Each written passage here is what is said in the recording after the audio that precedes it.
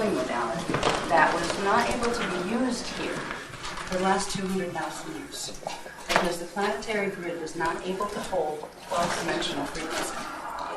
Things have changed since January 1st, actually. Since January 1st, there is now 12-dimensional frequency able to run through the ley lines of the planetary grid. So Kathara healing can be brought back into activation on this planet. When the Guardian Lights first started teaching me about Kathara healing, it was only about 2 weeks ago. This is all extremely new material, so you're like one of the first groups of people to even hear about it. I was pretty amazed because I remembered incarnationally there were times in very, very ancient civilizations called the cloister civilizations when we were able to open our own bioenergetic systems into the planetary grid and draw energy directly. And you could do amazing things because you could literally fuel your own energy systems with the planetary systems. And it was like an endless supply of energy for feeling or manifesting whatever energy you needed. You had an endless supply of it. That system is called the Planetary Biofeed Interface System, and it's part of Kathara healing. It's something none of the healing modalities that have surfaced, even from our more recent ancient times, have incorporated because of the problem of the planetary grids not being able to hold the 12th dimensional frequency.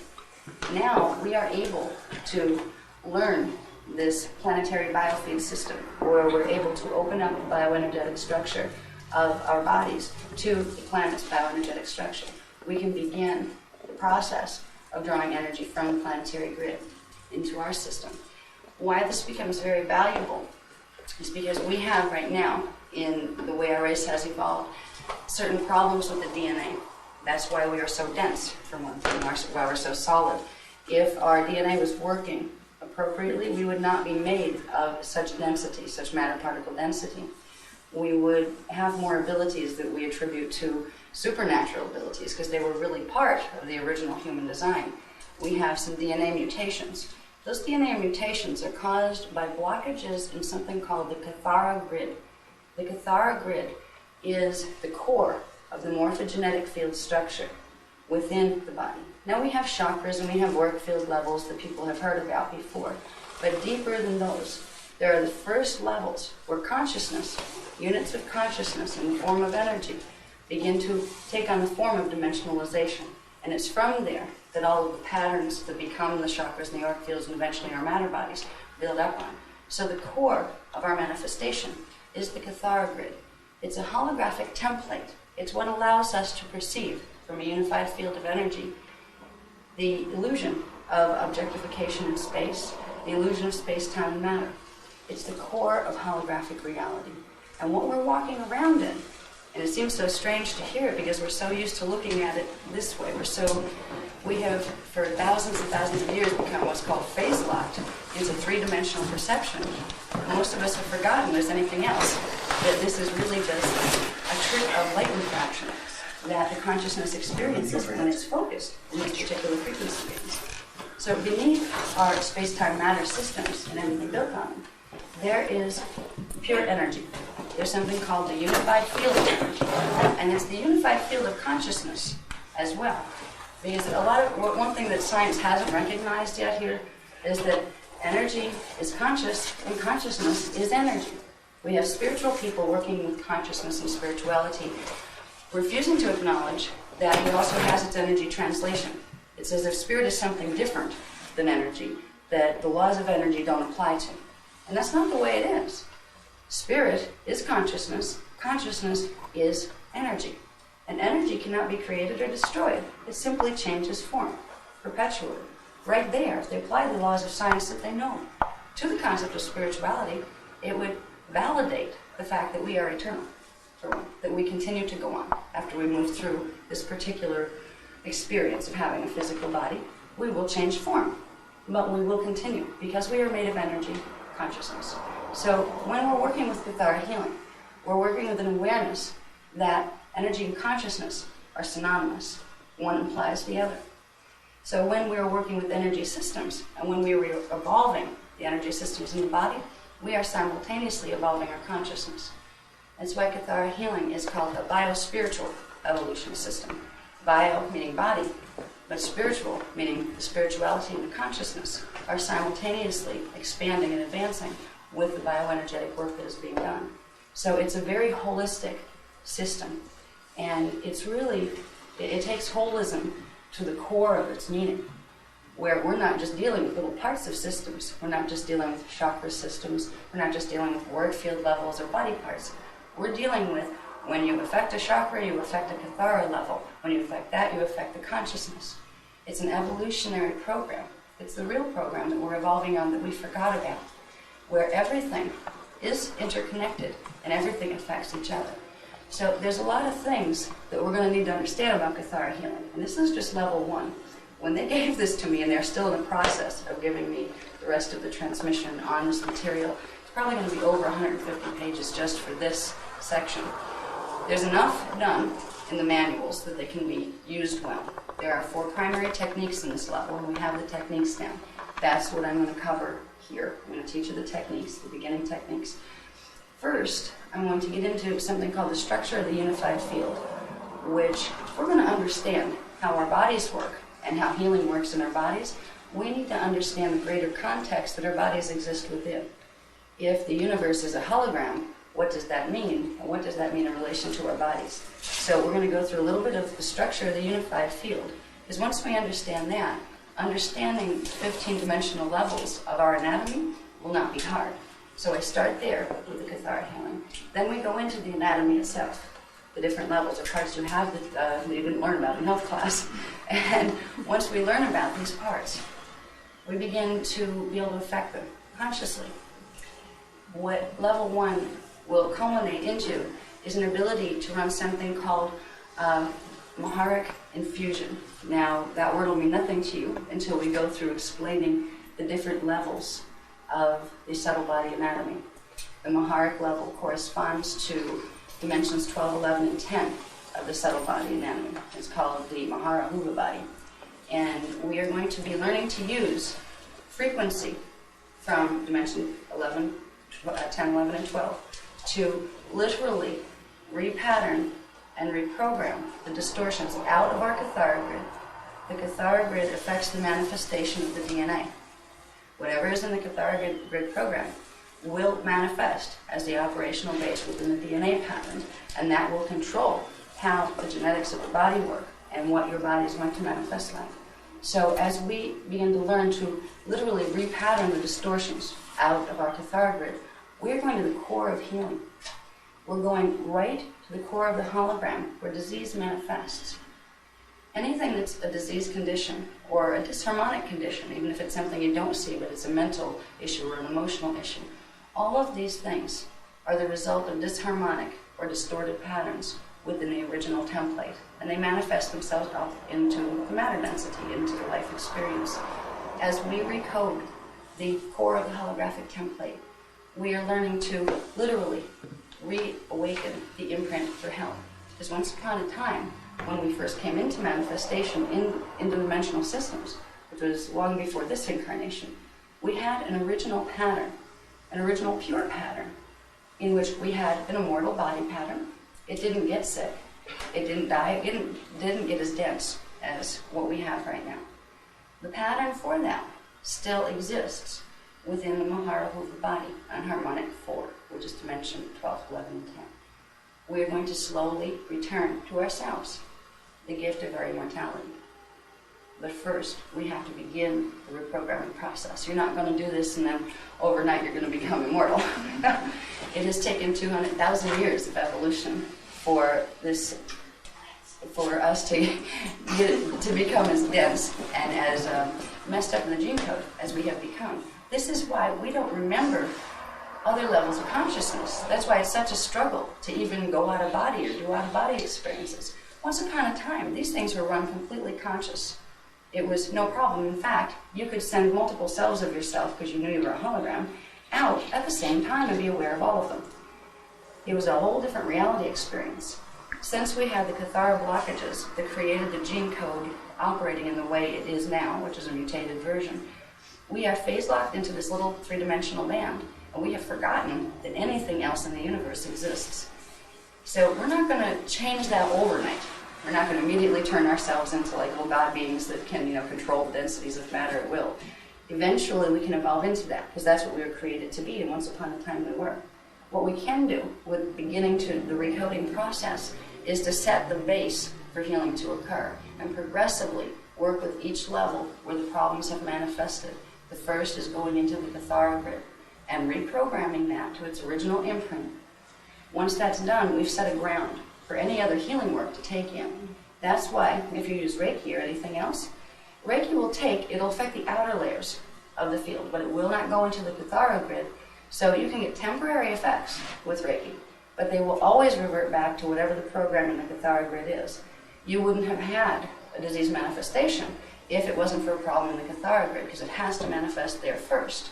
So when you put things in with Reiki, they're temporary. They can make temporary shifts in the fields, but they will not create a lasting change because they cannot flip over the core Kathara grid. So we first recode the Kathara grid, and when you're using these systems, until the biofield builds up the whole program in the Kathara, you have to use the recoding process every time you do a healing. It's not a hard process once you learn it, but you have to open the Kathara grid and reset its pattern, then put in other healing modalities. Then they'll take, and then you can build up from underneath and also work down. So you're recoding back into the healing imprint, everything in between, until eventually you hit critical mass within the biofield, and whatever the negative condition was switches over. You reverse its polarity and you create healing.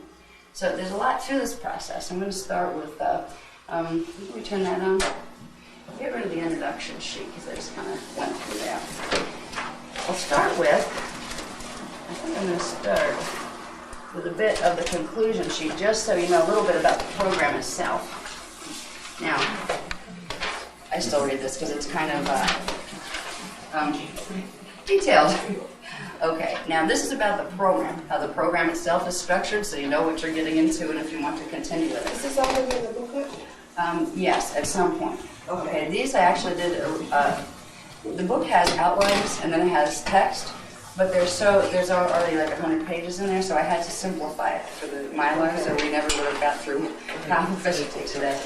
The way the booklets are done is there's probably still about 50 more pages that are going to be put in, but right now there's, I think, at least 80, 85 in there, where it has all the technique and it has a lot of the stuff we're going to cover, in the beginning. So it's enough for you to take home and work with immediately.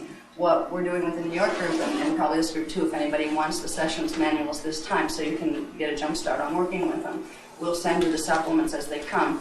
Once the supplements are done, I think I'm going to just reprint the whole package so the page numbering is in sequence, because I'm putting pages in between pages at this point as new ones come for a section. So we have page 49, A, B, C, D, E right now. So this program's just coming through, so it's very, very new. But there's enough in the manual that you will learn some things today, but there is such a level of detail that I could spend on one little section in the outline. I could probably spend the whole day going over what in the world that means, when it's just as easy to read it in the manual and you'll get it. The detail in the written work that they give is usually very, very clear, and it helps a lot. So between what you learn, where we're talking about it today, and what you can learn from reading the manual, you'll get a really well-rounded perspective on what this is about. Then you'll get more detail added with the supplements that are coming. And in the meantime, even if none of the other stuff makes any sense to you, because some of it is a bit detailed, you will still have the techniques. We'll go over fast versions of them today, where they're not step-by-step, or I'm reading them step-by-step, but you will also have a copy of the advanced versions of them, where they are given step-by-step in writing, so you can work yourself through them more slowly and get used to each step. You will learn 4 exercises today. One of them will allow you to activate, for the first time, your planetary biofeed interface system. And we had some really neat results. People were getting some very interesting energy rushing, some Kundalini activations out of this, because it starts to release the seals, the frequency seals, that hold the Kundalini spirals at the base of the spine in dormancy. So it's not going to blast your Kundalini open where you evaporate yourself and harm yourself, but it will begin the progressive release of the Kundalini, which stimulates the pineal, which opens the consciousness. It's all an interrelated system. So we had some interesting results working with them, even on the level that we ran them through in the class, where people were getting activations and feeling energy running and those kind of things. So we'll do that, and that's called the Maharic Seal. Now, when we use the Maharic seal technique, it has a little fringe benefit. Not only will it be in the process of recoding your Kathara grid back to the health imprint, it will also temporarily set up in your field a 12th dimensional pillar of energy, which means nothing will be able to get through to mess with you.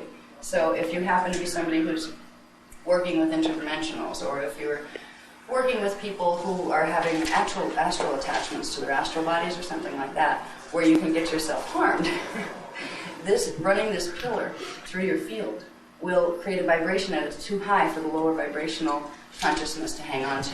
So it will begin to purge out anything you may have inadvertently picked up, and it will block anything else from messing with you as you start to open through the astral field to the higher dimensions.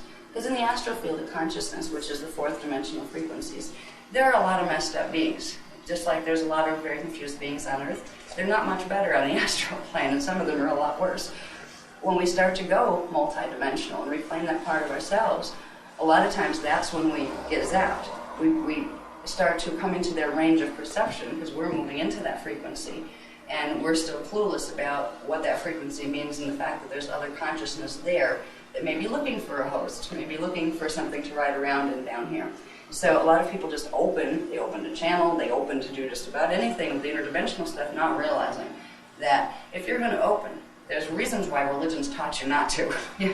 Until you learn the mechanics of field protection, you were a sitting duck for anything just a little bit higher in the consciousness levels that wanted to mess with you. They can body snatch, they can come in and take over your gene code. And you don't need to have that happen. There's various difficult ways to make sure that doesn't happen, but one of the easiest ways is to build the Maharic pillar, which is a natural result of working with the Maharic shield that we're going to work with today. So you're creating a temporary protection zone. It also works for 3D. If you're in a situation walking down the street and somebody starts to intimidate you, if you know how to very quickly activate your Maharic shield to pull your pillar up, you will transmit a frequency where you're nearly invisible to them, where you just can walk by them and they're not going to bother you. I've done that before, not realizing what I was doing. It was like a natural thing my body knew how to do. It was just even pulling from my own Maharic shield, not even the planetary one. And I've been amazed that threatening situations just seem to dissolve themselves. So there's a lot you can do with these techniques. The really fun technique we're going to learn will be in the second half of the day, probably after we do a lunch, probably around 2, I think. We probably do lunch 2:30, whenever everybody wants to do that. Is called running the Doradic current. This is where we learn to run current through the palms. And this is not just a Reiki technique. This is, first of all, learning about the 4 triadic currents. There are 4 specific currents of energy that deal with very different frequencies that once you understand what they are and what you're pulling from, you can be much more accurate in your healing processes because you know what you're pulling and you know what's compatible, and later in other levels we'll learn which currents are more appropriate for which type of problems and that kind of thing. Today we'll learn how to create the Doradic current, create it in a ball within the heart chakra, create cords of it that run down the arms so we can pop off the seals on the palms. Some people will have that done already because they've worked with Reiki or because it's just something their own evolution level has done, which is open the seals on the palm chakras. But a lot of people won't have it done yet. And it's kind of neat because you'll feel like this little popping sensation in the palms when you use the Doradic current to open them. Then we will learn to use that Doradic current and direct it where we want it. We'll be able to use it on ourselves and clear ourselves, because if you're going to help anybody in facilitating with healing, you have to first have your field integrity there. So you'll learn to do field integrity with yourself. Then you'll learn to do the basic process of what's called a Maharic infusion, where what you just did to yourself, activating your Maharic shield and bringing up the pillar and those kind of things, opening the planetary biofeed system, you will be able to facilitate this in other people. Now that you know the parts and you have your current activated, you can activate them and begin their process of recoding. So by the end of this, even if there's a lot more technical stuff you need to read in the manual to really get a hold of what exactly you're doing, you will at least know a technique that there are no other healing facilitators teaching right now. And it is one of the most important techniques of healing that will create the most rapid results. So it's a specialization within the holistic healing field. Probably in about 5 years it's going to be bigger than Reiki. That's what they've told me, that this is compatible with any other system. So it's probably going to get accredited and adopted by other systems as well as a core process to use and then apply your other stuff to, that kind of thing.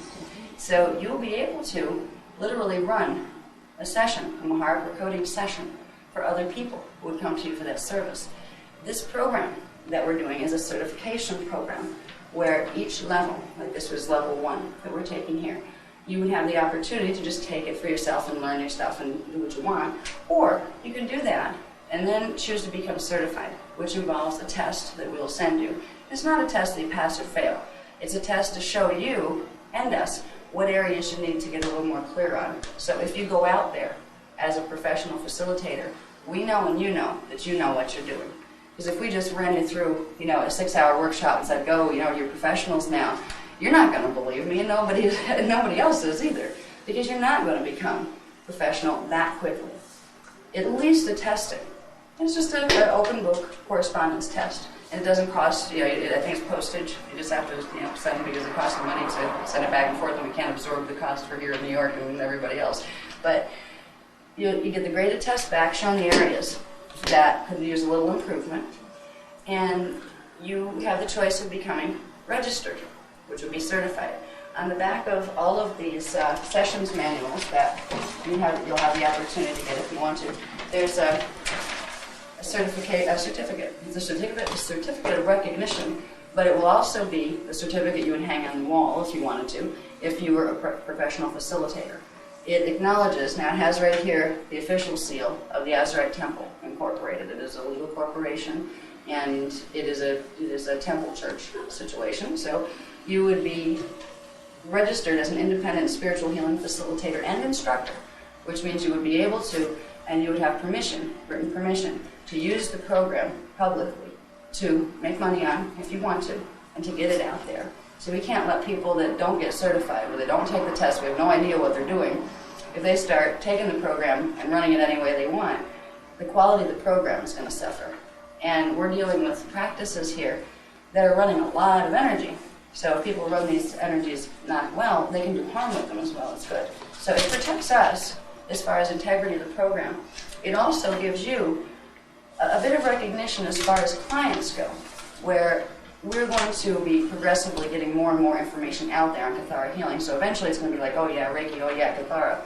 We're going to have the Kathara Alliance just like they have the Reiki Alliance, that kind of thing. Except that'd be called Ka, like the old Egyptian light body, Kathara Alliance. Anyway, the certificate can be activated. There's a circle here that if you take the test, you would get an activation certificate, which means once it's activated, you get a package of information that will tell you basic things on, first of all, how to set up a client situation, also how to set up an instructor situation if you want to go into these things, if you want to become professional with it. We try to give you a support network where there's some basic guidelines, like, okay, great, I'm one of these now, what do I do with it?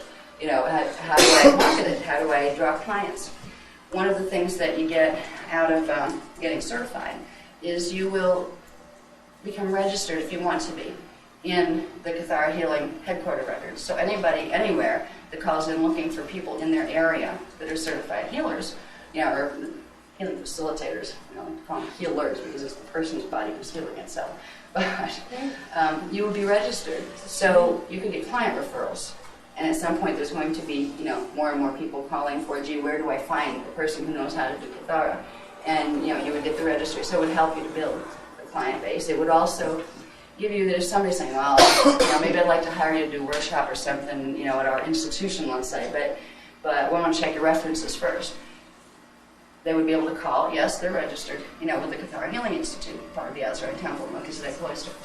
So it gives you credibility also within the professional level of the holistic healing things that are coming out here. There's a number of things you would get with certification. I'm going to read them down because there's a number of them. I keep reading all of them. Okay, you get a registration kit, and it would give you'd get your correspondence test back. You would also get a statement of copyright trademark permission, where you would now have permission to use these programs, put them on copiers or whatever, to make your mylars, that kind of thing. Nobody's going to hassle you for using this publicly. You can advertise it, you can use the name, you can use the program, because it's going to be a licensed program with trademarks and all of that kind of stuff to protect it. So you get that. You also get a free subscription to what's going to be the newsletter, the Kathara Healing newsletter. It's the, what do we call it? Kathara Alliance Quarterly, something like that. This is going to be neat because it's going to come out 4 times a year, and there's going to be new techniques offered in it every time. There's going to be some, we're going to put it together. There's a number of different parts to the newsletter, but it will continually update you with new little things you can do with this. So, here's a new technique for this particular thing that was given. It's also going to create a network where the people involved with Kathara healing can communicate with each other.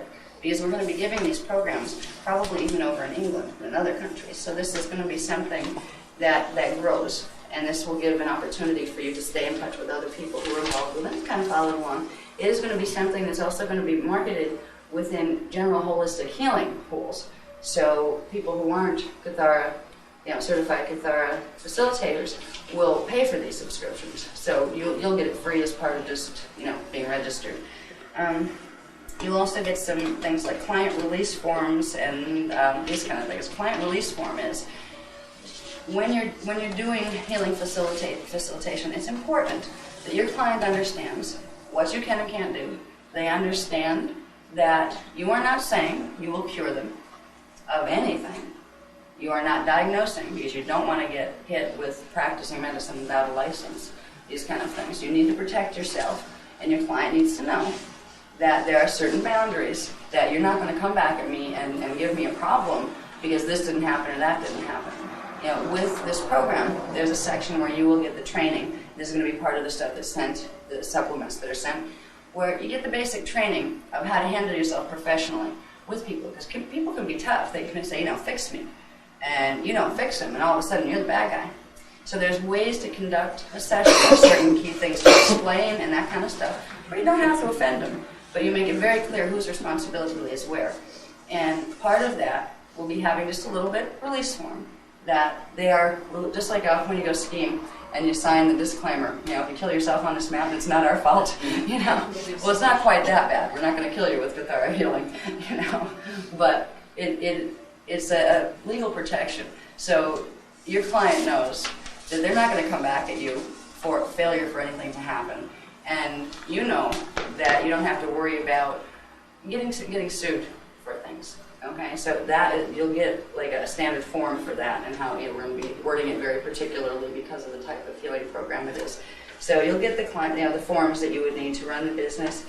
Let's see. You'd also get master copies. These are things for if you want to do flyers and those kind of things.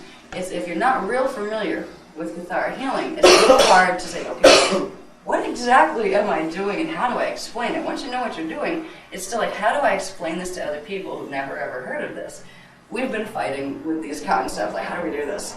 And we've made some headway as far as what the easiest way to explain certain things are. So we'll give you some sample, things that you could use for advertisements or for write-ups you might want to submit someplace to let people know that you're doing this, to help you define what exactly it is you're doing in terms they might be able to understand. Because if you just put, Kathara healing right now, that's not an ism yet. Like Reiki became an ism because progressively it built up and more people got involved. So you'll get some stuff that helps you with advertising, knowing how to organize it. Let's see. Starter pack is guidelines and suggestions for running a facilitator business. You get a membership card and the seal. So there's a number of things that it's worth getting the test for if you're planning to use this for anybody but yourself. Because we can't endorse you or say, somebody calls and says, are they one of yours? We say, well, they went to our workshop, but we have no idea what level you're working at. So we're not going to be able to say, yeah, we recommend you to call this person. We can recommend you, at least if we know that you passed the test and was pointed out to you what areas you need to work with. You're still very independent. There's not enough of us in Azurite Temple and enough of me to go playing watchdog with a bunch of people who try to get their healing. We're all learning this. I'm learning this now, and we're all learning this together. So it's kind of like an adventure in learning for all of us. I'm not going to be monitoring you and telling you, oh no, that's wrong, can't do that, can't do that, can't do that. I'm not Big Brother. So you're going to be very independent with it. That's why the certificate on the back reads Independent Spiritual Facilitator, where you're responsible for what you do with this. We'll get you the teachings as much as we can, and as clear as we can. What you do with those at that point is going to be entirely up to you. But you may find some really neat things happening when you start working with the techniques yourself, where it'll all start to come into focus, so you won't need somebody playing Big Brother and telling you what to do step by step. So that's basically the program. We will, because they're continuing to give us more information still on level 1, we're going to send the tests out with the supplements. So anybody that wants to take them can send them back in. But the test wouldn't be any good now anyway because we need the other supplements to go with them because there's going to be sections on the test that will deal with the stuff that's not transmitted yet. So you'll probably, if you choose to get the binders today with the, I think it's about 85 pages, something like that. You don't mark how many pages are in there, and either. Yeah, I keep adding them, so I lost track. Is there 86 now? 86. Yeah. You'll get a lot of detail in the reading that I'll never be able to get into step by step here. You'll get the general framework of the pieces that we're dealing with here. My most important thing that I want to have you leave here today with is the technique, is having run it, because when you walk out this door, you'll be different than you were when you walked in, because you will have for the first time activated your Maharic shield. You'll know what it is, and you will have activated and opened it, which will open chakra centers that were not open before. And you'll be pulling energies that you just did not pull before because they weren't available before. So this is what I want to focus on as much as possible. I'll give you the theory so you know what we're talking about, but I want to take you through the technique as much as possible. When we did it up in New York, it was kind of neat. When we opened the Maharic shields on everybody, they did their own, then we opened the planetary biofeed. I felt the room get really hot. It was interesting. You could feel the energy come up in the room. So it's an experiential thing. You should be able to feel some things happening when we work with it.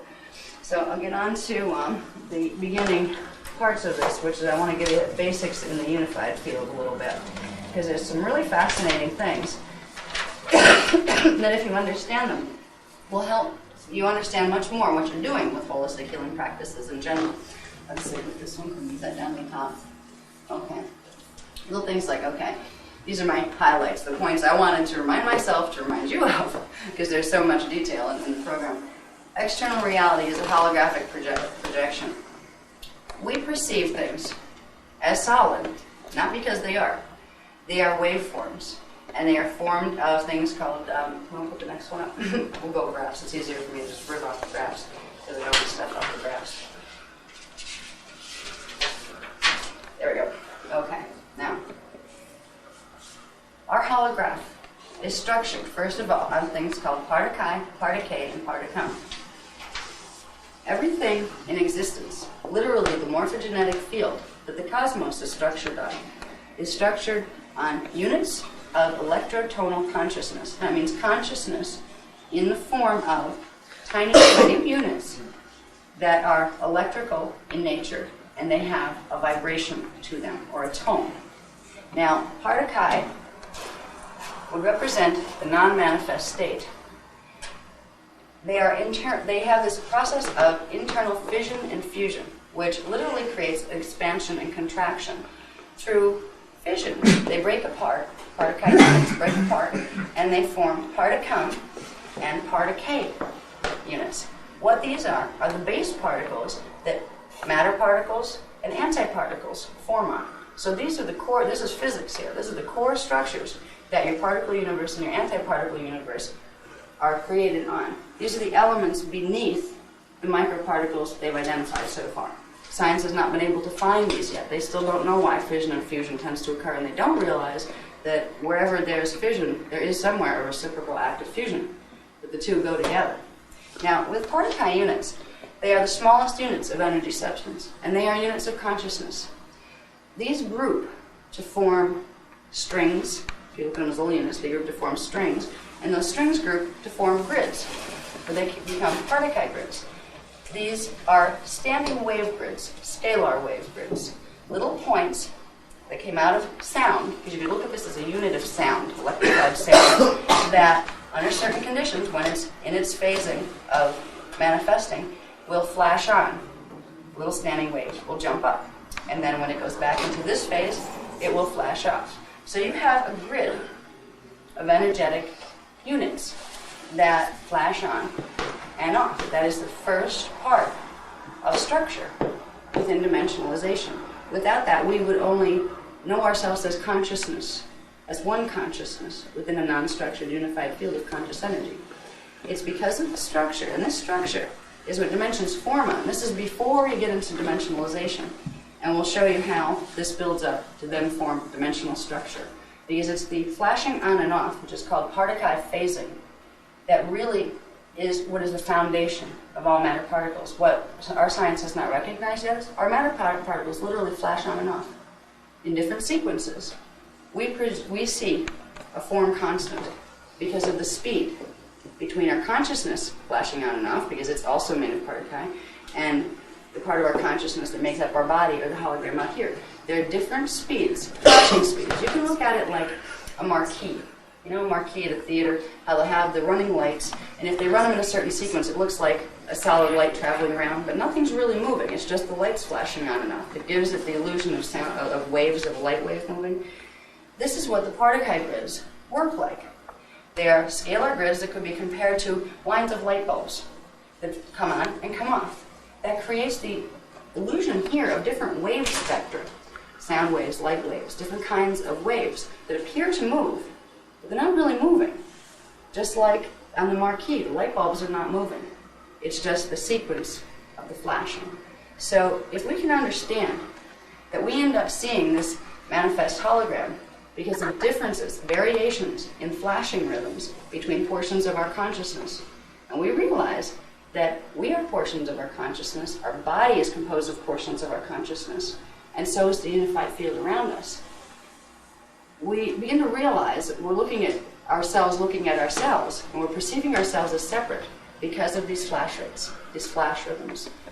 We'll get into that a little bit more as we move along, after we get into dimensional structure, so you see where the structuralization goes.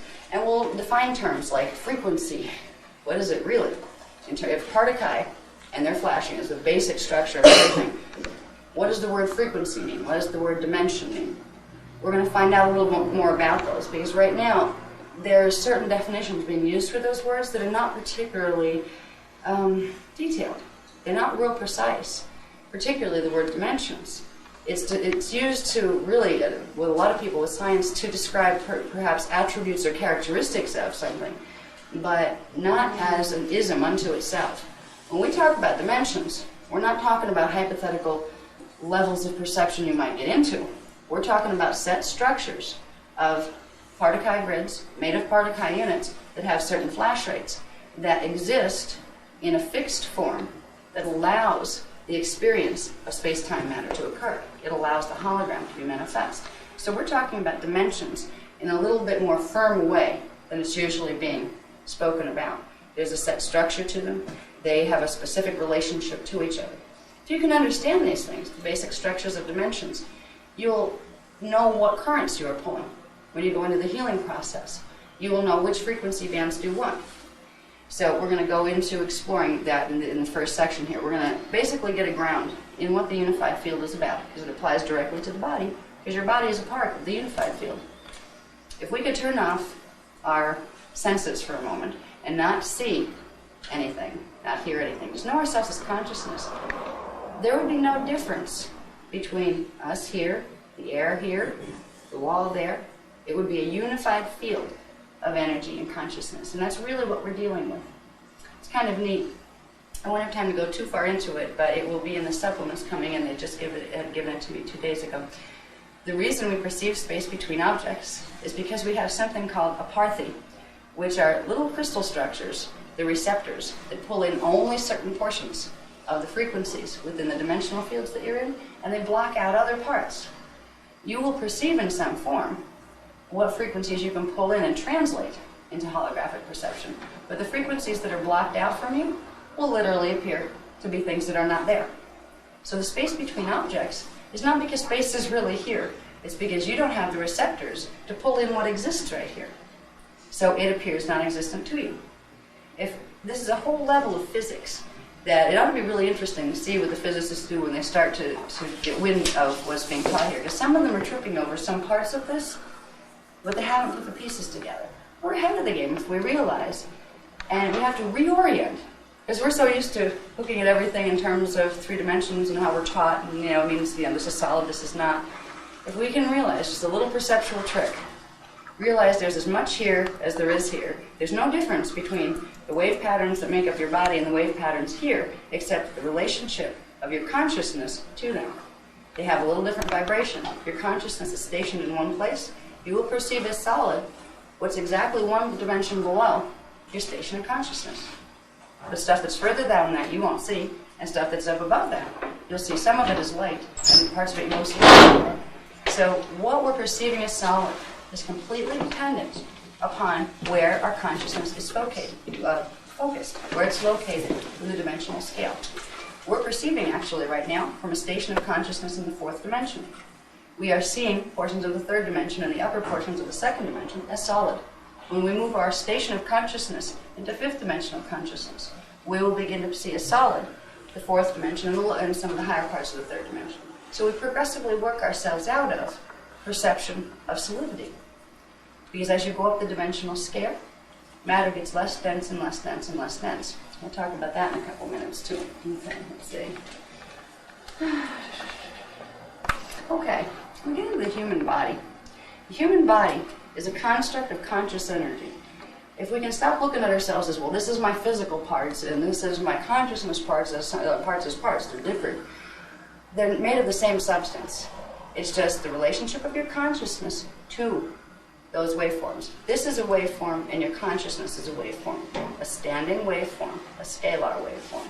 We can realize that we're dealing with a 15-dimensional structure within a cosmic unified field. We have 15 dimensions of anatomy. This is only 1, 2, and 3 dimensions of our personal anatomy.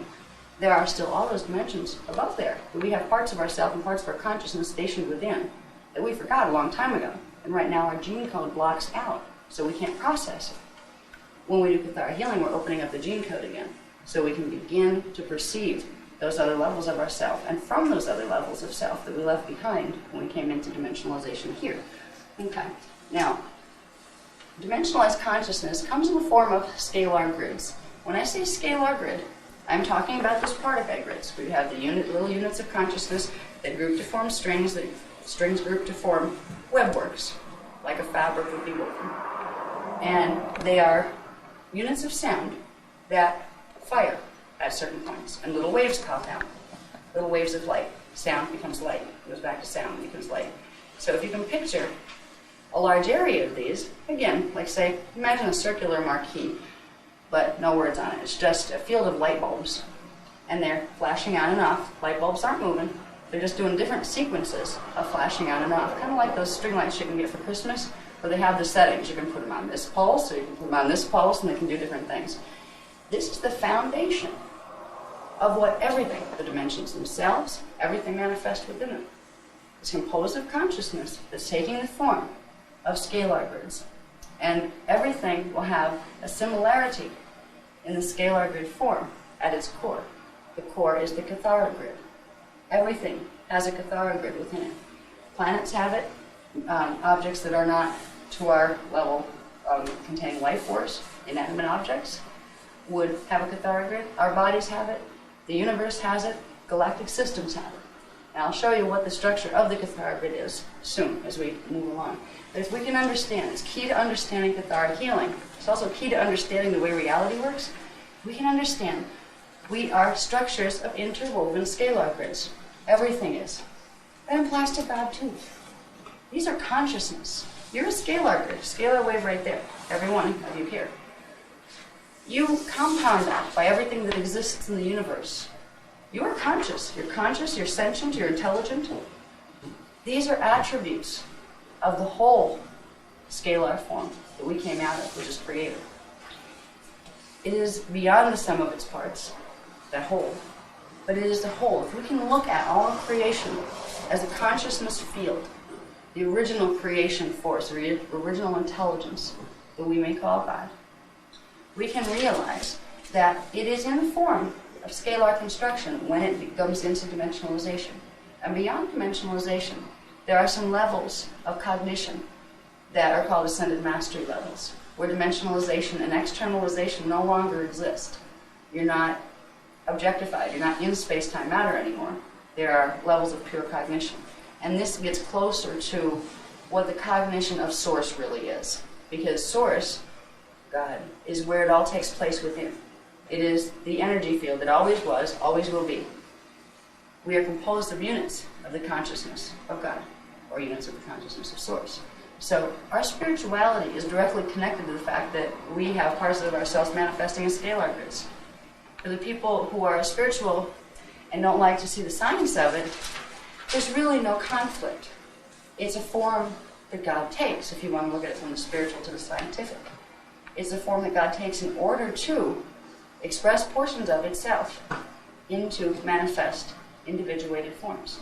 Now, if we want to go the other way, take it from the scientific perspective, we're dealing with scalar waves and scalar grids. They happen to be conscious. When you put all these structures together, you progressively get larger and larger gestalts of consciousness. And when you put them all through the whole cosmos together, you get what the spiritual people are calling God. So there is no conflict at the core between spirituality and science. They both go hand in hand. And when it comes to God, you can experience certain levels by understanding the science of it. Beyond that, it's completely experiential. There are parts of the concept of God you just can't put into words. They have to be experienced and felt within you.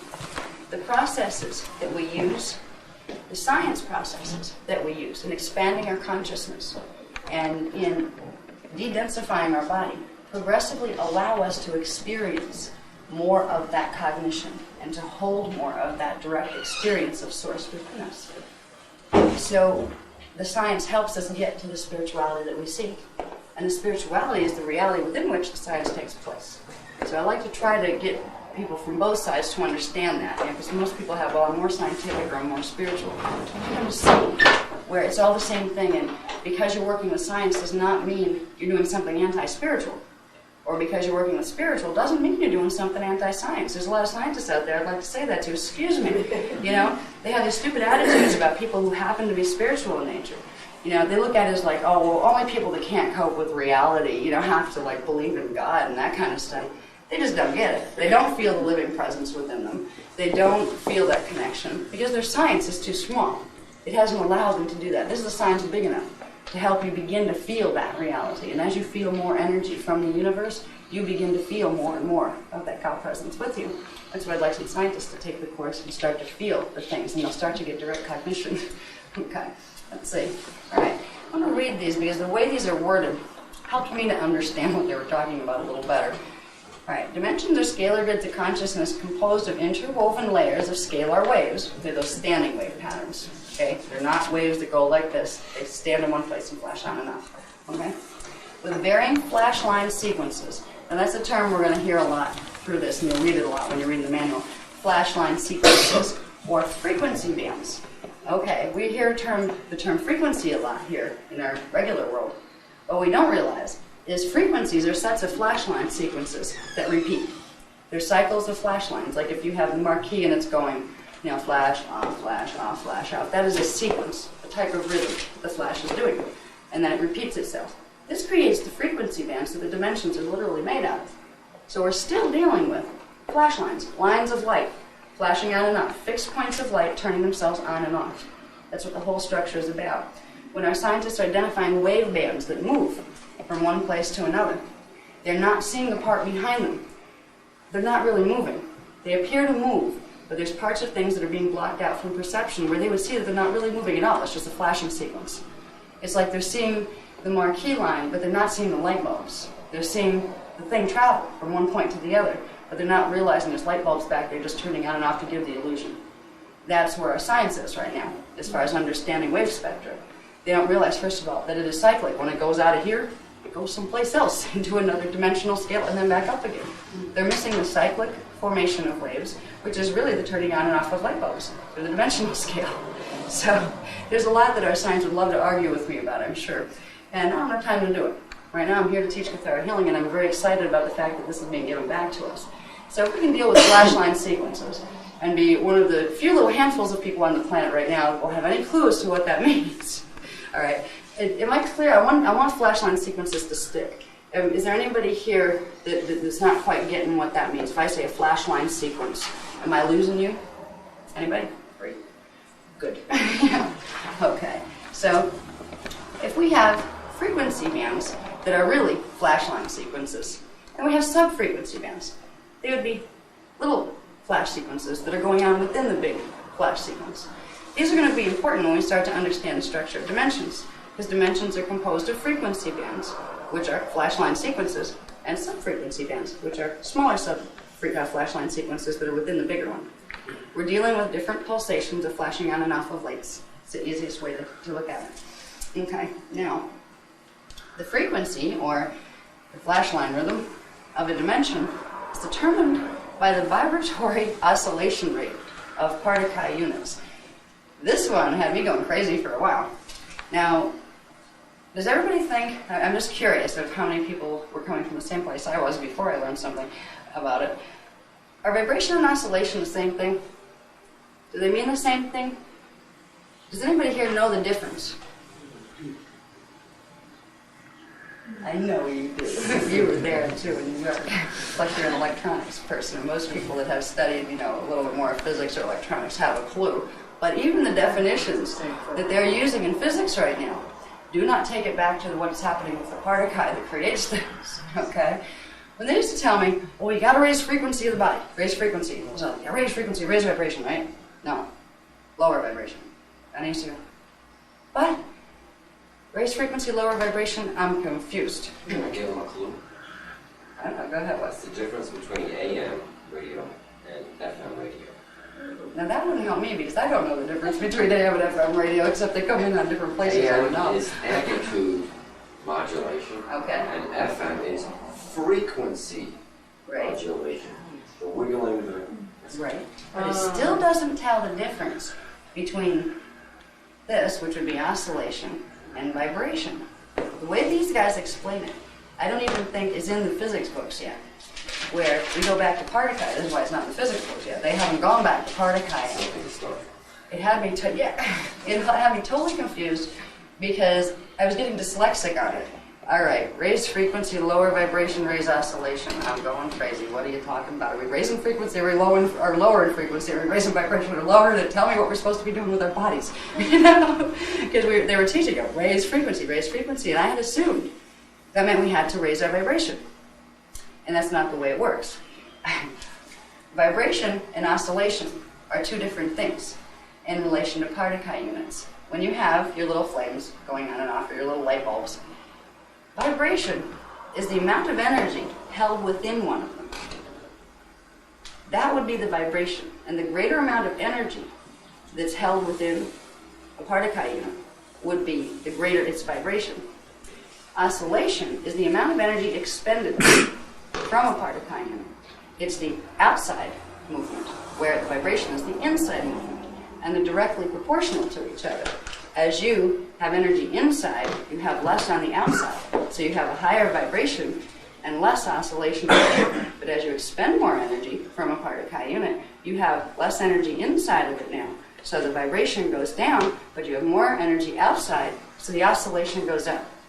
And where this applies to understanding what we're doing with the frequencies of our bodies, I'm going to show you a chart in a little while that breaks down what exactly each side does. Is when you raise vibration, there's a whole set of changes that happen, from changes in the wavelength of things, to changes in the particle spin, to how electrons spin around the nucleus, that changes the density levels of the body. So this was key, understanding that vibration and oscillation are actually opposites. They're phases of the same thing, of holding and expending energy. Expending energy would be expanding, and pulling it back into the Partakai would be contracting. So it's basic expansion and contraction. Expansion, oscillation, contraction, vibration. And the objective to getting your frequency up and your matter density less is to get your vibration down, your oscillation rate up, which makes you more electrical and less magnetic, and it makes the electrons around your nucleus spin slower, which creates less and less matter density, and the scientists know that part. They know that the faster the electrons spin around the nucleus, the tighter, more compacted, more dense the substance will be. So as you loosen up the electron spin, which means lowering the vibration and accelerating the oscillation, you are de-densifying the particle matter. So it's a fascinating thing here, and I don't think there's any healing system that's teaching this right now. So you understand the difference. A lot of people that I've met that do different types of healing just say, well, vibration, oscillation, same thing. And I thought so too, but it's not. So that's an important difference to note when we're doing it. Okay, what's the next one I have on there? Sure. Okay, good. Yeah, this one. I love this chart. This is what I want dyslexic making. Okay. Here's what happens If we have lower vibration, we have the higher oscillation. If it's an expanding, such as expanding universes, that tells us something about expanding and contracting universes from the astronomical scientific perspective. They will be higher frequency. They will have more frequency of flash rates. Okay, higher frequency, faster flash rates, which expends more energy, which expands it, which lowers the vibration. So they're all connected to each other. What that creates is a shorter wavelength. Now, we know like the color spectrum, red has, I think, the longest wavelength. Is that how they do that? And then it goes up to like the violet spectrum with shorter wavelengths. So as you go up in the dimensional scale, you're going into shorter wavelengths, you're going into slower electron spin around the nucleus, particles. You're going to less density and into more electricity. That is as you go up the dimensional scale. As you come down, you're going into a higher vibration, a lower oscillation rate, into contracting, into lower frequency, longer wavelength, faster electron spin, more density, and more magnetic. This is the process by which energy changes form. It always remains what it is. This is how, by changing wavelength, density level, electron spin, frequency, oscillation, and vibration rate, you change your orientation within the dimensional scale. A lot of people say if they go get visitors or something from elsewhere, they come in and they look like ghosts. Just the fact that they look etheric is telling you something about the wavelength they're made out of, because they're less dense. That would mean they had a slower electron spin than you for you to see them as less dense. They'd be of a higher frequency. Their particles would be more expansive than yours are. They would be higher oscillation and lower vibration.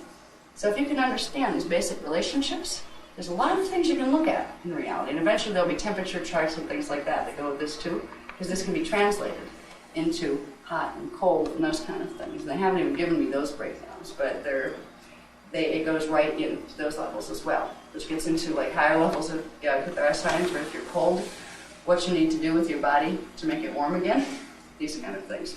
So this isn't taught in level 1 because it gets really complicated in some things, but this is very important basic stuff to understand. A good example to remember that's easy on the right brain. Did you ever notice a skater, when they do a spin, they put their arms out and they're spinning real slow? And since they're in free spin, they can't add or subtract energy because they're right on one point of their speed. But as soon as they bring their arms in, they spin faster. They're not adding or subtracting energy. It's this process that's going on. Bringing in their arms and they're spinning faster. Their electrons, they're bringing their electrons in. Spin faster, and that makes them more dense. Yeah. So skaters get more dense when they put their arms in and spin that way. Yes. Yeah. They actually create a stronger magnetic force, right? That's what that would work. Yeah. That's neat. So these are just There's more energy holding in. Yeah.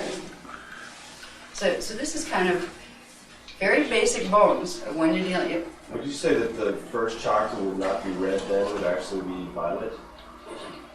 No, actually it reads in the red spectrum. It would be red, which Yeah. is a long frequency. Yeah, it's a longer wavelength. So when you get up here, you're dealing with the shorter wavelengths. You're dealing with the violet and indicos. So your and higher frequencies start at the base chakra and go the opposite direction. No, high frequency is low vibration Right. and high oscillation. Right? This is where I used to get dyslexic. But Right. wait a minute, frequency is what?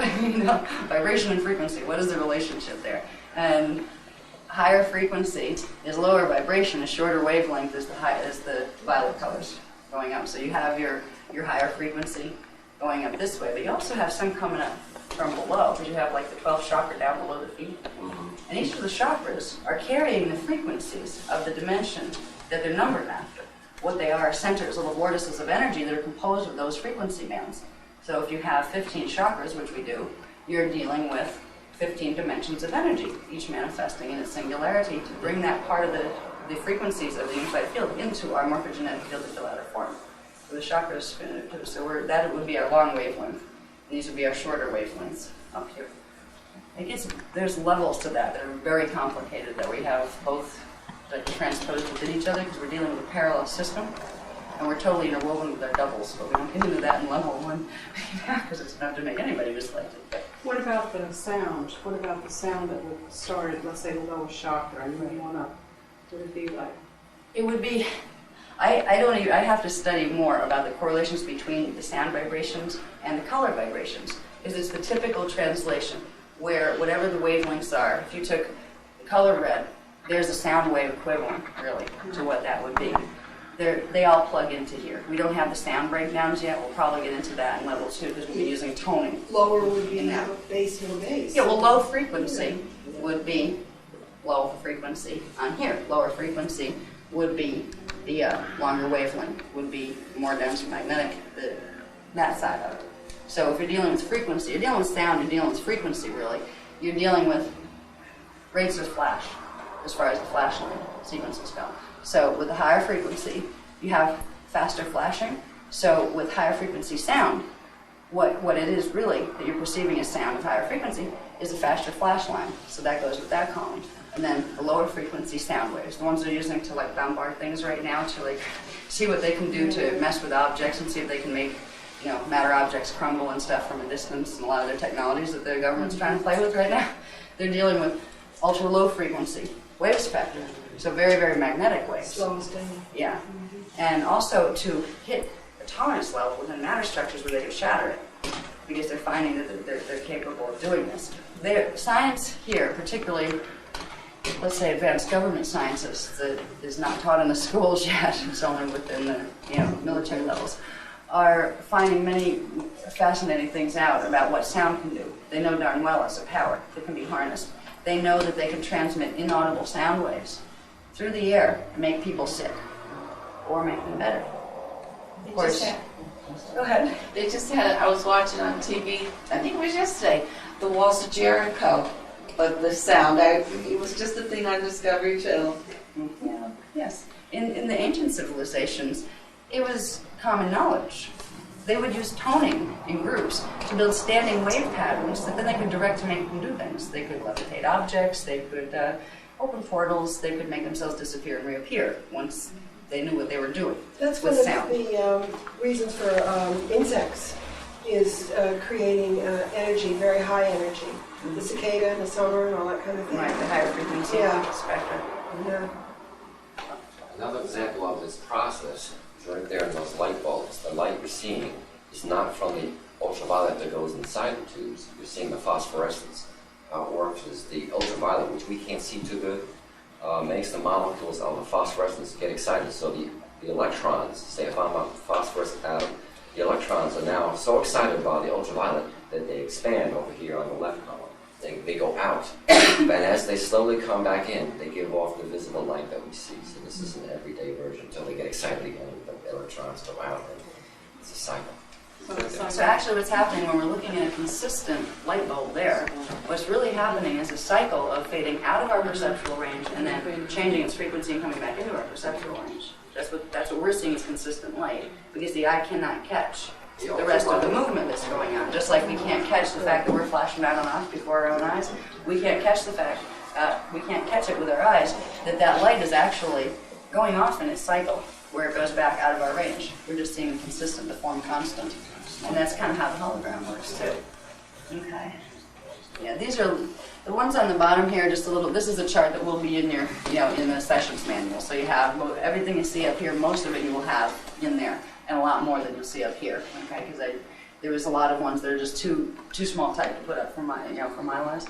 But it explains it a little better. If you have higher vibration, equals more energy holding in the particle, less energy expended from particle, which is lower oscillation, less movement here, which is more contraction. Things are pulled more in here. Slower flash rate of particle, which is lower frequency of flash. Less flash, lower frequency, which will give you more internal movement, less external movement. Slower oscillation, longer wavelength. Faster electron spin around nucleus, greater compaction of energy units, greater density, greater magnetism, less electrical. So this is just a more detailed breakdown to show how does it get from one stage to the other. I needed to do that for me, to remind myself of, okay, how do we get from frequency to vibration? Wait a minute. No, high vibration, high frequency, right? No, it's the opposite. That kind of thing. So that's it there. I think we can go on to the next one. Okay. What is the page? Okay. Okay. basic stuff on dimensions. A dimension is a full frequency band or a full cycle of a flash line sequence. It's not a sub-frequency band, which would be part of a cycle. It's a full cycle where it flashes at whatever rhythm and then comes back around to its original start point and then starts that rhythm all over again. So it repeats. That's a frequency, and it's also a dimension. So a frequency band, a full frequency band. And we are defining them a little different than what science does right now. What they're saying is this is a frequency band, this is a band, this is a band. They're actually sub-bands compared to the full dimensional frequency band spectrum. Okay? There'd be like subharmonics and that kind of thing. So what science right now identifies to use radio waves and all those kind of things, they're not full spectrum bands because they don't have the structure of the whole dimension yet. They don't know the whole cycling unit of them. Sometimes they see things as separate ones, but they're really the same one at different phases of the same one. So they're just parts that the physics being used here and the physics being used there just haven't caught up with each other yet, but they do translate. Okay. So we have a full flash line sequence being one dimension or one full frequency band. Now the universal morphogenetic template, the way that the universe itself is structured, where consciousness can come in and experience the hologram of dimensionalization, is built on sets of 15 primary flash line sequences. So there's basically 15 different flash line sequences running in cyclic form that create 15 dimensions, or a 15-dimensional time matrix. Now, dimensions, which are those flash line sequences, are organized into sets of 3. So you have 3 primary flash line sequences running together. Now they're a little different from each other, but there's a similarity between them, and then they're running differently than this other group of 3 over here. This creates something called harmonic universes, which is a group of 3 dimensions that function together to create the holographic image that we see as manifestation. When you have the 3-dimensional bands, the flash line sequences are going at 3 different what's called vectors. One will be vertical, one will be horizontal, and the other will be diagonal. So you have 3 different flash line cycles running on 3 different planes, which creates a holographic refraction thing that gives you the 3-dimensional illusion. And all the way up the 15-dimensional scale, you have these breakdowns of 3-dimensional systems, except each level gives you a less dense state of matter because its frequency is raising. So we get the 3-dimensional hologram because of those 3 planes of projection as far as the sequencing of the light flashing. It's like taking, let's say, a string of Christmas tree lights and hold it this way, and another hold it this way, and then another pulling it through on a diagonal like this. And if they were cycles they were running rather than straight lines, they would create a 3-dimensional form. So we're seeing the continual manifestation of a 3-dimensional hologram. And it's done by the flash line sequences and the way they relate to each other. Okay, let's see. Anything else on the bottom of that page that we're missing there? Ah, yes. Okay. Each dimension. Now, these are primary basic things that you need to know about dimensions. If you're going to talk about dimensions, at least know what they are. All right. Each dimension contains 12 primary sub-frequency bands. They're little sequences that would take a part of that big sequence cycle and just repeat a part of it over and over and over. So if you had, like, say, 6 light bulbs and you had a flash of 1, 2, off 3, and then 4, you'd have that pattern. You'd have like 1, 2 repeating on a sub-frequency band. Then you'd have off 4, and the next one on, repeating in another sub-frequency band. They're little parts of the whole flash line sequence that would be at the dimension that run on their own little cycles. And together, they create the full cycle. So you have the full cycle running, or whatever the flash line rhythm is. Then you have little parts of it making little cycles, 12 little cycles within that larger cycle. And it's easiest, for me anyway, to just understand them as stacked dimensions, where you have frequency band that has 12 sub-frequency bands in it that are part of the whole. And we get into the sub-frequency bands when we get into healing, especially when we get into the higher levels of it. There are certain sub-frequencies that work very well with certain diseases and that kind of stuff. So in the beginning, it's important to get a foundation for understanding that if you have a dimension, you have a full frequency band, and within that there are 12 sub-frequency bands. And then there are also something called subharmonics, where the way the dimensions are stacked. Do I have the diagram there of the 15 dimensions? It should be there somewhere. Yeah, this one. It's a couple back. Yeah. Right back. Okay. Now, dimensions are stacked, we have, yeah, you can actually bring it down because this is the energy matrix here. Yeah. Okay, we have dimensions. Okay, dimensions 1, 2, 3, 4, 5, 6, 7, 8, 9, 10. That is a 9, it just bored the Xerox. 10, 11, 12, 13, 14, 15. We have the structures of the harmonic universes. Dimensions 1, 2, 3, then 4, 5, 6, the next harmonic universe up. 7, 8, 9, the next harmonic. 10, 11, 12, the next harmonic. And 13, 14, 15, the next harmonic. Within each of these harmonic universes, each one of these dimensional bands would have 12 sub-frequency bands in it.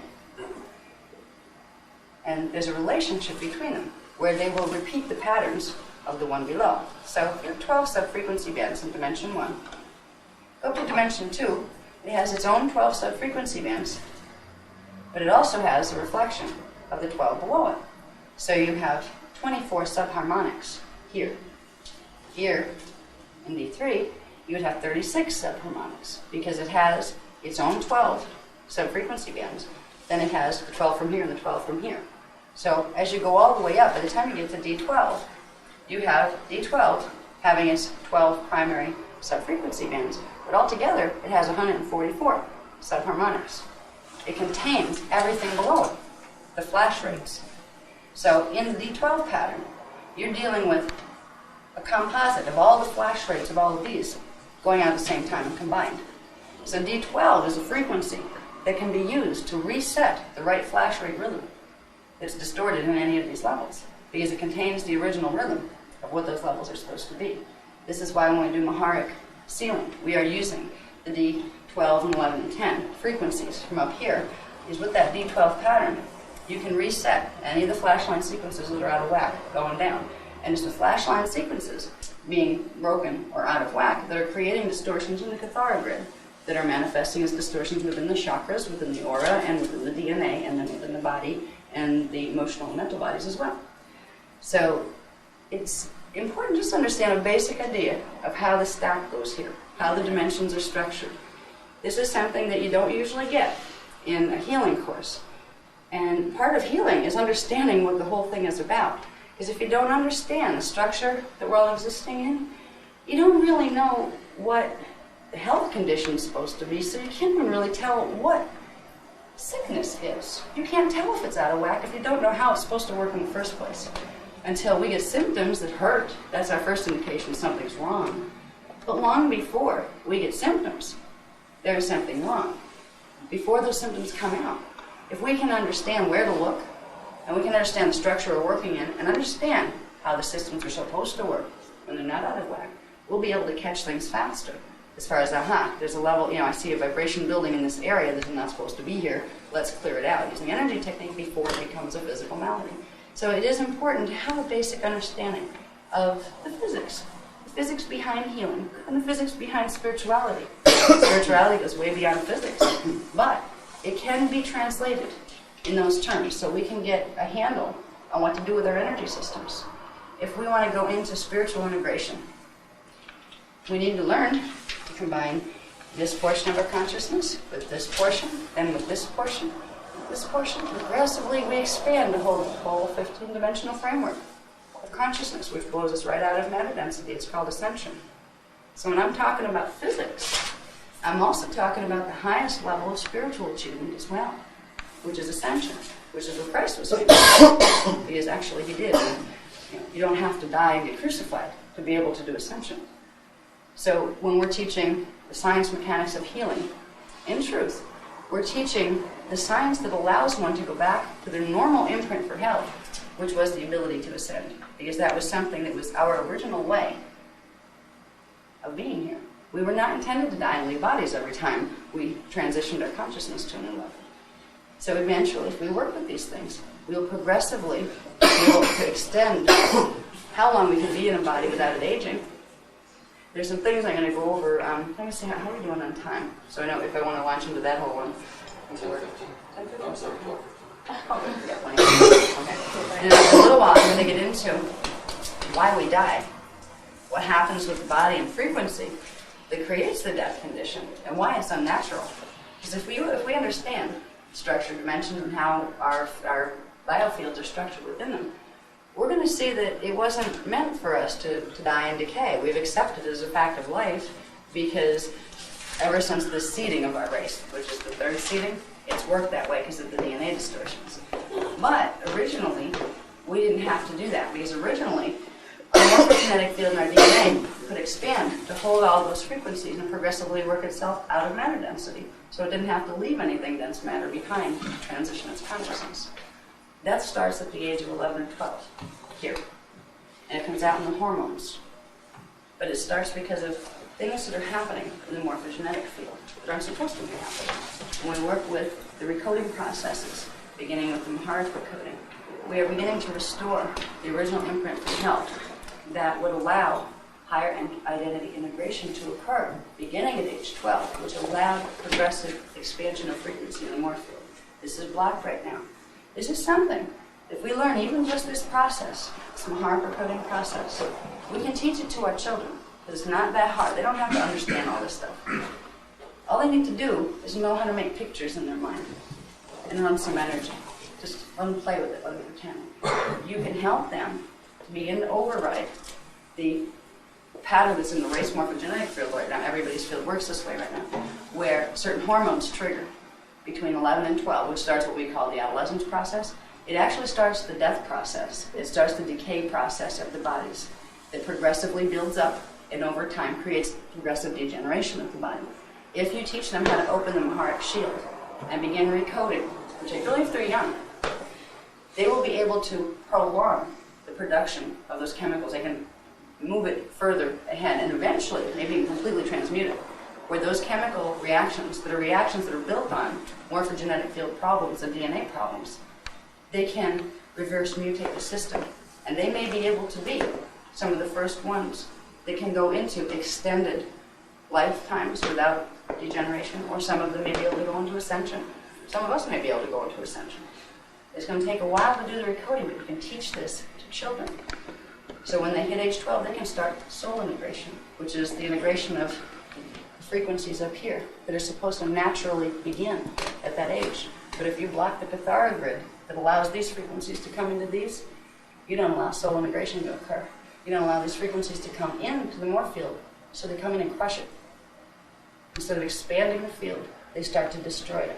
And when you destroy the electrotonal pattern, the flash line sequences that the matter hologram is built on, you create degeneration of the matter forms that manifest on them.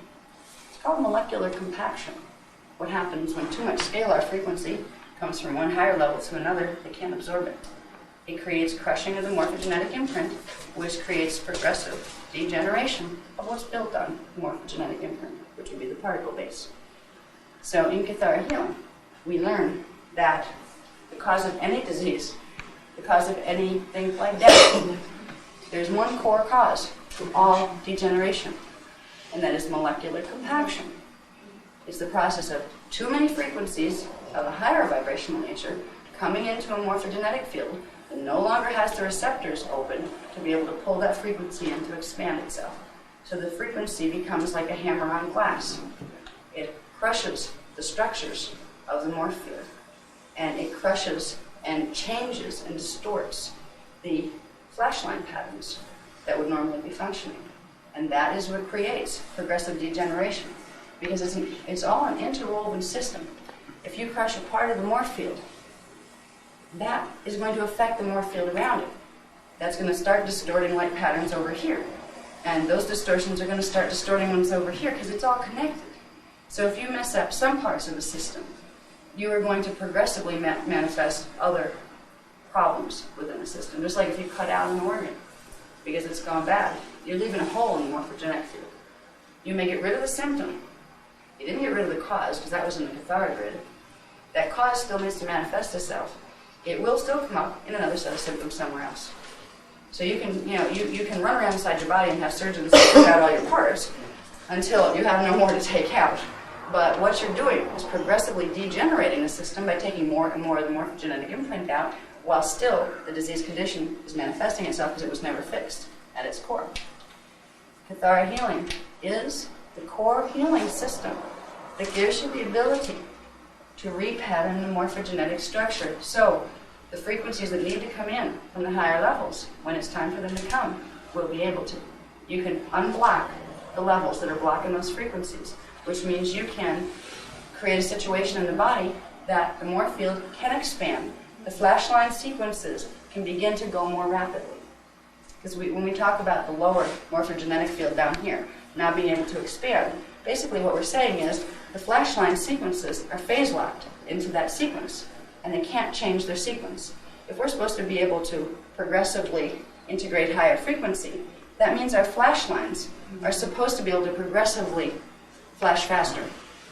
But they're phase locked and they can't flash faster because there's blockages in the sequencing that would allow this to come in and begin to alter that. It's like frequency modulation. The higher one comes in and will start to affect the lower one. It's blocking that process. If we can, using Kathara healing, unblock blockages, we restore the ability of the lower flash lines to turn into the higher flash lines by being combined with them. It's a process that I have a feeling when people that are in the medical communities start to get wind of some of this. There's a lot of sense to this system. It is the way the end of things work, but I think it's going to amaze them because all of the things that they chase around with chemical changes and chemical imbalances, and then the ones that are more progressive get into the energy imbalances behind the chemical imbalances. Well, these are the core imbalances in the Kathara, the core problems behind all that stuff. If you're going to fix something, you go to its core, so it doesn't continually remanifest, no matter how many band-aids you put on, no matter how many organs you rip out. If you have not changed in the Kathara grid, the original blockage, it will continue to manifest itself someplace, continue to make it so those flash lines can't expand, continue to block your higher identity integration, because frequency is consciousness. The frequencies that are up here, that are part of your anatomy, they are stations, they're like holding stations for portions of your conscious identity, just like the part of you down here in D1, 2, 3. This is the focus for your identity here. So there's portions of you that exist in those spaces too. We'll get into it later as far as what levels of identity they are. Some of you have already heard it, but yeah. It helps me to understand and experience this because this is wave theory, which is music theory. So when I see D1, D2, D3, D1 has the 12 frequency bands, and you've got the 12 notes that make up an octave. You've got your 8 tones, 5 subtones. D2 is a whole octave. D3 is a whole octave, and then you've got, that could be like on the piano, the bass. Right. You got 3 octaves for the bass, and then you've got another 3 octaves for the midtones. And I can feel the music, I can hear it. So if I experience healing in a beautiful way, I can hear the music from the 12, and then 15 dimensions all the way down, and all harmonious. Right.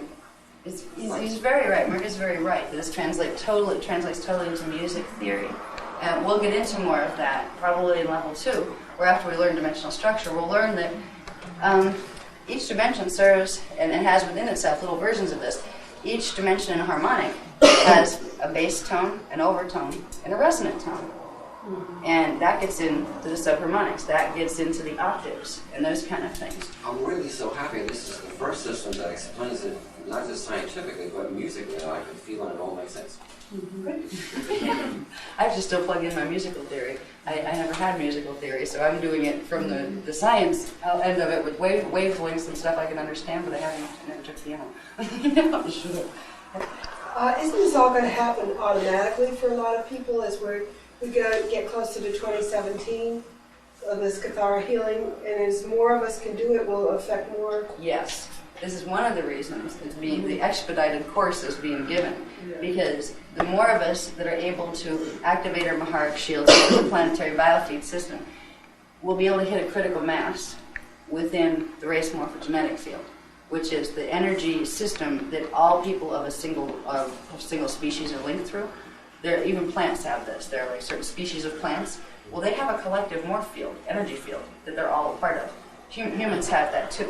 So if we can get enough of us activated and cleared with the 12-dimensional frequencies, at some point it will flip over and clear the genetic distortions out of the race.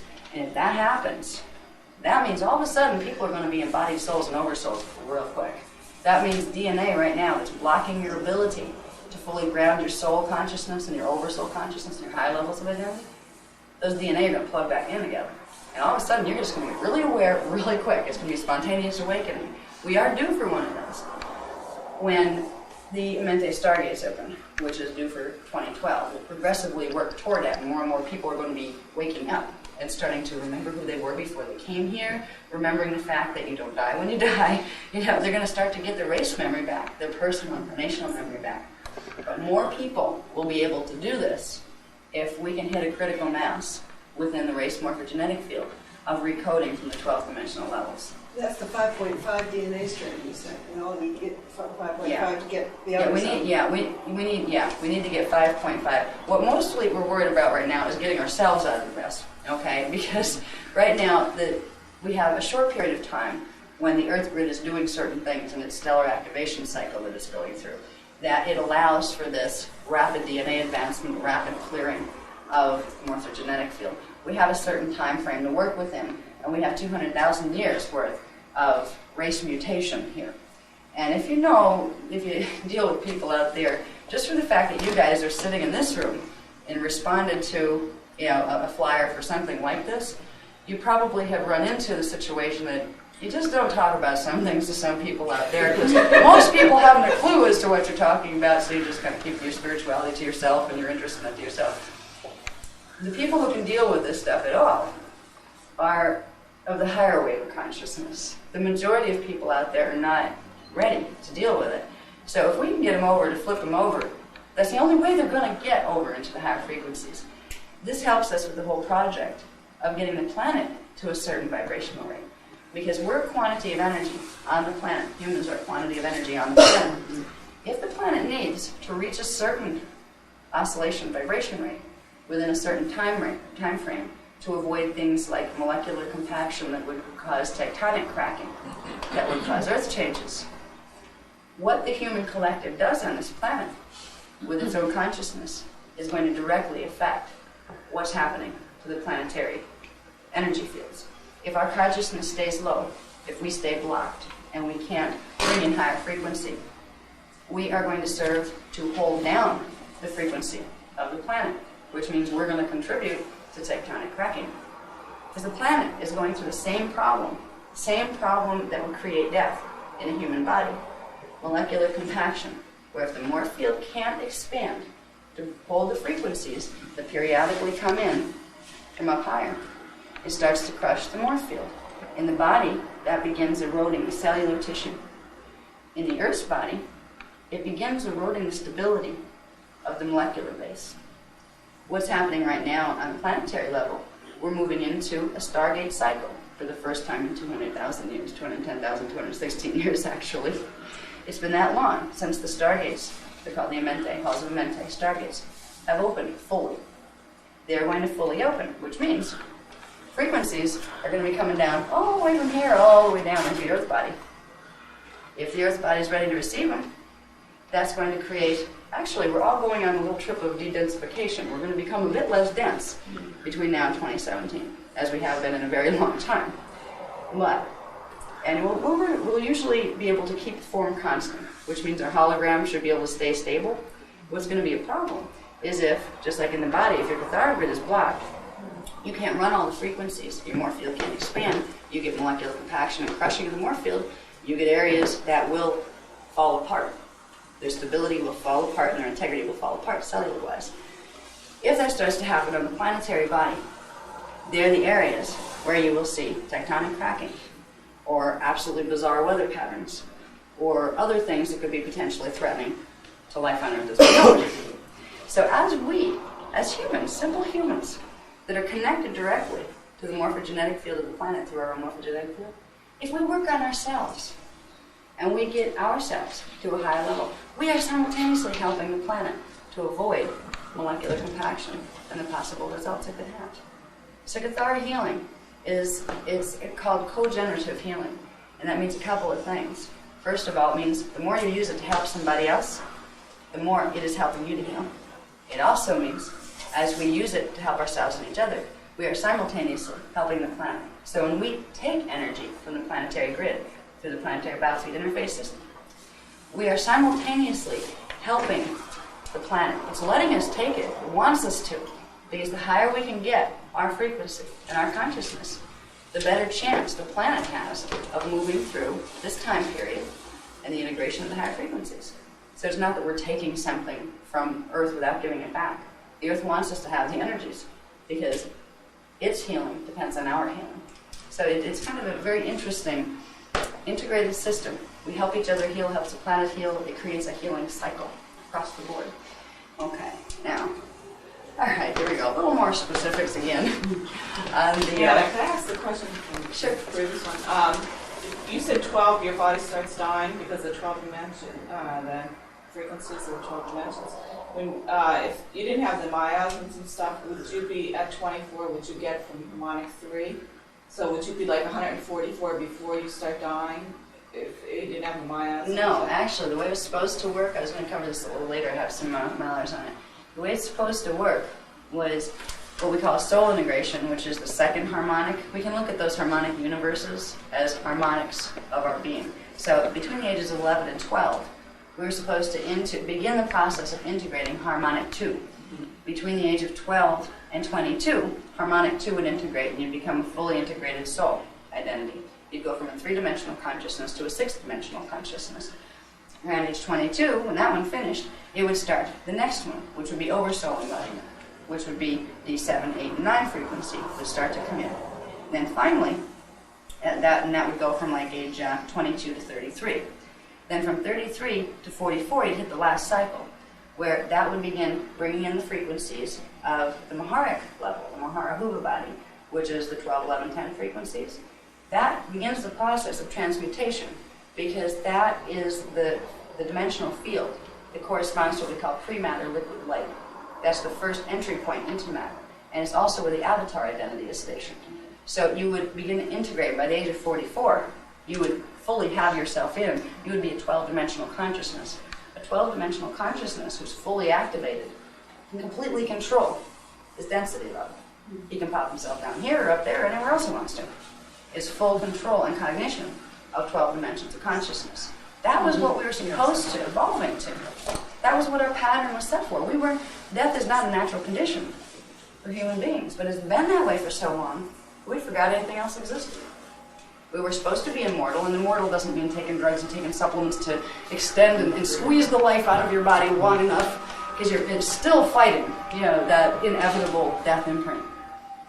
The death imprint is the blockage of the natural process of integrating the higher harmonics of identity. So if you can clear out those problems, you'll progressively make death obsolete within the race, which is going to really annoy a lot of people, because there's a lot of us here already. Can you imagine if we were all immortal and they kept having babies at the rate that they do? Civilizations that are built on the immortal imprint are very, very, very selective on who, when, and why they choose to bring more children here, wherever they are, because they know it has to be in balance with the planetary resources and those kind of things. So a society that is immortal, if we were able to become an immortal society, it would completely change every structure in our society. First of all, a lot of the religions would not be able to use guilt anymore. If you pay your dues here and, believe the way we do, and, some people need to call their God Jehovah, and some people need to call it Krishna. Whatever you have to call your God, it's fine. But don't make somebody else have to and tell them they're going to, be damned forever if they don't. If we figured out that all we have to do is integrate higher identity, we progressively become more of our avatar selves, which is our Christed identity. That is what the Christ persona people came to show us, to embody this for us. All of a sudden, the religions, people are going to say, you can't manipulate me using guilt anymore. We have a great love of God, except we've expanded into that. The letter of the law is not what's important anymore. It's the living spirit of the presence that's within me. And if that law and that living spirit of the presence conflict with each other, guess who I'm going to listen to? It's like a lot of the religions seem to think that God is dead. They seem to think that 2,000 years ago God was alive, wrote these books, and now you have to follow these books because God's not here anymore to make corrections or updates. He's not here anymore to update it for our level of understanding. So if you don't follow that, you're damned. It doesn't work that way. It's a living presence. And a lot of the religions, too, teach you have to go to a priest. You are not capable of establishing a relationship with God. You need an intermediary. If it's a priest, maybe it's an angel. You know, if we if we understand that we have these structures of multidimensional identity, they are our direct conduit to our expanding into our direct relationship with Source. Every harmonic of existence that we pull into our consciousness pulls in a little bit more of the wholeness and the one. And eventually we pull in so much of our consciousness, we become fully at one with the one. That's what God realization is. And first we go through levels of self-realization and actualization, where we pull in levels of identity corresponding to the higher dimensional scale upgrades. Then we blow ourselves out of dimensionality and go back to our purest form, which is our eternal form, that was formless. And it's another thing I like about how spirituality sometimes misses the point. It seems to be that in the interpretations that have come down, a lot of them in Christianity, also Judaism, and a lot of other ones, that God was created in the image of man. God must be a guy and must have male genitalia, and this is just the way it is. Guess who twisted this? The guys. Yes. Yes, because females terrified them of the power they could actually embody if they became aware. And it was a way to control them in the breeders. What that meant, once upon a time, when those things were taught the right way, was that we were created in the image of God. That our bodies were just the illusion. That we are pure, eternal consciousness, just like God. God can take many forms, and always does. But the truth of the wholeness is it's no form in all forms. It's no name in all names. They were trying to teach us to identify with the truth of our eternal spirit, our consciousness, rather than our physicality.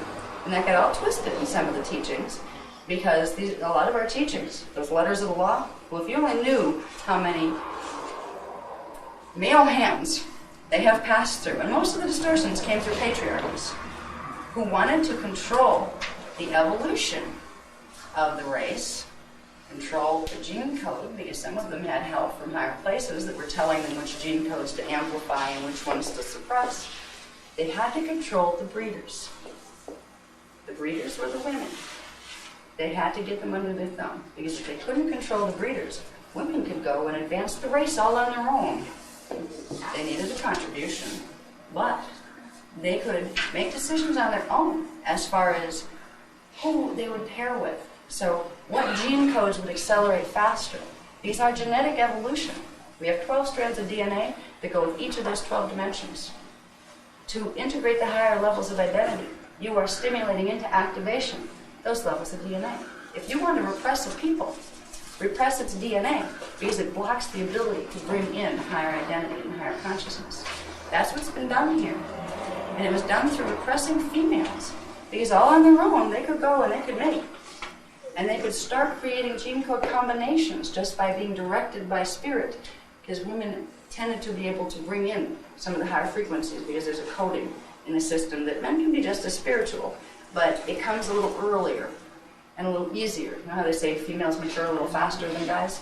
Well, there's something in the coding that allows, it's a magnetic pole, that allows some of the higher frequencies to come in faster.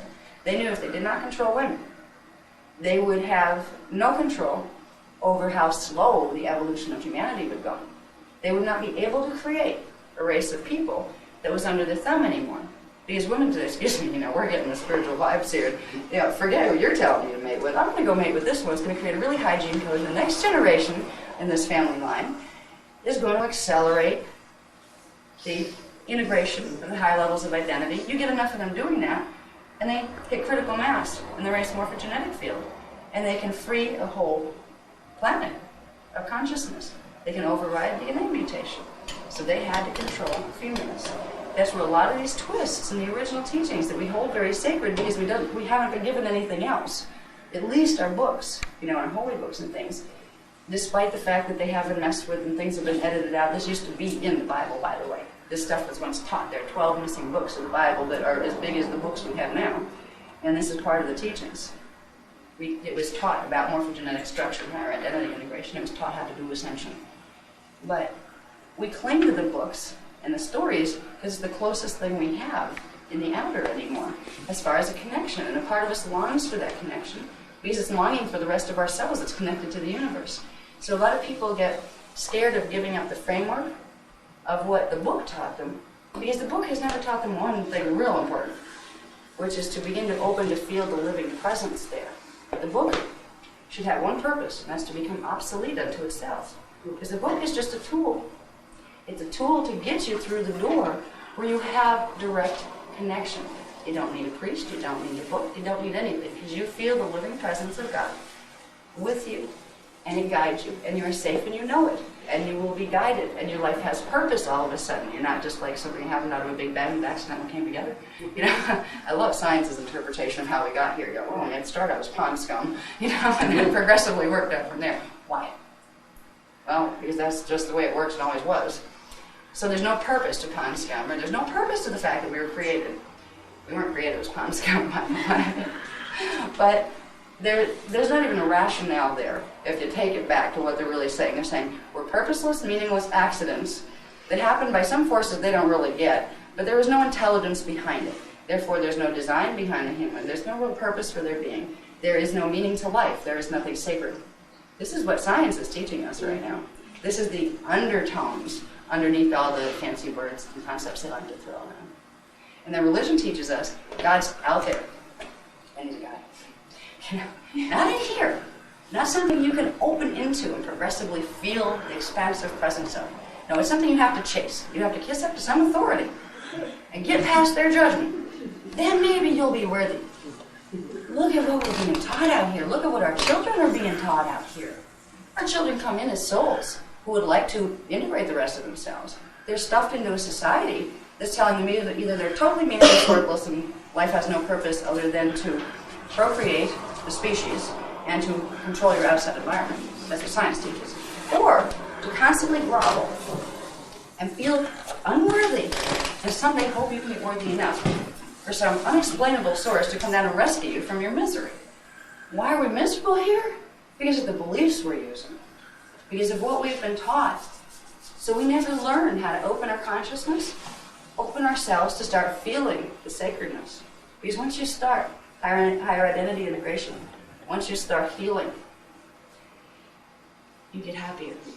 You start to feel frequencies of love and joy that you never felt before because they were blocked out of the gene code. There's two things that block us from being our avatar selves right now. And avatars aren't big beings who go around and throw light balls. I mean, they could if they wanted to, but they usually don't have the motivation to bother. They are beings that are filled with the awe of the awareness of creation. And it runs through them as a walking prayer. Every step is a prayer. Because the sacredness just runs through you when you feel that level, when you hit that level. So it's something to aspire to, and it's something that all the religions that are built on Christianity and Christ, this is what Christ modeled for us. And this is what they took out. There's a lot of the early churches, they edited the books of the Bible to take this stuff out so you would have it. So generations upon generations would never find what Christ brought here. And they created a pseudo-story. They created certain social control mechanisms. Yeah, certain parts of these Christianity things will work good. If we teach them to feel guilty, we can make them feel bad enough to listen. If we teach them God's out there, and they have to like be really good, which means listen to the authority of the time, then they'll listen because they really want their salvation. But if we teach them how to be free, we have no control over them. And no reincarnation. Oh yeah, they edited reincarnation out too. You see, there's a little key to reincarnation. Once you know it's there, you start to look for it. You start to, well, who was I? Once you start with the who was I, you start to realize something about time. You start to realize who was I, it's who is I now. Because time is simultaneous. And once you start to realize that, you start to understand how consciousness works. And you start to realize that there are portals through time, and there are ways to take yourself from one time frame into another. You get control over what harmonic you're going to reside in. If they let us know and amplify the reality of reincarnation, Now the Hindus did it in a kind of interesting way. They made it a real structured, repressive thing with a bunch of deities that you really had to get through before you could get anywhere. Somebody else had to regulate the whole karma thing for you. If we just realized it's simultaneous manifestations of ourselves in different space-time coordinates, it all exists at once within the scalar field of universal structure, we'd learn to walk back and forth our consciousness between different levels of ourselves, gain all that knowledge that your past, present, and future selves have. You would be a changed person here. A lot of the knowledge that I bring through, some of it's from the Guardians, some of it's from what I remember from who I was in other space-time places. We worked with one toning called the Area Kumnari that activates the 8th DNA strand. That particular thing was something that we used that I knew about because I worked with the priests of Ur when I was a woman named Anki in Akhnam's period. It was about 3,000 years ago. I was the 4th wife of Akhnam. And, no big position, there were 3 ahead of me. But we worked with the Ascension schools. And this was one of the primary toning things we did to build standing scalar waves. And it flipped the higher strands in the activation, which would begin the process of de-densification. It was one of the first things we would do to get people to be able to go through portals. So I remembered it because I tapped into what's called multi-vector consciousness. Right now we're on single vector. While we're focused in D123, just using what we're used to using here, that's called single vector consciousness. We're only able to perceive a linear flash line that's going in one direction, the one that's focused within this body. As soon as we go into soul integration, we're just starting to bring in D4, 5, and 6 frequency, our whole time concept changes. We realize we can be multi-vector. We can put our consciousness where it is, and it's home focus here for now. But we can also run it through other flash lines that are running on in different time cycles. Because flash lines within the greater structures of dimensions, the planets, create time frames or experiential points of being able to see the hologram manifest itself. Time is cyclic because it's points of flash lines, party-phasing lines. We become multi-vector consciousness as we integrate the higher parts.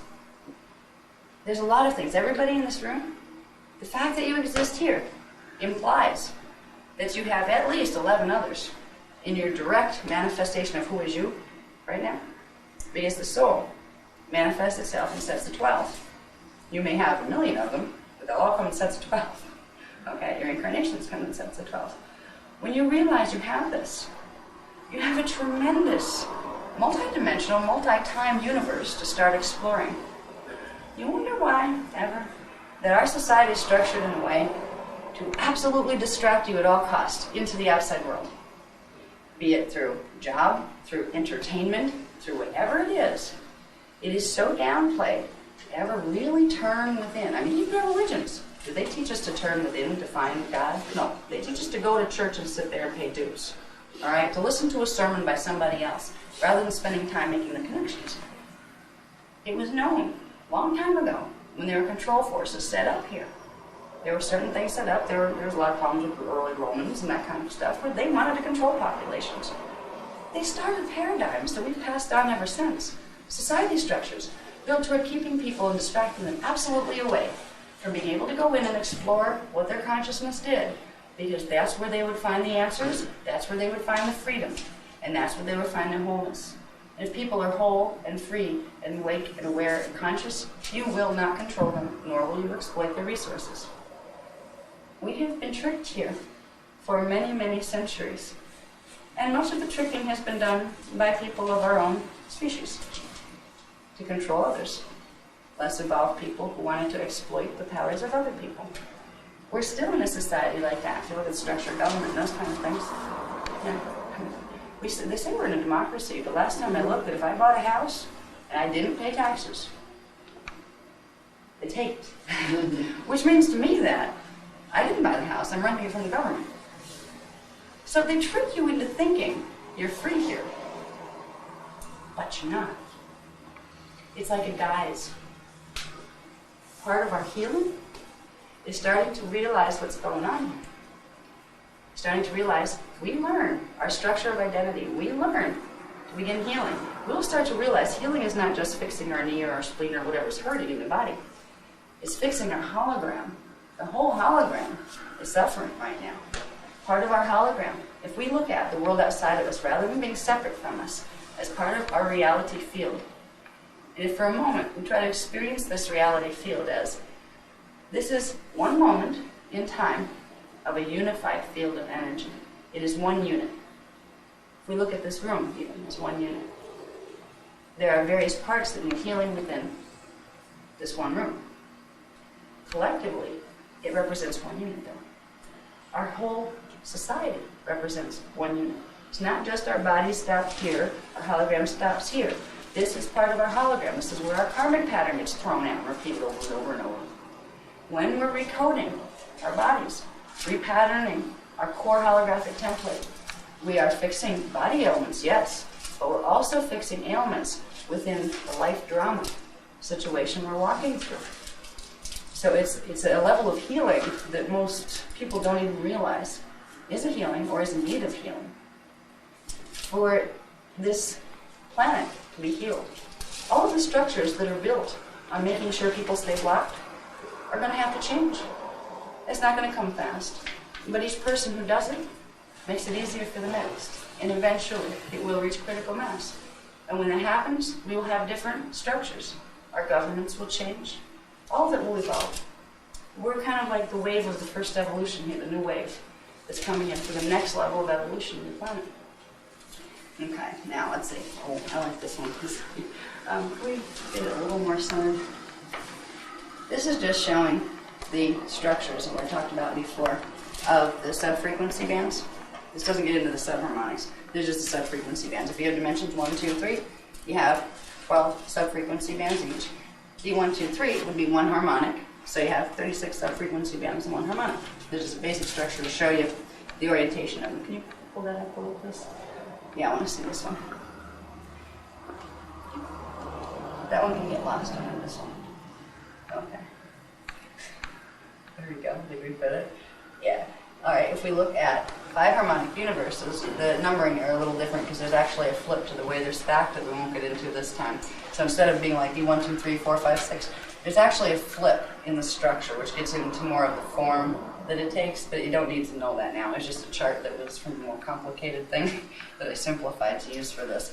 So you have D1, 2, 3, 4, 5, 6, 7, 8, 9, 10, 11, 12, 13, 14, 15, basically 15 dimensions, 12 sub-frequency bands each, gives you 180 sub-frequency bands.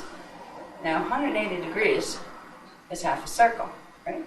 Mm-hmm. If you had 2 of those, you'd have a circle, or perhaps a sphere. We're half a sphere, and the antiparticle universe is the other half. They have another set of these 15 dimensions running in reverse, and we're totally plugged in, and together it forms a spherical reality system. So it's part of the structure, bigger structure. Okay, let's see what we have next.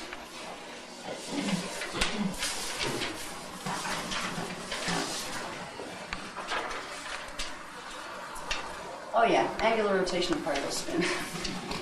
Just because that term will come up on occasion, I'll run past what that means. We get into the vibratory oscillation rate. Remember, they're completely interrelated with each other. If you have a higher vibration, you have a higher energy holding, so you have less oscillation and vice versa. This determines the angular rotation of particle spin, which is particles rotate. The axis that they will rotate on will be determined by what the vibration oscillation ratio is. So each dimension has a different angular rotation that the particles move on. In the three-dimensional system, it's actually the different angles of rotation that create a hologram that allow light to bend, like sound waves to bend in a way that we can get that three-dimensional illusion off of something that's really not three-dimensional. So angular rotation of particle spin has a lot to do with things later too, as we learn more of the things of integrating the Hoover bodies, because we will be changing, by changing the vibration and oscillatory rates, we will be changing the angular rotation of particle spin to make the Merkaba vehicle happen more quickly. Now, I don't know if any of you have heard of Merkaba, but Merkaba is basically an energy construct that you can form within the field. It's 2 counter-rotating spirals of electromagnetic energy that, when it is activated, creates a vessel of frequency that you can move your biology from one set of frequency bands into another. which is one set of time fields into another. So the Merkaba vehicle, as they call it, is the activation of the higher dimensional identity, which creates different wave spectra in the biofield, which allows the biofield to get out of phase lock in this dimension, in this time zone, and to be able to pass through interdimensional portals, to be able to disappear and reappear. These are potentials of the human form. So we won't talk too much, we're not doing Merkaba in this one, but all this stuff, you will reach levels of this program that get into forming the Merkaba, because all the stuff we're doing to heal, to clear out the scalar grids and put them back to their original flashline sequences, when you do that, you create the Merkaba. It's a natural effect of putting the patterns back together the way they're supposed to be. So the ideal healing will give you your Merkaba back, which is a vehicle that you can literally learn to have your 12 dimensions of consciousness back and to take your particle base, change its vibrational rate and its oscillation rate, and put it someplace else, like that. I have seen this in operation. I've been taking it in Merkaba. I can't make it happen yet quite on my own. I can get the fields going, but I haven't been able to disappear yet. And I'm looking forward to it, because I would love to be able to stand up and say, see, you kind of do this, and I'm like, poof. And then come back and get people like, oh my God. And, then it, it really, like, I would talk to anybody then. I could go and talk to like the medical communities and say, you don't believe me? Well, watch. But I'm not allowed to do that yet. But I have seen beings that come to visit here. People think, oh, they're seeing beings that don't live here. Yeah, right. Well, I can tell you, there are beings that live in the higher harmonics. They know how to do Merkaba. They can bring themselves into lower frequency and come down and be solid here, and then they can take themselves back up into frequency. This is something that Christ could do. That's how he did his ascension. It's no big deal. It's like in the biblical things, and not just biblical, but even like some of the other, the Jewish faiths and this kind of thing. This huge to-do is made about this person ascended. Like ascension is something that is so foreign and so rare in the whole universe that only the most special, absolutely most special beings in the universe, only the really, really important ones, can ever get near this. Ascension is our natural capacity. They make it look like there's some big guy that really has to like you a lot before you can ever, ever learn how to do ascension. Ascension is the mechanics of ascension. It's our birthright. We're all those glorious beings that are in actually good standing with Source, but we've been told to believe we're not. When we get in to angular rotation and particle spin, it gets into being able to move between dimensional bands. There's a little bit other thing that helps to understand the structuring of dimensions when you go from one dimension to the next to the next. There's a 90-degree shift in the angular rotation of particle spin, which again gives you, within a three-dimensional framework, it gives you those three different planes of flashline projection. If you have one this way, and then one in a diagonal, or a diagonal going this way, you have three different lines of flash lines going, which gives you the holographic projection of three-dimensional matter. When you get between harmonic universes, between sets of three dimensions, you have a 45-degree reverse shift in angular rotation and particle spin, which I saw this demonstrated with a matchbook. You could turn it this way, then turn it this way, then turn it this way to get you three shifts, and then turn it back, a partial turn this way, 45 degrees backward.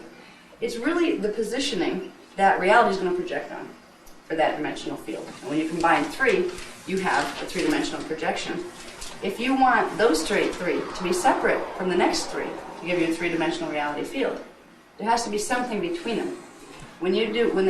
Because of the structure of being 45-degree reverse shift, which is half of what the 90-degree is, but going back in reverse, shifting back to what it was, partially back to what it was before it would shift again to a 90, you would have a repulsion zone. It creates a magnetic repulsion zone between the particle bases. It creates almost like a tissue capsule around each three-dimensional reality field. And in terms of the human body, they're called Huva bodies. They're literally very thin, higher dimensional matter tissue capsules that keep us encased in our three-dimensional perspective. And as we integrate higher identity, those tissue capsules progressively break down because we're shifting the degrees of particle spin back into the same angular rotation. So the divisions are not there anymore. all of this stuff that can be kind of complicated and hard. It's good to have as a background. So you've heard it before. So there are times when you may need to say, I know that's 90 degrees. I know what to do with that. It's a base. You don't need to know how every piece plugs in or to remember every little fact about it to make the system work, or we'd all go crazy. Be like, there's so much statistics to remember here. It's just how the basic framework works. Forget ever being able to apply it. The techniques are very simple. Okay. Now, the relationship between wave strata and range of first. Trying to see if there's anything I need to talk about. The relationship between wave strata and variance in Paracai phasing flash line sequences within dimensional frequency bands are what create the holographic reflection of consciousness that allows perception of an externalized three-dimensional holographic illusion for consciousness focused within the scalar grids with three-dimensional time ranges. This right here is what sums it up, okay, as far as how it works. That is described in more detail in the manuals, so I don't have to go into it. But so we're talking about, we're dealing with a system of healing that's built on acknowledging we're in a hologram. And in acknowledging there are ways the hologram works and ways to fix it. Because right now it's not working like it's supposed to. Let's go on to the next one. Would you define antiparticle? Okay, an antiparticle is actually the reflection. If you go back to Paracai units, okay? Paracai units are the point where particle and antiparticle are in morphogenetic form. They're not in polarized level yet. They're non-polarized. Through fission, they split apart. They have internal fission and fusion. They split apart and form a polarized version of that thing, that Paracai unit. So the one breaks into two, goes into polarity, forms a Paracai unit, which is the base that will become matter particles, and simultaneously forms a Paracai unit, which is the base for antiparticles. Then, when they come back together through fission, both particle and antiparticle have merged to come back together into the morphogenetic state of non-polarity. It is the process by merging particle and antiparticle that we progressively de-densify the matter form. This is what's happening when, well, I haven't even gotten into the level, we don't need to here, but we're dealing with an antiparticle double self. The fact that we exist implies a parallel universe. Our process of evolution to the next harmonic, or going into harmonic 2, implies we're pulling together particle and antiparticle in our harmonic 1 selves and integrating them. And it makes them manifest at the next level up, the next highest level, which would be our harmonic 2. So it's a mirror universe. Yeah, it is a mirror universe, and they come out of the same unit. Okay, so each unit, each particle over there has a match over here, and vice versa. That's the flash on and off. Kind of. It's like flash off is going into non-polarity of Paracai phase. Flash on, you get both of them. And they actually have a little bit different rhythm. It's almost a three-way flash, almost like a flash on, because they're a different vibrational rate So between they're the two back of them. again when they separate? Yep, constantly. That's what gives us the flashing, as far as splitting into particle, antiparticle, and then coming back into non-polarity again. Back and forth, back and forth, back and forth. So did that answer the question on those? Okay. I'm going to add to that. Matter and antimatter particles are like time twins. Even scientists have noted that when a gamma ray lowers in vibration, it emits two waveables, some called particles, a matter particle and antimatter particle. The simplest particle or molecule to remember is the hydrogen, has the proton in the middle of a certain charge, and the electron running around it, which is the opposite charge. Our scientists call the electron having a negative charge. Imagine a molecule very similar, but the electrons have the opposite charge. That would be an antimatter electron. And the proton would have the opposite charge of what we have in our reality. When you take those two particles, put them together physically, poof, you revert back to the energy or gamma ray from which they came. Work well for Scotty. It's matter and antimatter engines. Yeah. And actually, there's a lot to it. Our scientists haven't plugged all the pieces in yet, because they don't understand the structure of harmonics yet. They don't realize that. I know that they're theorizing there might be a fourth dimension. There are 15. I mean, there's sets of 15. You know, and if you don't understand that 90-degree, angular degree shift and angular rotation of particle spin, you don't know how to understand how they relate together. You're only going to get so far to understanding the processes of fission and fusion and what they mean as far as how particles are behaving. So eventually, this is the science of the ancient past, but it's also the science of the future, because it's used in future time as their base science, and all of their other earth sciences and Tara sciences are based on these principles. So this is the beginning of the future and the past reaching back to the present and re-enlightening us with what it knows to be more advanced than we are right now. Okay, let's see. Can you pull this up, please, a little bit here so I see this graph? I just want to go over this one quickly. Here we have the dimensional scale. I think we're dealing here with just the first 4 harmonics, because when we get into the 5th harmonic, D13, 14, and 15, it does not translate into the human gene code, because the morphogenetic imprint for the human DNA was 12-strand. So it could hold 12 dimensions of consciousness. After that point, you're in liquid light pre-matter. And the next point out is being completely blown out of form into pure wave pattern again. So when we're dealing with any of the integrations, we're worried about integrating the first 12 dimensions. Okay? 1, 2, 3, 4, 5, 6, 7, 8, 9, 10, 11, 12. That would be the 4 harmonics. 1, 2, 3, and 4. These are the density and biology types that are characteristic of each of those harmonics. Here in harmonic 1, which is our place, we have basically carbon-based biology, and it gives you the physical matter 1, or gross matter density, that we're used to here. But we're actually more gross in matter than we're supposed to be. It wasn't even supposed to be as dense as it is now. It's the mutations in the gene code that are causing this. In harmonic 2, dimensions 4, 5, and 6, which corresponds with the level of identity that would be called the soul identity, the next level you're integrating, you have carbon-silica-based biology. It's not as much carbon as it was. There has been transmutation of carbon molecules into silica. Yeah. This gives you physical matter too. A lot of people think, well, I'm a soul, I have no body. When you get into that level of transmutation, you do still have a body form to run around in. It's about half as dense as this form. And it's a lot more fun there. If there's anywhere you want to go on vacation, once you get in and are like, come back up, harmonic 2 is a great place to be, because you still have matter. So you can have fun with matter, but you're much more aware. Well, now you have 6 dimensions of consciousness open. You know how to play with it more. You have skills like being able to throw energy balls and telepathy and being able to move things without lifting them and that kind of stuff. You can manifest things literally before your eyes. Things like that. This is the place to go if you want a vacation before you go all the way home. It's really fun there. Okay, when you get to, I remember from my life as Miriam, when we passed through there, we went so fast that we didn't get to stop. And I was thinking, I remember a long time ago having cycles there. I wanted to stop there, and I didn't make it on the way home because I went too fast. Because if you go through this process fast in ascension, it's like taking a train that goes so fast you can't see the scenery going by. You can take yourself, if you hit the right coding in the DNA and open up the whole 12 strand, you can literally blow yourself out of physicality and fully into wave spectra, where you get hyper-consciousness and you just have no form anymore. And if you want to experience density levels before you leave, it's kind of, so you don't have to project yourself back down and start the whole hologram mess again. It's best to learn the steps of modulating it. So you can say, let's stop at Tara first, and then we'll work our way up to Gaia, which are the harmonics of the planet. We have Earth on harmonic 1, Tara on harmonic 2, Gaia on harmonic 3. That's where we're getting all these names in the New Age movement. Some people call it Gaia, some people call it Tara. They're talking about the different harmonics of this planet.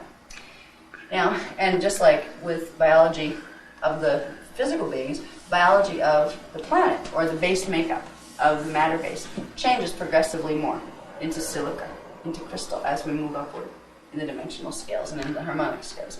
When we get up to harmonic 3, we have pure silica, pure crystal form. We've purged out all the carbons. They've been transmuted. It's an etheric matter density. If we were to see etheric matter, it would look like ghosts. Like what we imagine ghosts to look like when we see ghosts. They come in and they're like sort of two-dimensional. It's still a three-dimensional system, but it's a much less perceivable state of matter.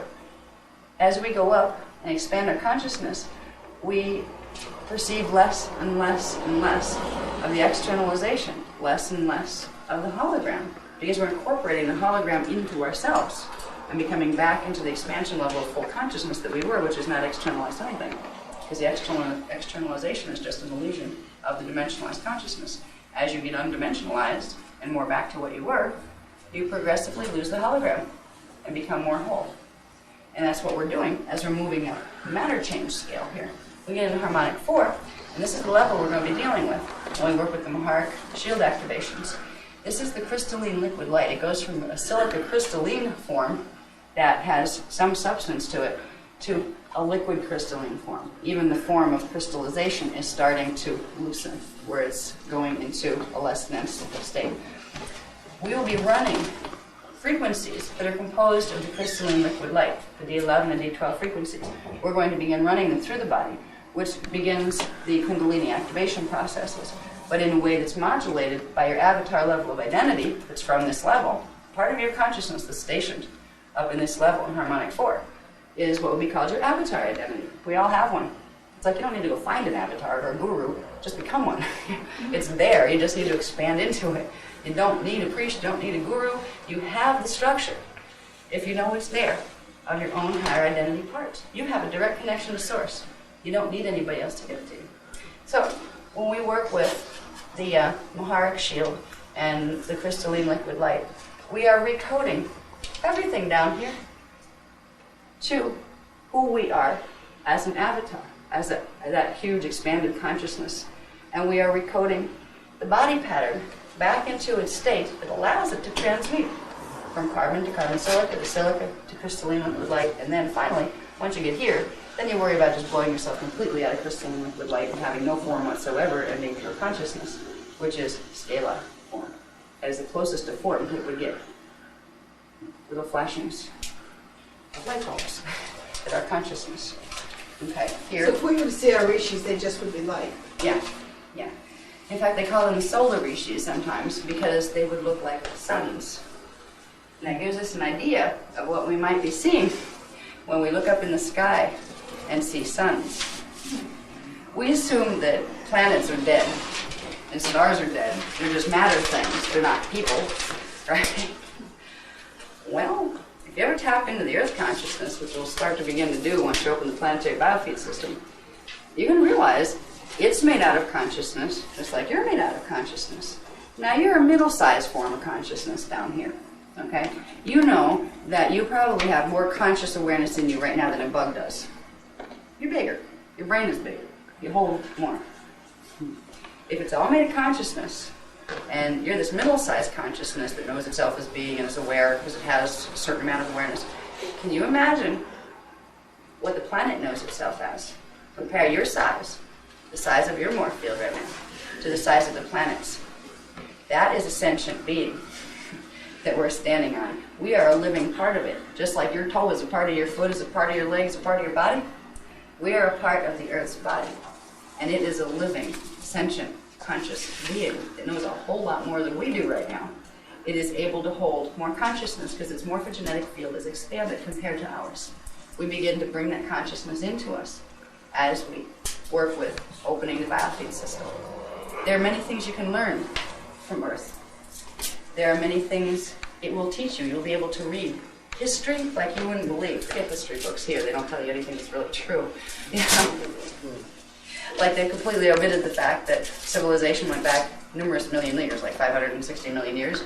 They don't have that in our history books. They're assuming maybe 5,000 years ago or something. They're finding like frozen things that dated back even further, and they can't figure out where they fit. Like, gee, we thought it started 5,000 years ago. Obviously it didn't, because this carbon tests back even further. How does that fit into our paradigm? It doesn't. Your paradigm doesn't work. You know, we get into the planetary grid system. We can learn to run the energies and ask for the true history on any given segment, because it's recorded in digital data form within the consciousness of the planet. Just like within our bodies, we are recording each moment we walk through. This is an electronic signal. It's a waveform that we're walking through right here, and we're waveforms. The waveform that we're walking through that we call a moment point is being recorded right into our cellular structure. And that is the same thing that the planet's doing. Anything that's ever happened on this planet is recorded within the waveform of its cellular structure. When you begin to be friends with the consciousness of the planet, there are amazing things you can find. So there's your own incarnational placements, but also the true race history and those kind of things. So it's really neat when you start to expand into it. This is one thing I want to talk about a lot. I need to get a drink. Could you give me a drink of water, please? Thank you. I'm starting to lose my voice. I picked up a little bit of flu up in New York, and I'm fighting it all day. I woke up with a fever, but I'm doing okay now. These are something we're going to work with a lot. Now, I've talked about the harmonics of manifestation. Simply the harmonic universes. The 5 harmonic universes in one 15-dimensional system. They are stacks of 3 dimensions that form 3-dimensional reality fields. Talked about them having that little tissue capsule around them that separates them from the other things. They're actually all happening in the same place and space. But because of the difference of angular rotation of particle spin, they appear invisible to each other. So only people focused within this one, in this set of frequency bands, will see what's in this set of frequency bands. They won't see all the other stuff that's going on around them. And since we're all really waveforms, we're just all moving through each other. So this stuff we call space between objects is filled with all sorts of things. It's just not within our frequency, our range of frequency, because of our angular rotation of particle spin and the orientation of our consciousness in the dimensional scale. When we're dealing with dimensions, we can simplify it into the 5 harmonic universes, creating something called huva bodies, which are tritonal, meaning having 3 tones, like sound, aka scalar grids. Okay? 5 scalar grids, which are 5, we could look at as 5 disks of light bulbs that flash on and off. And their flash rates are all synchronized with each other into different rhythms that create the hologram as we see it. When we are going into healing, or expanding our identity, or recoding our hologram, we are dealing with 5 harmonics, with 5 huva bodies, 1, 2, 3, 4, 5. When we are dealing with the Maharic process, the Maharic shield activation process, we are taking the pattern of this huva body here, using it to recode any distortions out of these, so it becomes the pure form of what we were supposed to be as an avatar, which is a 12-dimensional consciousness. We're progressively recoding ourselves back into being our Christed selves by using this healing process. And it doesn't happen overnight, but it's progressive. The more you use it, the more you recode. The more you recode, the more you hit critical mass. The more critical mass you hit, the more miasms and karmic imprint you clear out. So it's cumulative, the more you use it. Okay, can I have another one? You want a break now? I do know, I'll just keep going and going. 1:15 we need a break. What time? 1:15. Okay, well, I didn't start till 11, so I figured I could. Do everybody want a break now? This is a 5-minute break. Okay, I could use a little break. I'll just keep going. Up further, doesn't matter. All right, well, we have number 1 down there on the door. Yeah. Start there. Okay, yeah. Just kind of give it a slow roll to get the whole. Yeah. All right. This is level 1 Kathara grid. It's called the 12 tree. It's the first level. It's the first level where consciousness comes into dimensionalization.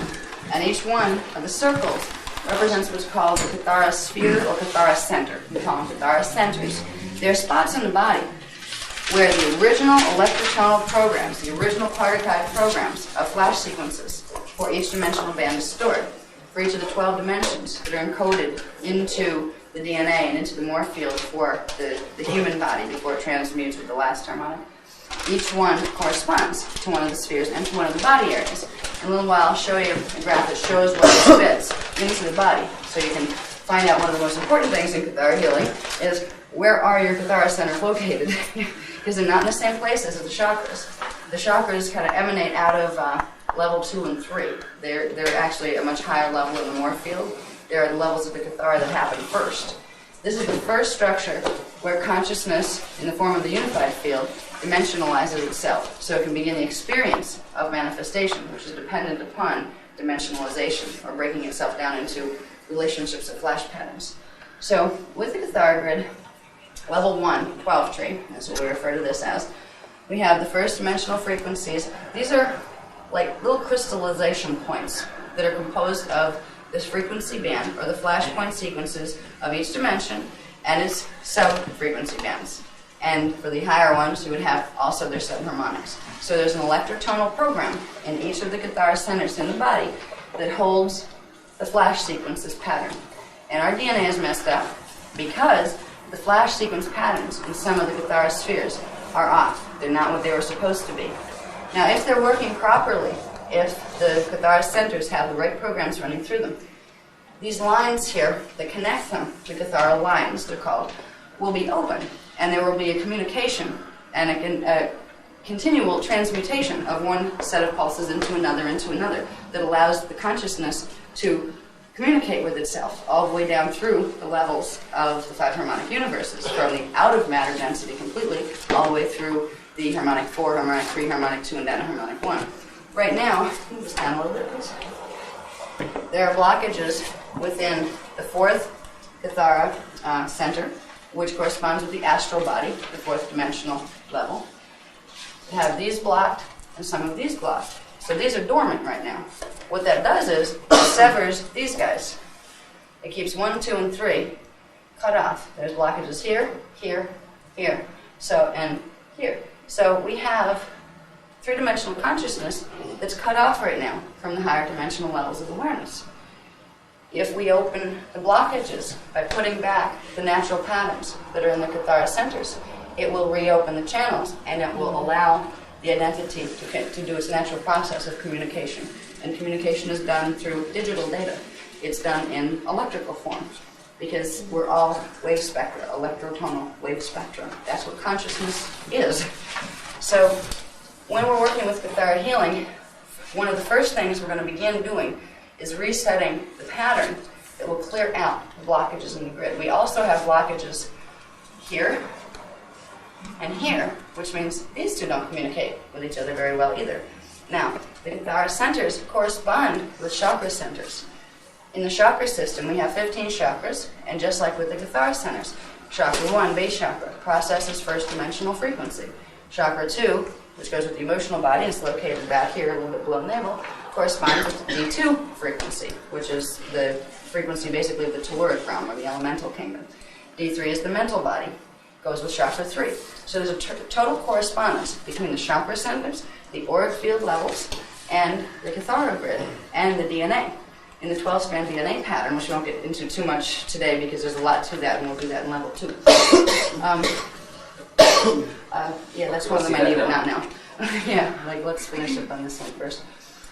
For each of the Kathara centers and chakra centers that go with them, and auric field levels, you would also have a set of meridian lines that run through the body, like the ones that they use in acupuncture and all those things. You would also have a DNA center. These centers hold the morphogenetic imprint upon which the DNA strands will come into manifestation.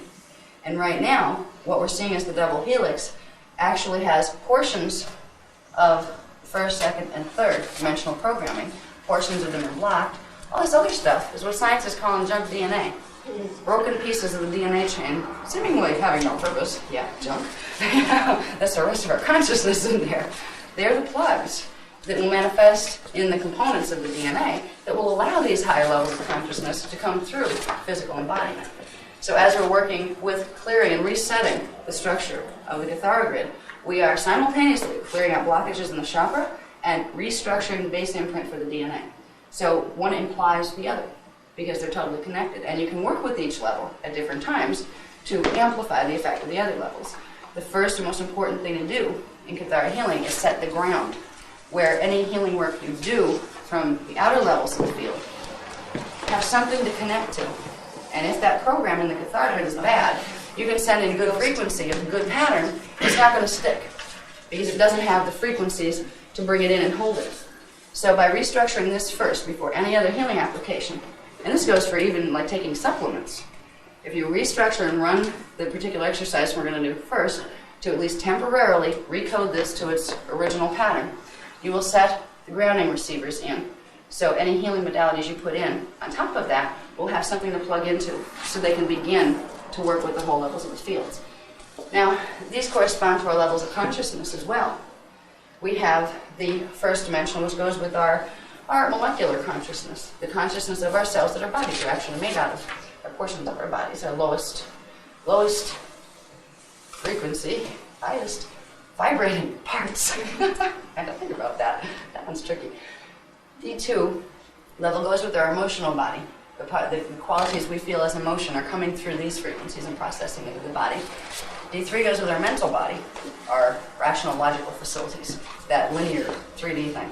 Okay, that's primarily associated with this. And they all work together to give us the perceptual frame we have.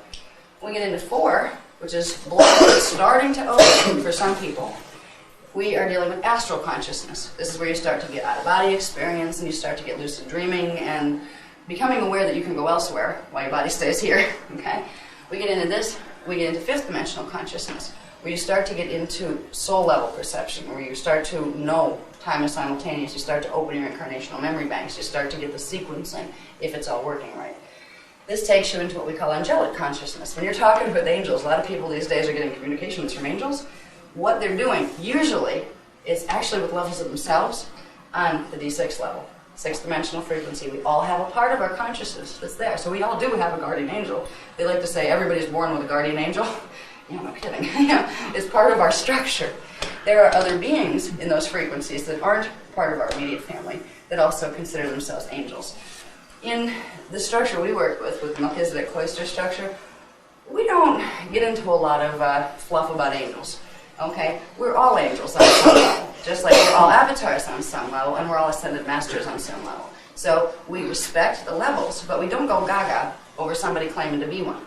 If we happen to be getting communication from someone, oh, I'm an angel, I'm an archangel, you better listen to me. It's like, anybody that comes in with that attitude needs some growing up, all right? So I don't care if you are an angel on D6. If you still think that I'm supposed to be overly impressed by the fact that you have 6th dimensional consciousness, I'm not going to be overly impressed. In fact, it's going to show me that there's a little immaturity level there, that you would want me to be impressed. Because if you know so much, you would know I have that level of myself too. All right, and if you really want to help, you'll simply show me how to open that level with myself, not get me to hero worship you. So a lot of times, when you're dealing with, communications that start to come from the higher levels, there's a lot of manipulation happening, where things that are not nice are pretending they're angels, and they're pretending they're helping you, and they're doing stuff in your biofield and helping you to do planetary grid work. And a lot of times, they're the ones that are trying to get control of the portals. And they're using people here. All right, so it's very important to realize we have this structure of identity. We can bring it down a bit more, please. When we get up into here, we get into higher levels of mind. We get into the 7th dimensional level of our consciousness, which is an etheric level of matter density as far as the form it would take. That, I believe, is called the karyatic mind. There are levels of mind associated with each of these levels. The 8th dimensional level is very special because through the 8th dimensional level, it connects with the higher ones, but it also connects this way, going through the center of the time matrix into something called the energy matrix, which is a structure of non-dimensionalization that exists beyond it. So you have first the collective, non-differentiated I am God consciousness, the all, okay? It compartmentalizes itself to form reality systems. It makes sets of 15-dimensional matrices that parts of its consciousness then project into and spread out in to become the individuated selves. And we're part of those individuated selves. Well, that center point is at the 8th dimensional frequencies. That connects you to the other higher levels where your own ascended master levels are. An ascended master is someone who has completely gone through and expanded through the whole 15-dimensional time matrix, completely transmuted out of dimensionalization and gone into the non-dimensionalized levels. And there are 3 levels of ascended mastery, but we'll get into that in another level. Okay? So this is our heritage. This is our heritage of consciousness. We have been so manipulated down here by the ones from the middle levels. The ones from harmonic 2 and dimension 4, 5, and 6. They like to communicate down here. And they're the little guys. Let's keep them that way because it makes us important. We have more power. They have put themselves up in these exalted positions. The ones up and through here like to call themselves sometimes ascended masters. And when they run into me, I've had certain channels that were channeling ascended masters. I say, hi, channel them for me. They won't come through. Because I can tell in the frequency if they're D4, 5, or 6, or higher. I'll respect anyone who's an ascended master and claiming to be one that has the frequencies there. But if they don't, excuse me, we're using a little different system. Our protocol is a little more strident. There is a reality to ascended mastery. And yes, you have ascended a little bit, getting out of harmonic 1 to harmonic 2. But this does not mean you are the capstone of the universal teachings of knowledge. Okay? So if we can get our orientation with that, we'll start to respect ourselves a little more, start to realize we have these levels of self. We don't need to find it from an external source. We don't need to surrender our power to any group. You don't need to surrender your power to me. I'm one of the few people teaching stuff, very heavy duty stuff that says, don't give me your power. Here's the structure where you find yours. Use this. You can, communicate with some of the ones I communicate with, but you don't have to. You still have your own structure of identity. That's what you need to use. Because anything else sets you up for potential trickery. If you can create field integrity and you know you're talking to you all the way up, you'll be okay. And that's what the Maharic sealing process does. It gets you aligned through the middle column, lines all the chakras and everything around it, up to the D12 level. So it creates a pillar of frequency down through all of the levels of self, and all the levels of biofield, and the chakra system, and the Kathara grid. Okay, now, I'm kind of going fast because I want to have time for technique later, and that takes a while, but there's still some stuff I need to get you oriented to be able to understand the significance of the technique. All right, we get to D9. They call this the monadic level, the monadic mind.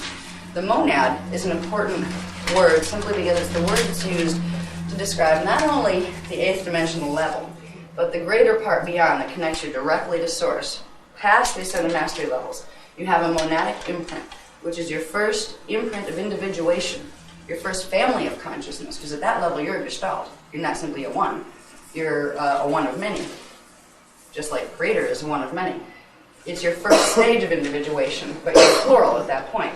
The monadic imprint carries the electrotonal Partakai signals, the right flash rate patterns, that will line you up and enable you to communicate and expand into those levels. There are things being done right now on this planet by certain channel groups and other people working with the energies. They are bringing through technique.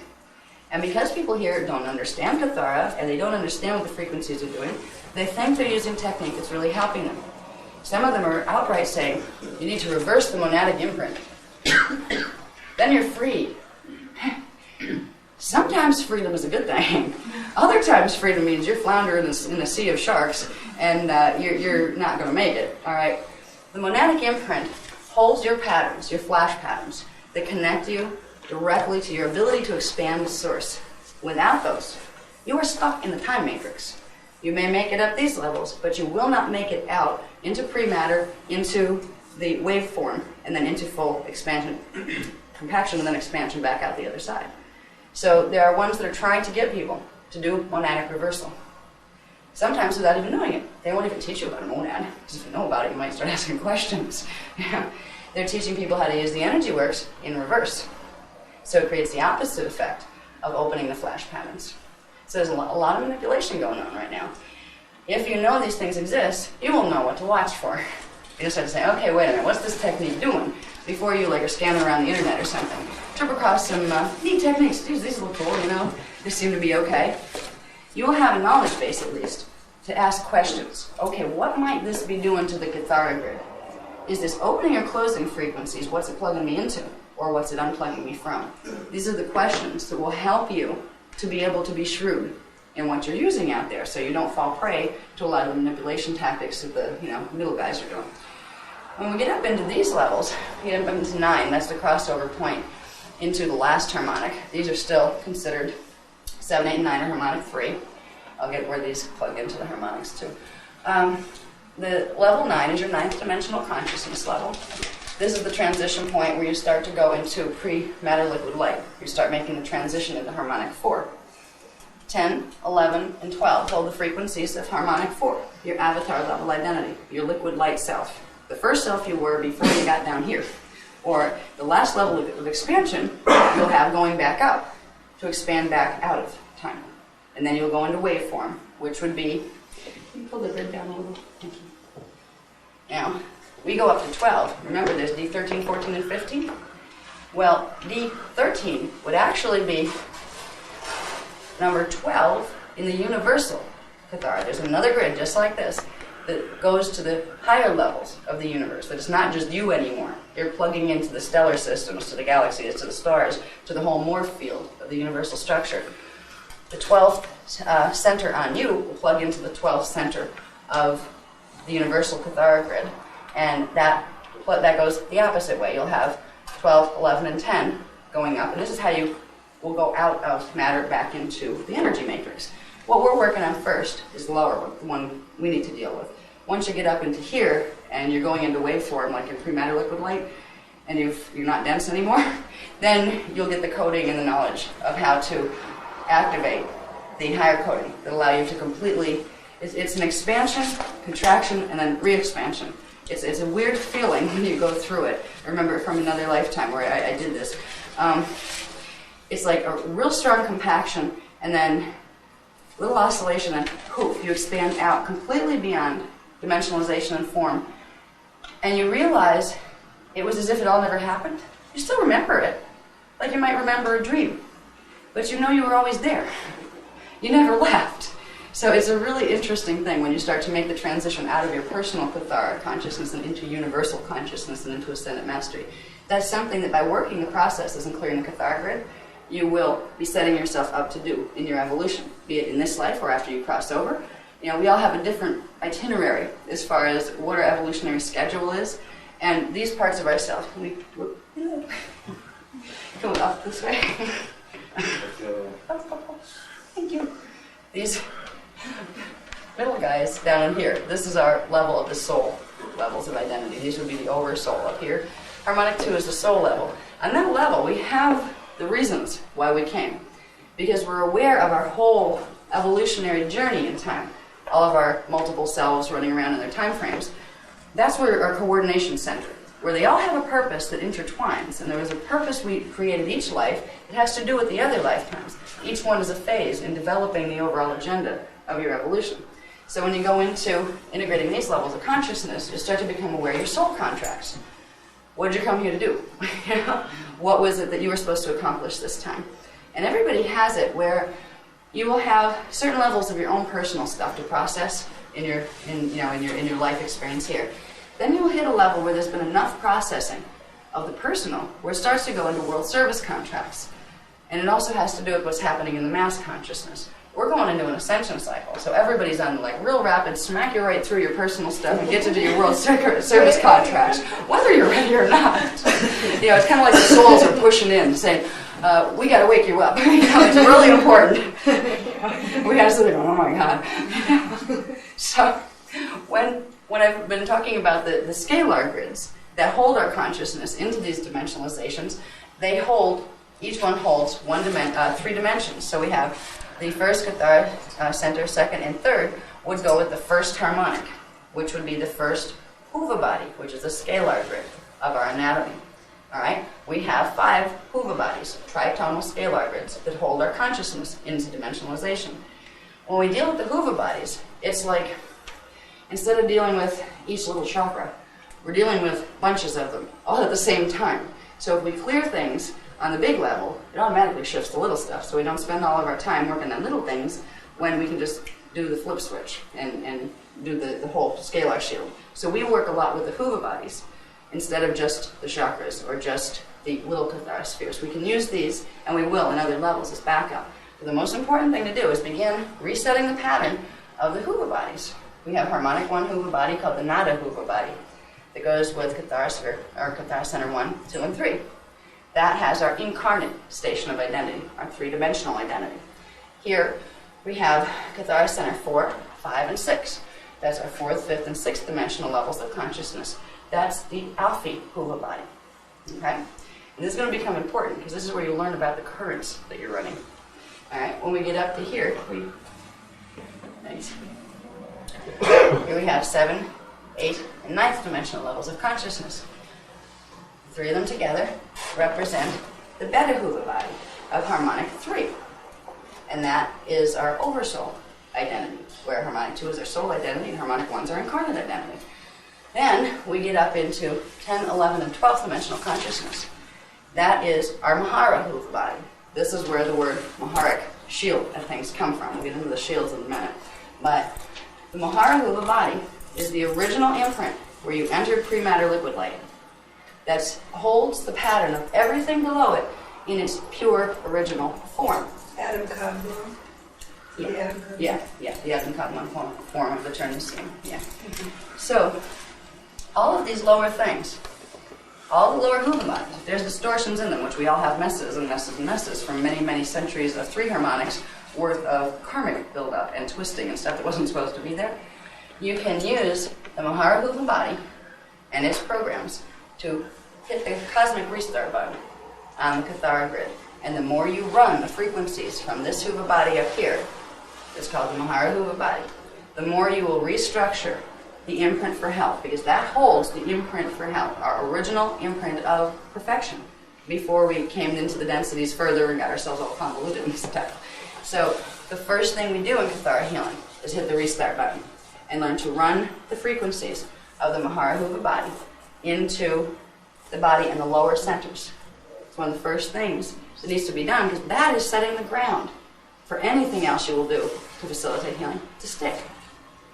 If you do it a lot, I mean, when we just first started doing this a couple days ago, and I've been going through Kundalini activations like you wouldn't believe. They have me on a little bit of an accelerated trip here, because I have to be able to transmit to help, like when I'm doing with an audience. If my fields can get up to a certain level, it will help yours activate faster. So they kind of amp mine up. But ever since we did what's called the planetary biofeed interface opening, which I'll show you what that is in a minute, I have had frequency running through me that is extremely noticeable. So you may really have physically noticeable results. And if it starts to get achy and those kind of things because your body's not used to the frequencies, Advil works. And they said it was okay for a couple days, but don't overdo it. I have 4 Advil in my system right now because it was really intense, because they've been running a lot of current through me today. So when you work with the Kathara, this is not just a little baby healing technique, okay? This is not learning to play with energy balls and bop them around and, do little things. This is, you are dealing with energy here. And you need to respect it. And respect the process. And not overdo it. Trust it, because your own higher levels of self, when you start working with the Mahara Huva body, the consciousness that's there is not going to let you blow yourself up by running too much frequency through it. It's going to have a shutdown. If you start to try to pull more and more and more because you want to really energize yourself, it's going to know your tolerance levels as far as what your cells can do in what amount of time. So it will just shut it off. It's like, okay, enough, So you do have an interior guidance system that will make sure you don't goof up when you're using these processes. And that applies to working with someone else too.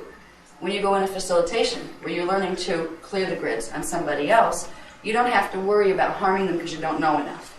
Okay? Your higher identity levels will be in communication with their higher identity levels. And together, they will decide what is appropriate, and it will just, you just do your thing, and if you're transmitting anything that doesn't need to be there, it'll be blocked. So you don't have to worry. It's kind of like you have your own higher level babysitters.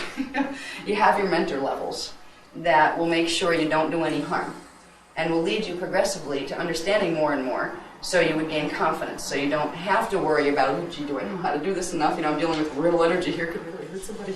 They won't let you hurt somebody. So it's something you can trust. Okay. I'm talking so fast I can't breathe. All right, let's see. And the point I want to make first on understanding this, we saw how it plugs into the Huva bodies. There's something in a few minutes I'm going to talk about called the Huva body shields. They are crystalline formations. They are these scalar grids that hold the Huva bodies in place. Huva bodies are spherical forms of energy. They create a tissue capsule that separates each level of the identity, and as you integrate one level to the other, that tissue capsule dissolves and you expand. But the Huva bodies, what allows them to become spheres of energy are the scalar templates and the flash rates with that 3-dimensional axis that begins the motion of the flash rates that allows spherical energy to form. So when we're dealing with Huva bodies, if you want to reprogram a Huva body, you go right to its scalar grid. And they call the scalar grids of the Huva bodies, the programming centers, the shields. They call them the Huva body shields. When you see them with higher vision, they look like little crystalline structures. They look like discs made of crystals of light. And you can see parts that are blocked because they're like light bulbs that aren't lit, and they're supposed to be. And you can see flash lines. You can watch the sequences run through them. You usually have to get up to about D9 perception to be able to spot them, to go that deep. But once you do, you can see where things are unbalanced in them. So you know where you have to run frequency to reestablish the flashline patterns. Because it all comes down to the Partakai phasing flashline patterns. They are the electrotonal programs that control the whole thing. There are some systems that talk about the fire letters. Okay? I know a lot of the Jewish tradition gets into the fire letter sequences and how important they are. What the fire letter sequences are part of the scalar wave control patterns that when put in to the Kathara centers will reestablish the right order within the electrotonal pattern. They're waveguides. We use something that's a consolidated version of fire letters, which is called a geomancy. If you take sets of 12 fire letters from the Hebrew alphabet, and there's also there's actually 5 sacred alphabets that have the visual form and the tonal equivalent to what you need to reprogram. But if you take certain geometrical shapes, they are formed by combining sets of 12 fire letters. So instead of, again, going down and doing the little fire letter sequences, you take the geomancy.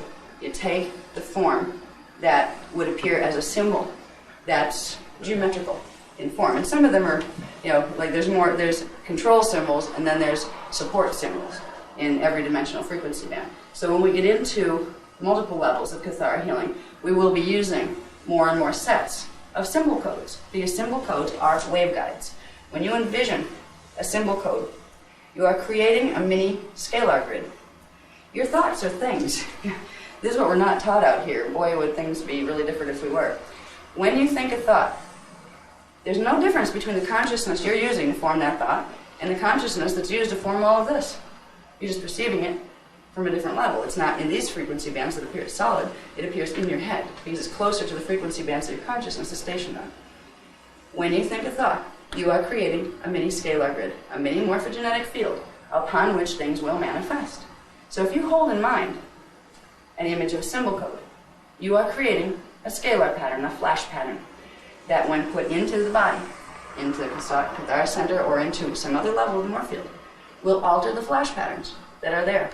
This is what science doesn't understand. They think the New Agers are a bunch of weirdos because they go around visualizing things and think they're going to happen. This is why they happen. They're changing the flashline sequences of the pattern, the holographic template, the manifestation. When you think things, keep this in mind. If you're having a bad day, you just catch yourself going really into really negative thought stuff. Every time you do that, you're setting a flash pattern that's going into your morph field that is creating a reality. You can shift it by shifting the thought. It is very much worth shifting to a higher thought pattern. And it's also worth, a lot of people say, there's this movement, the light, love, and cluelessness movement. They refuse to acknowledge negativity. Will not think a negative thought. It doesn't exist. Excuse me, we are in polarity. If you have a pattern that's running wrong, you can pretend all you want that this is the only one that exists, but unless you put the two together, you're not going to override the other one. You have to acknowledge both polarities and then blend them together to override the flash pattern, which means, in translation to how your thoughts work and what you're allowing yourself to focus on, if you pretend, say, e.g. intruders, those kind of things don't exist, they can still influence you. There's still a flash pattern in the mass reality field here. And you're not going to make them go away by pretending they're not there. You're just going to be running your consciousness over here and they can come exactly this way. If you acknowledge their existence, you're turning your power of consciousness there. And if you hold a higher vision of how that's supposed to work out, you will reorder in your hologram anyway what the outcome of interacting with them will be. So we need to acknowledge the polarities when we are aiming for Christ consciousness or aiming to heal, not just go into light, love, and cluelessness and refuse to acknowledge anything negative in our lives. Because you'll repress all this negative stuff. We all have a shadow part, our miasmic body, or chronic pattern. We can force ourselves to think only positive thoughts. We can make it absolutely certain we don't allow that emotional body to release any of its negativity. All we're doing is repressing it and compacting it. We will not heal. We will create more Huva body distortion by doing that. So sometimes a good argument is actually what clears the field. You feel good, I wish I handled that at a little higher level. Maybe it could have, but it's still accomplished clearing the field. So sometimes when you see conflicting circumstances or illness in your body, what's happening is a natural attempt at harmonization. When two people are fighting, it's really a way to try to get back into being able to be harmonious with each other. When the body is going into sickness, it's not doing that to do anything harmful to you. It's doing it to try to purge out the patterns that are making it not work right. So if we look at sickness different, it helps too. Sickness becomes our friend, not that we want it around a lot. But if we understand when we're sick, that it's a part of our clearing process, and instead of trying to run away from it, a lot of people just, you know, they get totally terrified with sickness. It doesn't feel good. You know, the body is a very sensitive thing, and when you're sick, you know you're sick. Like, I know I'm building up for a purge when I go home, because I picked up a bug up in New York. But I know also, because for me, I know it's time, because I have to be ready for this Egypt trip. There are things that have to be cleared out of my asthmic imprint. So sometimes you will hit cycles, especially if it's right before a level of growth that you're going to do, where you're going to up your frequency. You'll find yourself crashing, and your body will go down. You'll get like 5 sicknesses in a row. Now, what is wrong with me? I've been sick for 2 months. You know, you're clearing frequency, so you can hold higher frequency. If we can re-perceive negativity, we can re-perceive sickness, and not as something we really want to welcome. But if we're doing holism, that means you don't push them away and try to make them disappear. You embrace them and try to bring them to a higher level of harmony. That's what healing's about. Not cutting out what offends you, like our medicine likes to do. You know, doesn't work now, whack it out of there. Okay, all better. Nope, now it's going to pop up over here. How many organs can you take out before you don't have any left? You know? If instead you worked with that organ from the Kathara level, while you were doing treatments on the outside without removing it, you could probably restructure an awful lot of it so you didn't have to rip out that part of the morph field and then have it pop up in another organ. Twice as bad, because you made it even worse by making a hole in the morph field. So it's a whole reperception process in working with Kathara healing. It's so different than what we're taught in mainstream, but it's worth it. Okay, what's the next one I have up there?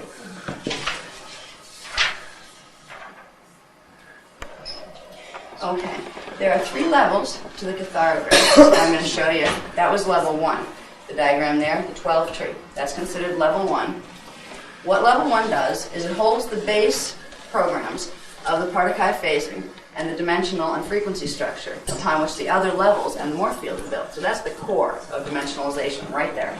Everything has one. The universe, the cosmos, the amps, everything has a big or little version of the thing that puts them in dimensionalization in the first place. And it's all structured on the 12-tree Kathara. Not all things have all of the centers activated or have the potential to activate them within the gene code.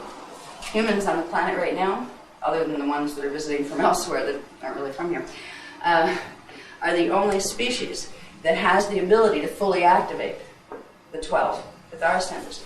Animals can only activate 3, which means they are a type of consciousness that will evolve in the Nadahuva body. They'll stay relatively 3-dimensional. Some can go a little further. Cats can go up into like D4 or early D5 frequency. That's why they're like sitting there watching stuff that you don't see. It's really there. You just don't see it yet. I mean, some of their higher level DNA strands are activating more than yours are at the moment. So some animal forms can expand to some degree. Some can actually go all the way to harmonic 2. Most of the forms are more organic to the earth levels, the harmonic 1 levels. With us then? They will. Some of them will. Some of them will host matrix, where their bodies will die. But if there have been bonds, particularly if you have pets, there's an emotional bond that is formed there between that consciousness and your consciousness. They can become part of your field, and you can carry them through. They won't get an animal body from down here back when they get up there, but they will be able to either be a part of what you are. It's kind of like you incorporate your animals as you go. It will become a part of what you are.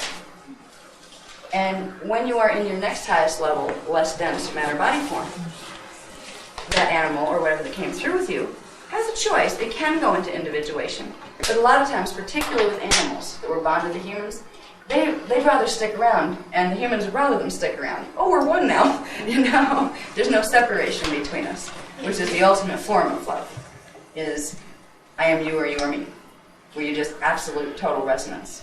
Love is really a state of vibrational harmonization. Unconditional love is complete harmonization of vibrational frequencies, oscillation rates, flash rate patterns, where they are the same. Anything in between that lessens the level of love, lessens the level of similarity in the flash rates. When we're experiencing the emotion of love, we're experiencing similarity in flash rate patterns. And when we're experiencing the opposite, we're experiencing very big differences in flash rate patterns.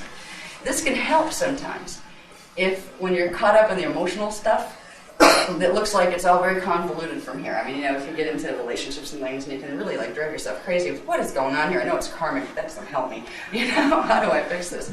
If you can stand back a little bit and realize, okay, we're dealing with flash rates here.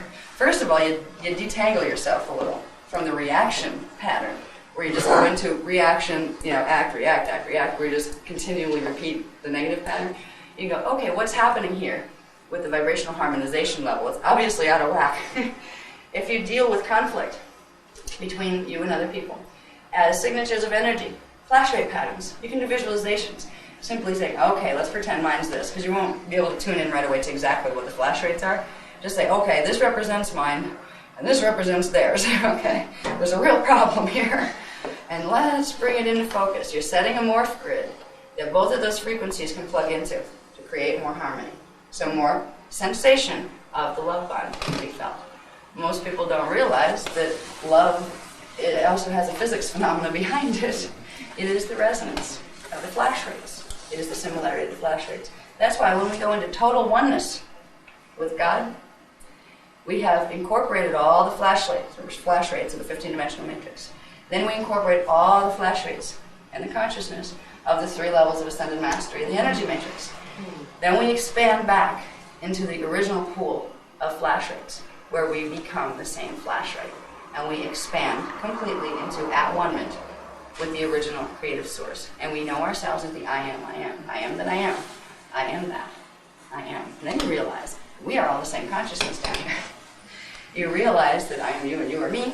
We are all God in little pieces, looking at itself.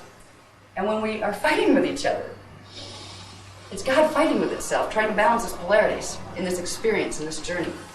The more you go up into the state of love, or flash line resonance, the more you incorporate at oneness with the whole universe. You learn to do it with the Earth grid, where you're incorporating the flash rhythms of the planetary scalar grids. Then you'll do it on the universal level. Then you'll do it on the cosmic level in your trip through into full at-one-ment.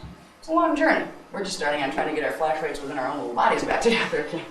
So if we can look at things in terms of trying to get flash rates, those little marquees, those little light bulbs to get to flash in sync with each other. Can you imagine what a Valentine's card would be like? I mean, my flash rate?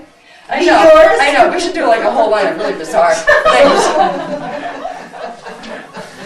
Flash rate with me.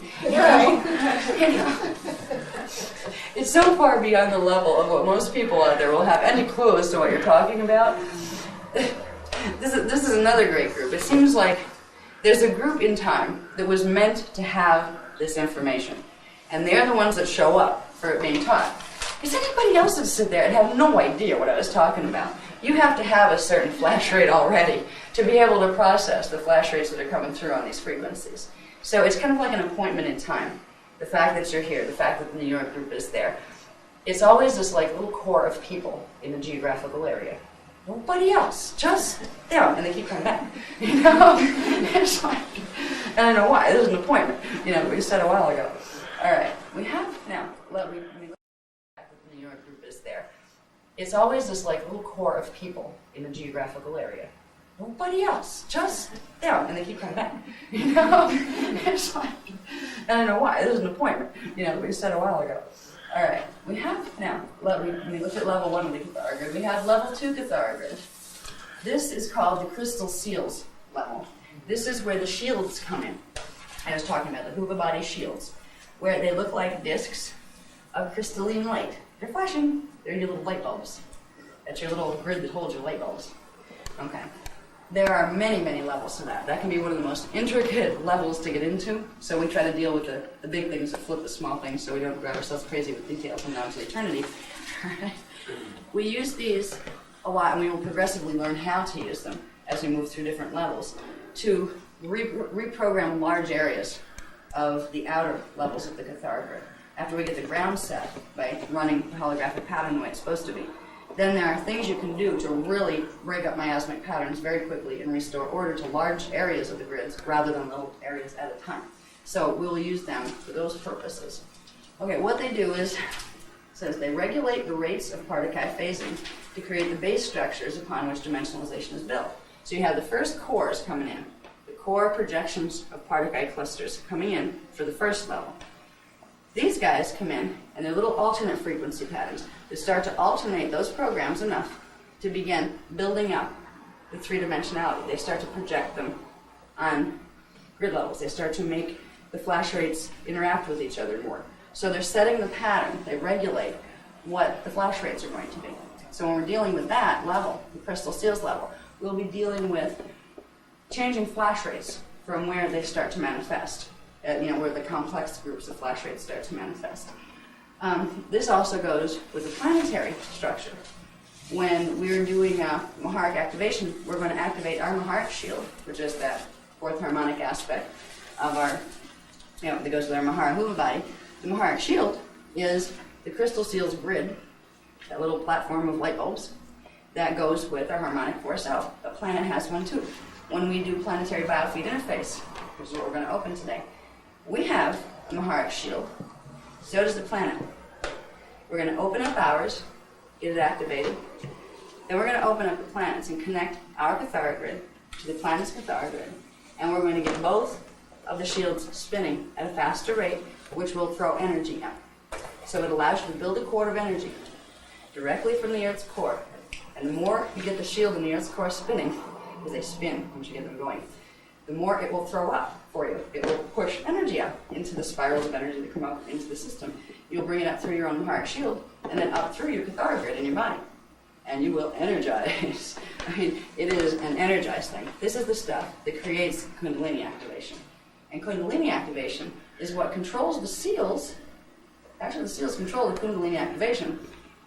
Kundalini is levels of energy, they're spiral at the base of the spine, that when they activate, they blow open the seals that hold your consciousness into dimensional phase lock. So it makes you be able to take your first dimensional consciousness and combine it with your fourth to go up to the next harmonic. To take your second dimensional consciousness and combine it with your fifth to go up to the next harmonic. So as the Kundalini is releasing, you're releasing crystal seals in the various levels of the shields, which progressively allows the Huva body barrier to break down, progressively allowing the higher identity to integrate. And you are changing from three-dimensional consciousness progressively to the next harmonic gap. It's all related. All the stuff that's been taught in little pieces since the beginning of our recorded history had some part to play in this. Working with the meridian systems, working with the chakra systems, working with the Kundalini spirals. All of it fits in to the process we're doing here. The simplest way. This is simply know the shields exist. And realize you want to heal, you want to get your DNA back, you want to ascend, you want to get yourself back into your avatar self. Simply get your Huva body straightened out. Those little grids of light just have to get their sequencing back the way they're supposed to. It's as simple as that. So it can be as complex and detailed scientifically as you want. But it can also be such a simple concept. You have 5 little circles, you can explain it to a kid. 5 little circles, they're actually spheres of energy. And they kind of go like this, big sphere and then a little sphere inside that, a little one and a little one. And you're actually in the middle of them. And you can learn to expand out into them. And you just do these neat little things with energy. Okay? You can teach kids to do this and to understand the basic concepts. And then when they're 12 years old, they won't start going into the death process, they'll start going into soul integration. And then look out, because you'll have the indigo children on your hands. Because indigo children are the ones coming in with 6th strand activation. Now 6th strand goes with the 6th Kathara center. They're coming in as embodied souls with that much frequency processing through their gene code. Some are kind of like dormant and they don't activate till later, but a bunch of them are coming in now as babies with that level of activation. So we're all becoming indigos as we work with this. That's a term thrown around a lot in Melchizedek's. They talk about the indigos a lot. I haven't heard anybody describe what they are, though. You have to understand the 12 strands of DNA and how they plug into the Kathara and how that plugs into the levels of consciousness in the human bodies. And you have to understand the 15-dimensional matrix to understand any of that. So this seems to be the system that allows the other systems to make sense because it shows the structure, the context that the others fit in. Okay, now I'll go into level 3. This one is probably going to be a whole section unto itself. This one, level 3 Kathara grid, are basically black and white holes all through the body. And the karmic imprint is very much connected to these. First of all, they're sets of minute black and white holes, they're energy vortices that form because of crossover points in the flash line sequences that are running through level 2. It starts to set up more flash line sequences that are compounding and exponentially increasing themselves, and they make little vortices of energy all through the body, which allow energy to move sometimes vertically through into the higher Huva bodies, sometimes into the parallel double. So there's a constant influx of energy that goes right through the DNA. The vortices are in the physical cells, they're in the DNA, they're in every level going down to level 3. They're called Kathara. They're in the biofield. There's little tiny vortices that are actually within the bigger vortices of the chakras. So when we get into these, they're called dyadic points. Just let the word be, because I don't want to spend another 45 minutes trying to explain what diodes are. That'll be more explained in level 2, and you'll get... Is that DIO? DIO, yeah. But it has to do with, if you look up the word in relation to electricity, it has to do with that function. They are the ones that are actually transmitting sources of energy. They are the white holes that send energy from the antiparticle universe into here, reverses the spin on the antiparticles, turns them into particles. And there's a constant flow back and forth, and it goes through the DNA and the RNA. Our RNA is their DNA, and vice versa. Doubles. So it gets really complex. There are levels that you don't need to know to make this work right now. Okay, and I want to focus on learning so you can come out of here with your planetary biofeed open, so I'm not going to get into that right now. But it is important to at least know that there is that third level of the Kathara grid that is all sorts of little vortices, black and white holes of energy, that allow energy to go through the systems. There'll be more written on that in the books. There's still more than that already. Now, all right, cosmic morphogenetic structure. All of it is interwoven Kathara grids. Everything is connected. It is one big cosmic morphogenetic field that is made of many little refractions of itself that all take the form of Kathara grids interacting with each other. That's how dimensionalization is formed. And beyond dimensionalization, you have oneness. And you have a couple of levels to get from dimensionalization into oneness. And you couldn't even call them planes, because planes go out from you, and these do not go out from you. These are states you pass through when everything is no longer externalized at all. And you realize that nothing was really real. You realize it's all a hologram, and that you were playing. And when you're down here, and you're trapped in your hologram, and your body hurts, and you're in a lousy situation, it's like, I'm playing. I'm going to really kick myself when I get back up there, because I'm not having fun. This is part of it, too. We need to realize that as serious as things can get, and boy, we're in some real serious times here. We got stargates opening for the first time in 200,000 years. I wonder how the planetary grid's going to handle that Kundalini activation. Is that the May 5th? That's the beginning. That's only Vortis 4. 4 years later, Vortis 5. 4 years later, Vortis 6. 4 years later, Vortis 7, and 3 days of particle conversion. I have not been on planet in any ascension cycle when particle conversion took place. I don't know what this is going to look like, but I can imagine. The trick to it is, what I'm told, is learning to create your Merkaba, which is learning to build your pillar, straighten out your Huva bodies, to get them where they can align and activate, so you can create a form constant no matter how weird it gets out around you, and you will still see a hologram that's stable. And the people that aren't able to hold the frequencies that are modulating all over the place are going to see real messes. A lot of people are going to be leaving their bodies because their bodies are just not going to be able to withstand the changes. You're probably going to see an increase in diseases, as far as we've been watching that progressively grow anyway. An increase of people going crazy. Those two. Have a little help. Illuminati agendas there. Yeah. Actually, there's two factions of Illuminati that are trying to zap each other, which is kind of funny. Yeah, if you leave them alone, maybe they'll just go to both sides, so we don't have to worry about them. Interesting. But anyway, we're going into a time period that is utterly remarkable. It's so remarkable that it's even hard to react to emotionally until you start to drag up your incarnational memory and remember how long 200,000 years is. And you kind of go, and actually it's no time, because no time is really real. But from here, when you're in a linear sequence and you have a feeling of the sense of passage of time, it seems like a very long, long time. So it's an exciting time. It gives us the ability to become healers and healing facilitators very quickly. That's why we're being given this knowledge, so we can take advantage of it real quick. Because if we can do it and teach enough people how to do it, that's why it's a course, to get people ready to go teach other people, to go, do it for other people. We can hit critical mass. It's going to go a lot easier for the whole planetary grid. And if we get enough of it, all those people that we don't even bother talking to on the street, because you just know they're never going to understand the word you're saying. You know, so you kind of like try to bring yourself down into a real little space. Hi, how are you? Yeah, like the price of fish is this today, you know? You try to find that level to deal with them. If we can shift enough, they'll start to wake up too, so we can like start talking to them and they'll understand what we're saying, which would be really nice. Okay, all right, we can go to the next. Okay. The 5 primary scalar templates, I already talked about this, are the scalar shields. This is what we're working on, the Huba bodies. The Huba bodies are the spheres, the shields are the things that the spheres are able to manifest on, the little light grids. All right.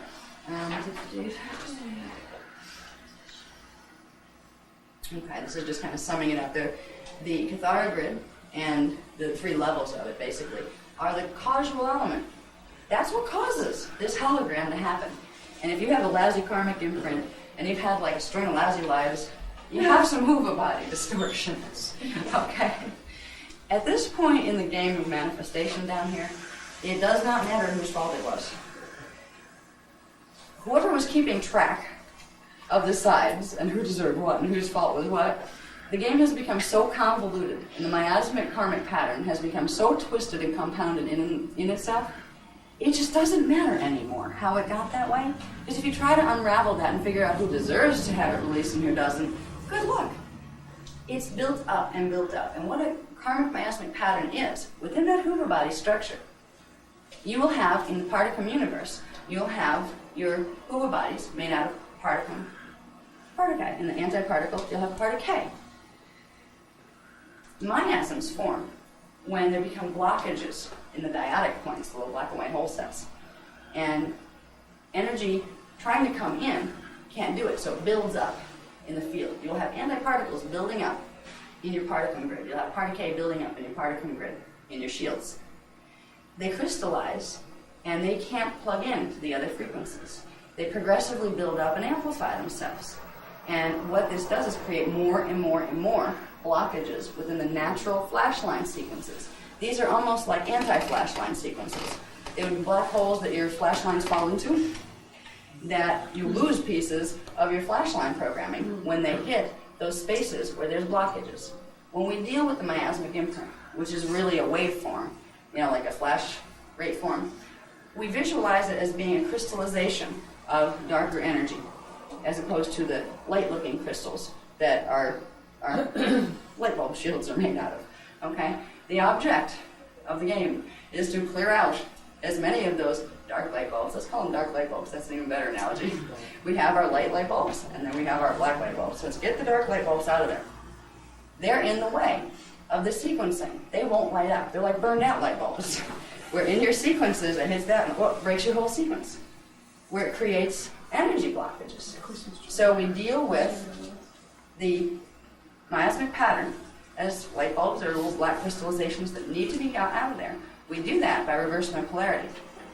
There are techniques. You can do this the hard way, or you can do it the easy way. Every time you go into an incarnational memory, you're firing a miasm, which means you're releasing a piece of it. And you can spend the next 5 million years going through the last 5 million, trying to get to the point of where it all started, because they build up from a core point. There will be a point in the grids where that pattern first began its manifestation cycle.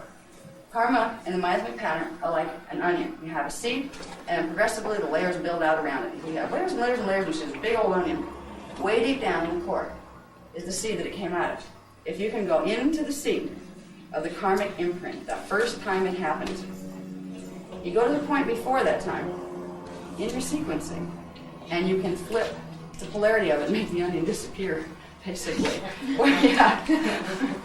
What you're doing is you're combining in the right way the particle and antiparticle, the flashline and anti-flashline. Because if you want to look at the in terms of flashlines, particles and antiparticles, you would have one sequence and you would have its reverse sequence, and you combine them and they kind of neutralize each other, amplify each other, go into fusion, and then replicate at a higher level in the next octave up. So this is the process that we clear karma. We're not going to sit there and like worry about, I don't even care who I was when at this point. It's nice to remember sometimes because you get like, the hard remembering thing with people and stuff. We're in an ascension cycle. We need to get rid of as much of this pattern in ourselves as we can. So we need to take the fastest route to doing it. And the way to do that is to deal with the karmic imprint with energy as energy, because that is what it is. It is energy, it is consciousness. But first, we can deal with it as energy and make it dissolve. And that's what the techniques are geared to do. Every technique you do here, in fact, the set of tapes that we have back there, where there's 6, a lot of you already have them, they are geared toward progressively working on different levels of clearing the karmic imprint, clearing the miasmic mess out of the scalar shields. Okay, let's see. All right, so I'm just trying to make sure I'm not forgetting any of the points that I want to cover. Yeah, we know that. Okay, all disease manifests from the core level ups that we got that far. Okay, switch please. This is just very simply put here, because this we could spend the whole workshop on. And there's parts of this that I don't even get. They get into things I've never heard of, like refractive code particles and LNA and all sorts of wild steps between non-manifest and manifest. Basically, there's something called the transduction sequence. It's the sequence of flashline changes that produce the experiential or observable condition of passing from pure consciousness through various stages of density into full manifestation. The transduction sequence, how it gets from non-manifest, or the perception of, to manifest. And I say the perception of simply because in truth nothing is manifest. And we need to keep that in mind, because then we forget when we get trapped in the hologram again. As soon as we think this is really manifest, that there is something really called physical that's any different from something called non-manifest, we're getting trapped in the thought patterns that create the solidity of the hologram. If you want to be able to control the hologram, you got to realize none of it's manifest. It's only an experience that I'm perceiving because I'm dimensionalizing my waveform consciousness. And it can be very convincing. You know, you look at your physical bodies, and they're definitely hard stuff. And if you try to go and walk through a wall, you will probably not make it until you learn to do things with your DNA. Okay. So this is basically a process by which we move through the experience of going from waveform to liquid light to etheric matter into semi-etheric matter and back down into our solid matter here, which isn't solid anyway. Okay. All right. Consciousness starts with consciousness, then it goes into particle units, then it goes into the Kathara scalar grids, levels 1, 2, and 3 in that order. And then it goes into more complex particle grids. Particle grids are scalar grids. They're the particle units, the units of electrotonal consciousness that form the standing scalar wave patterns. They form the light bulbs. So you can call them particle grids or you can call them scalar grids. It's the same thing. Okay. Then from there, they go into forming morphogenetic fields. From there, to forming Merkaba fields, which are sets of counter-rotating spirals of energy that start to draw frequency patterns in, draw flashline sequences in from the unified field. If you take your morph field, it's a thing that has a boundary around it. You stick it in a larger morph field, say the planet. Okay? Your process of expansion is drawing in new flashline sequences from the dimensional unified field that you're in. And they will progressively expand your morph field until you have drawn them all in. This is how we grow. This is our growth process. We're literally bringing in flashline sequences from the unified field around us, and it's expanding progressively our morph field, which gives us the perception of linear passage through time and growth of the physical form. So the Merkaba fields are the spirals of energy, which are really not spiraling, they're simply flashing. Multidimensional flashlines coming down in what looks like a spiral, but they're really fixed points.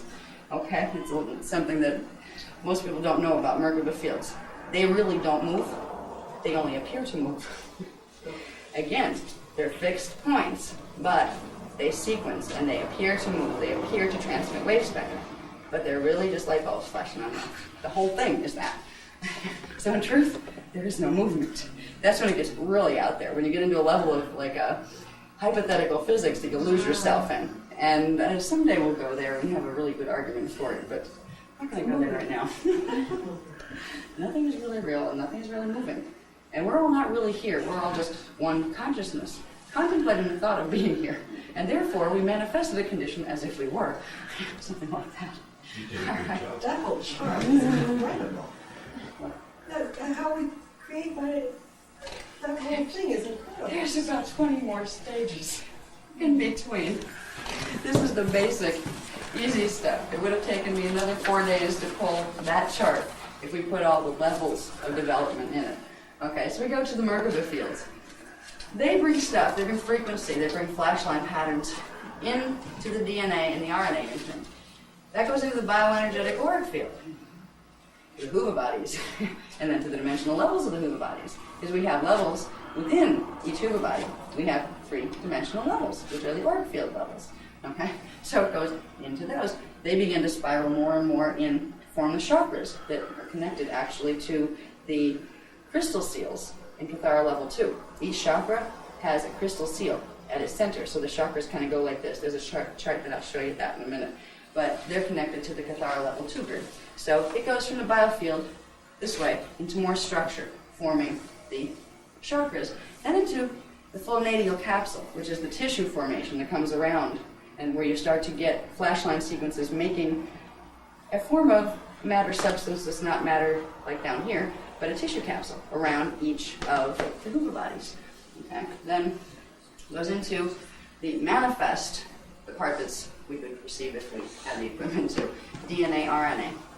Then into the nadis, which are little rivulets, they're little energy channels that go from the biofield into the central nervous system.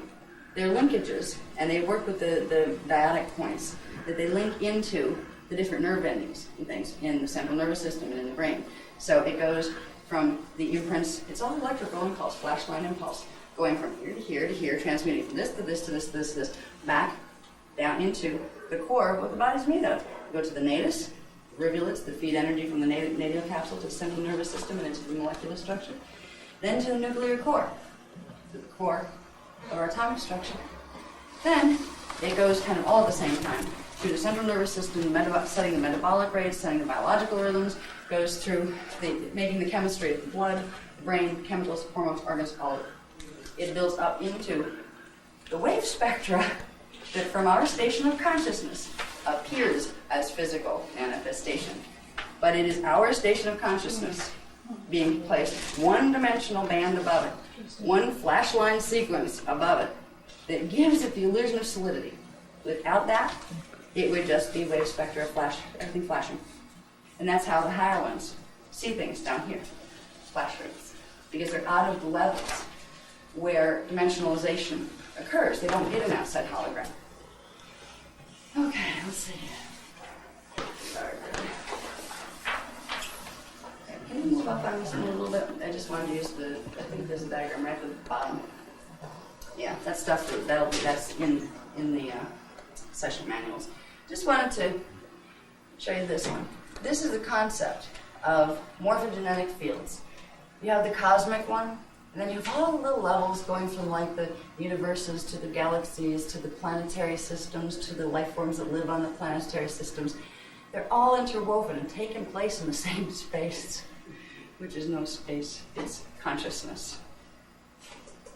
That gets into, and actually I think some of the Eastern philosophies came very close to the concept of God as being that. And they would come up with the concept that there really is no space at all. It's all taking place where nowhere. Because it is a state of cognition at its highest level. It is a scalar state of cognition. We can understand it best. We want to look at this as God or as the cosmos. There's no real difference. They're both conscious. They're both what got us here. That's what we're all part of. Morphogenetic fields within morphogenetic fields. Spheres within spheres within spheres within spheres. Some people have heard of the music of the spheres before. What they're referring to are the Hoover bodies and the progressive expansion into the next levels. You will start to hear different tones. And eventually, when you get up to the Maharak level, fully expand and transmute, you hear the symphonies. So progressively, there are sounds associated with each one because it's all built on tone. So all of that stuff plugs into when you hear, some of it's kind of a new age thing, but it's also an ancient thing, the music of the spheres. Okay.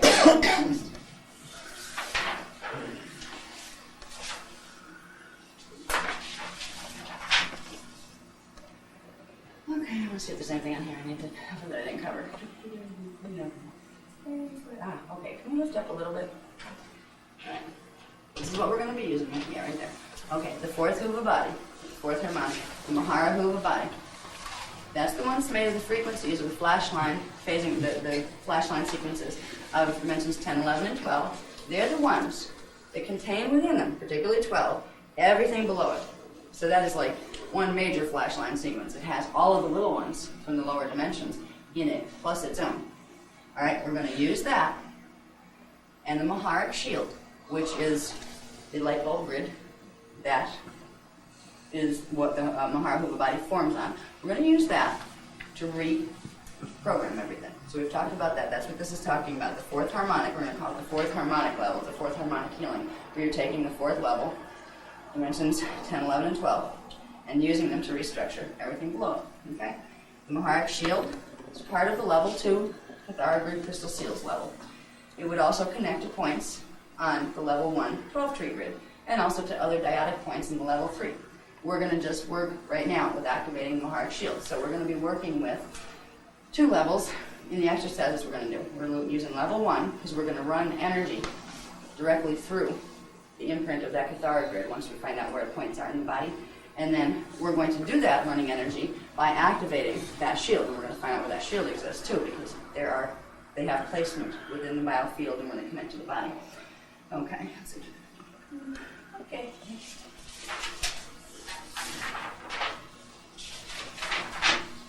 Pictures.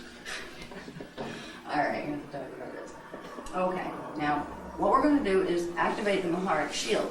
That is done by using something called the Hierophant symbol code. This is a scalar grid image. It's an image that we hold in mind. It has very specific colors, because color is wave spectra. Colors are wave spectra, as we know, or scientists know. Well, when you go up the dimensional scale, you can direct very specific frequency if you know its color capstone, if you know what color that would translate into. We've got some of the colors listed in this program, and there will be more, like undertones of color and stuff. In our system, we use color to direct specific frequency bands, to direct specific dimensional levels of frequency. What we're going to do with the Hierophant symbol is we're going to use the D11 frequency, the color, which is really a silver-black color. It's a combination of silver light and black light interwoven, so it gives you like a really dark kind of silver. We're going to combine that with the D12 frequency, which is the pure white light. It's almost like an opalescent kind of light spectrum. It contains all of the other colors. We're going to combine them, and it turns into a pale silver, a glowing pale silver energy. That's the color we're going to run. And when we're running that color, we're not just running color, we're knowing that we're running D11 and D12 frequency. So there's a whole correspondence. As we progress through the levels in the courses, we will learn precisely what the combinations are for different diseases, for different areas. We're also, they tell me, they're teaching me, in level 2, they're going to teach us how to use some of this for manifestation in general, to demanifest certain things in your body that you don't want, but also to demanifest certain conditions in your life that you don't want, like financial pressures, bad relationships, those kind of things. So this applies to, this is full being healing. This is not just healing your body parts, this is healing your hologram as well. So, but right now, we're going to learn to use the Hierophant symbol code using the frequencies, the pale silver, which is the combination of D11 and D12 frequency. This, plus the form that is being used, which is a scalar grid composite, that is a little form of flash lines that actually have 2 combined. It's going to look like, very simple, in fact, that's the next one, let's put that up. Very simple, classic Merkaba star. Okay? But what it really is it's a 12-point star. There's 2 of them superimposed over each other. You have one made out of the dark silver frequency, and you have one made out of the pure white frequency. One corresponds to the antiparticle universe, one corresponds to this universe. You're combining, you're creating a fusion pattern. So you're affecting both particle and antiparticle systems simultaneously. That's why that little ditty can activate the Maharic shield, because it can get the particle-antiparticle fission-fusion reactions going. It can start taking the flash line sequences and beginning to run them together. We have, one set over here, one set over here. It begins putting together, and then they jump, and they go up to the next highest level. So that symbol is a flash line pattern that will affect, in a big way, the flash line patterns of the Maharic shield. Okay? So we're going to be using it very simple. You look, and when you picture it, you do it two-dimensionally. You don't picture it as like a three-way, three-dimensional thing. Just as if it was drawn on the inside of your head in silver, pale silver light. And it looks like a 6-point star, but you already know there's 2 levels to it. One going with the particle, one going with the antiparticle. That's how you ended up with a pale silver. Okay? Okay, I think, we can go past Tyra's hand. Let's get into body parts. Look at that. This is the parts I love. This is where we get to talk about planetary biofeed interface system. We call it PBIS for short, because that's a lot to spit out. Sounds like a corporation. Okay, now again, this is very strange. They're made for a little bit longer screens. Okay, and after this graph, I'm going to show you specifically where this goes in the body. Right now, you need to know you have a Kathara grid. It's running in the body. It has certain points that directly correspond with body points. Now, can you bring that up, Mark, please?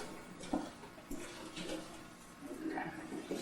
Where your first Kathara sphere is down in the Earth's core. It connects to the first Kathara center of the planetary Kathara grid when it's open. Usually, there's this barrier here. For 200,000 years, there's been a barrier here. You couldn't open them to each other because you need 12th dimensional frequency to blow open that seal. And because the planetary grids were blocked, they could only pull in up to 10. They couldn't pull in these 2 levels. Those 2 Kathara centers were dormant on the planet because they were blocked. We couldn't open this. It takes 12th dimensional frequency to open it. Now we can. What it does is allow us to...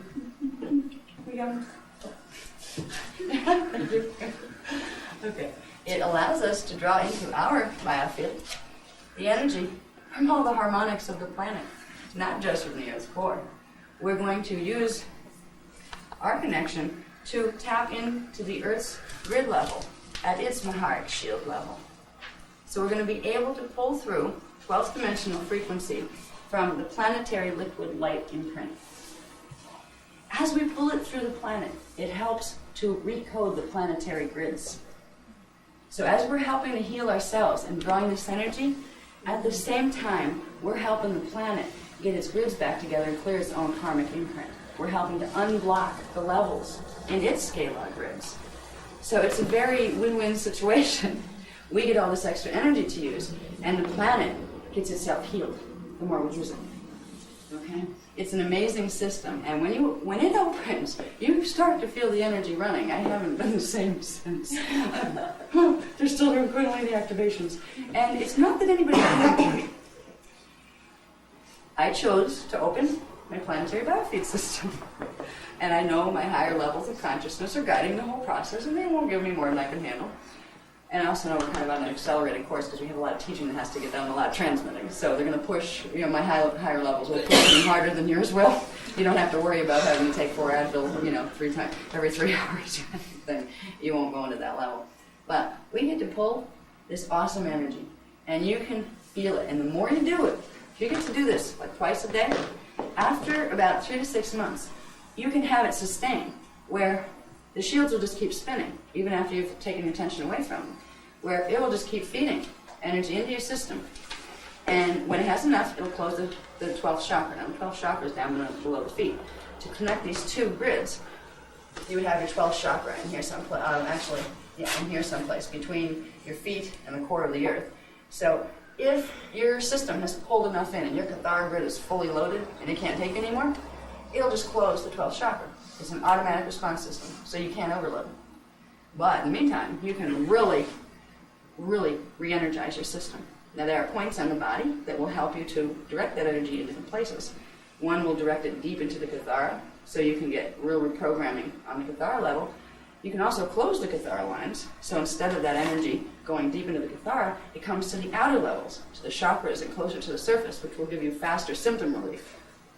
So there are ways to learn to modulate this energy. Tonight we'll go through the there's two Kathara point sequences where there's points in the body, one to open the Kathara lines, these things, that will allow the energy from here to move in and start to repattern. And then you close those with another set of points that backs up the energy so it doesn't go into the Kathara, and it comes into the outer fields and starts to recharge the chakras and repattern the chakras and that kind of thing. So we're going to learn how to do that. It's not that hard. I'm gonna have to take a 5-minute break and breathe though, because I don't think I stopped to breathe in the last however long I've been here. Am I talking awfully fast? I'm sorry. There's a lot of energy coming through right now, and one great way of knowing that, oh, she's going through an energy activation is listen to how fast I talk or not. I find myself sometimes, I can't even understand myself. What did I just say? I went through it so fast. If I'm talking too fast, yes, you have. I'm not feeling it. Usually, if you're talking too fast in a room, you'll get good at this stuff. You'll be able to tell when you're totally losing your people because your frequency will be here, and they'll be here.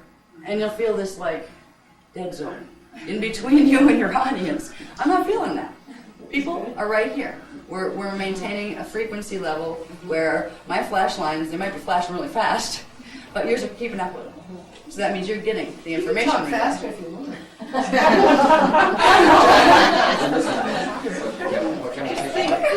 I wonder if I talk faster and faster if the frequency will go what?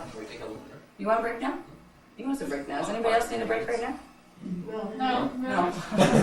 You can take a break. Let's see. Let's get through the shields, okay? I want to get through the anatomy. It won't be that much longer. And then when we come back, I want to go right into technique. So I just want to get the anatomy down so you know where your parts are. All right. Oh, this is a real quick one I want to cover too. All right. I already talked about the fact that we're growing is the process of frequency accretion, pulling in the frequency flash line patterns from the dimensional unified field around us into our morph field, which expands our morph field, which creates the appearance of growth of the physical body. Okay? I got a lot out in that one. Okay. Now, these are some cycles. Can we pull this up a little, please? All right. This is what it's supposed to work with. When it's working the right way. When we were immortal beings, and our Kathara grids were working the way they're supposed to work, and our 12 strands were plugged in, this is the process how we could come down here and get our 12 strands plugged in. There were cycles of activation. Fetal integration, which is the point where you enter the consciousness into the dimensionalized pattern of the Kathara grid, to age 11, 12. This is why in the Jewish tradition, that was when people became, boys became men and stuff. Because a long time ago it was known that that's when soul integration started. That's when harmonic 2 would start to naturally process in, and DNA strands 4, 5, and 6 would begin to activate. Through the ages of 12 to about 22, you would do soul embodiment, and you would fully activate strands 4 first, then 5, then 6. So by the time you were 22, you were fully embodied soul 6-dimensional consciousness. You would have already gone from a pure carbon-based biology to a carbon-silica-based biology because you already transmuted part of yourself by going through particle-antiparticle fusion of the lower 3 harmonics. All right. Then, between the ages of 22 and 33, you would begin oversoul integration, which would activate strands 7, 8, and 9, and begin the process of taking you up from semi-etheric matter, carbon-silica-based biology, into pure silica-based biology, into your pure and immortal form of etheric consciousness. But even your semi-etheric body, it's immortal. Actually, this body is too, but you could have fooled us down here. It's because it's not working right that we appear to have to go through the whole death experience. Now, when we reach the age between 33 and 44, this is why 33 was significant in Christ's story, that's when we would go through harmonic 4, where we would begin the process of integrating our avatar identity and activating strands 12, 11, and 10, actually 10, 11, and 12 in that order usually. That's when we would get our world service contracts, what we came to do here, how it would affect the masses, and how it would affect the planetary evolution. Because our evolution is totally tied in to the planet, to the universe, the galaxy. It's all interdependent. What we do with ourselves directly affects what will happen with the planet, what will happen with the galaxy we're in. We affect each other constantly, from the tiniest thing to the largest thing. This was a natural process. By the time you were 44, you were supposed to have your full 12 strands activated. You could completely take yourself inside and outside of matter anytime you wanted. You could manifest down here. You could manifest on Tara in harmonic 2. You could go to Gaia in harmonic 3. You had full control of your Merkaba vehicle. You could turn yourself into light and do what you wanted. That was what we were designed for. Right now, there's a lot of ET messings on the planet, which are the ones from the middle harmonics that like to mess with the ones from the lower harmonics. They are trying so hard to make sure we never ever remember our true history. And they're really trying hard to get us to believe that we came out of animals, so we never find out what the real capacity of our gene code is. Because if we do this, we have a higher gene code capacity than they do. Most of the ET beings and the semi-etheric ones that are messing with us have only 10 activated Kathara centers. They can't activate 8 and 12 because they chose to disengage their monadic imprint, so they didn't have to cooperate with their higher stations of identity or their ascended master levels of identity. They cut their supply off to the eternal source. That's why they try to feed on other things, because they cut their continual energy supply off. If we grow beyond them, we're not going to let them feed off us anymore. They literally drain our planet and our biofields when they get the chance, because they need to suck energy from something, because they can no longer draw it naturally because they reverse the monadic imprint. They can never get it back? They can get it back, but most of them have to be host matrix if they're going all the way. They have to get a new monadic imprint because they destroyed theirs. They have to get a new flash line sequence that they can follow back into expansion because they destroyed the receivers in their own morph field that would allow their natural flash line sequence. We have people on the planet that are incarnations of souls that had done this. There were incarnations of avatars. There are dark avatars, who they call them dark because they cut their light source off. They went into monadic reversal because they wanted to. That's where you get the stories on Lucifer Rebellion and all that kind of stuff. That's where the original Christ Antichrist drama emerged, and it was way before humans were even thought of as far as before murder. Anyway, when we're dealing with us, we're dealing with, this is what we're supposed to be. They want us to forget, so we don't get to the point where we can't be a food source anymore. Basically, we're just food. We're part of their food chain. And food to them is energy. They need to drain energy. That's where we get people like, astral field possession and those kind of things. Here. They love Kundalini activation. Oh, you do? Oh, yeah. That's why they tend to motivate humans into, continual sexual activity. Talk about the promiscuity of our society. It's not an accident. Well, what about Kundalini just when meditating, that too? Oh, yeah, if they can latch on. But if you're meditating in the right way that's activating Kundalini, you will be able to block that kind of infiltration. Usually people that get to the point where they're playing with Kundalini have got some kind of training or been guided to it by their higher parts to get them through not getting zapped when they start to activate it. It's when it's done through the sexual act. That's why the negative ones like to constantly put together people to do, to just have sex constantly. Because it activates more and more and more Kundalini. They can just tap right into the fields and drain it, And what it does is drain your life force. And it's draining your movement bodies. And eventually, it can start to weaken your flashline sequences, which takes out your ability to plug in your flashline sequences, so it can damage your Kathara grid, which ultimately can make you and put you in as much trouble as they are, where you end up not being able to integrate your higher centers. So there's a lot of things that, a lot of our old temple teachings, there were reasons behind them. It wasn't that everybody was sex freaks that had to control everybody's sex, There were things you needed to learn about activities that brought about Kundalini activation. And these are some of the things. First of all, how to protect your fields. All right, now, here's the fun one. Aren't they planning to kill us off, though, totally, and then they would be cutting themselves off from their food supply? They want to get rid of the troublemakers, which are the ones that have the higher coatings that can see through their holograms and get the others free. And they would like to keep the other ones, their own, because they simply use them as conduits. They plug them into other things with energy, and they suck energy through them. Different people, they're really strange. They have a vibe where they just don't seem to be able to carry an emotional vibration or a love vibration at all. It's like a very strange feeling of coldness. They're people. They look like people, like we look like people. But after you're with them for a while, no matter how nice they seem on the surface, you feel totally drained. What they're doing is courting you. They're sending, and probably not because they're doing it consciously.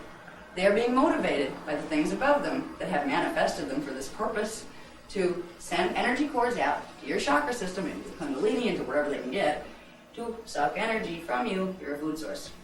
This happens all the time. And there are people on the street that you will meet that have this problem. They don't know it. They don't know that they were born through a matrix like that. They can get host matrix, but they usually don't ever get led to the knowledge that would allow them to do that.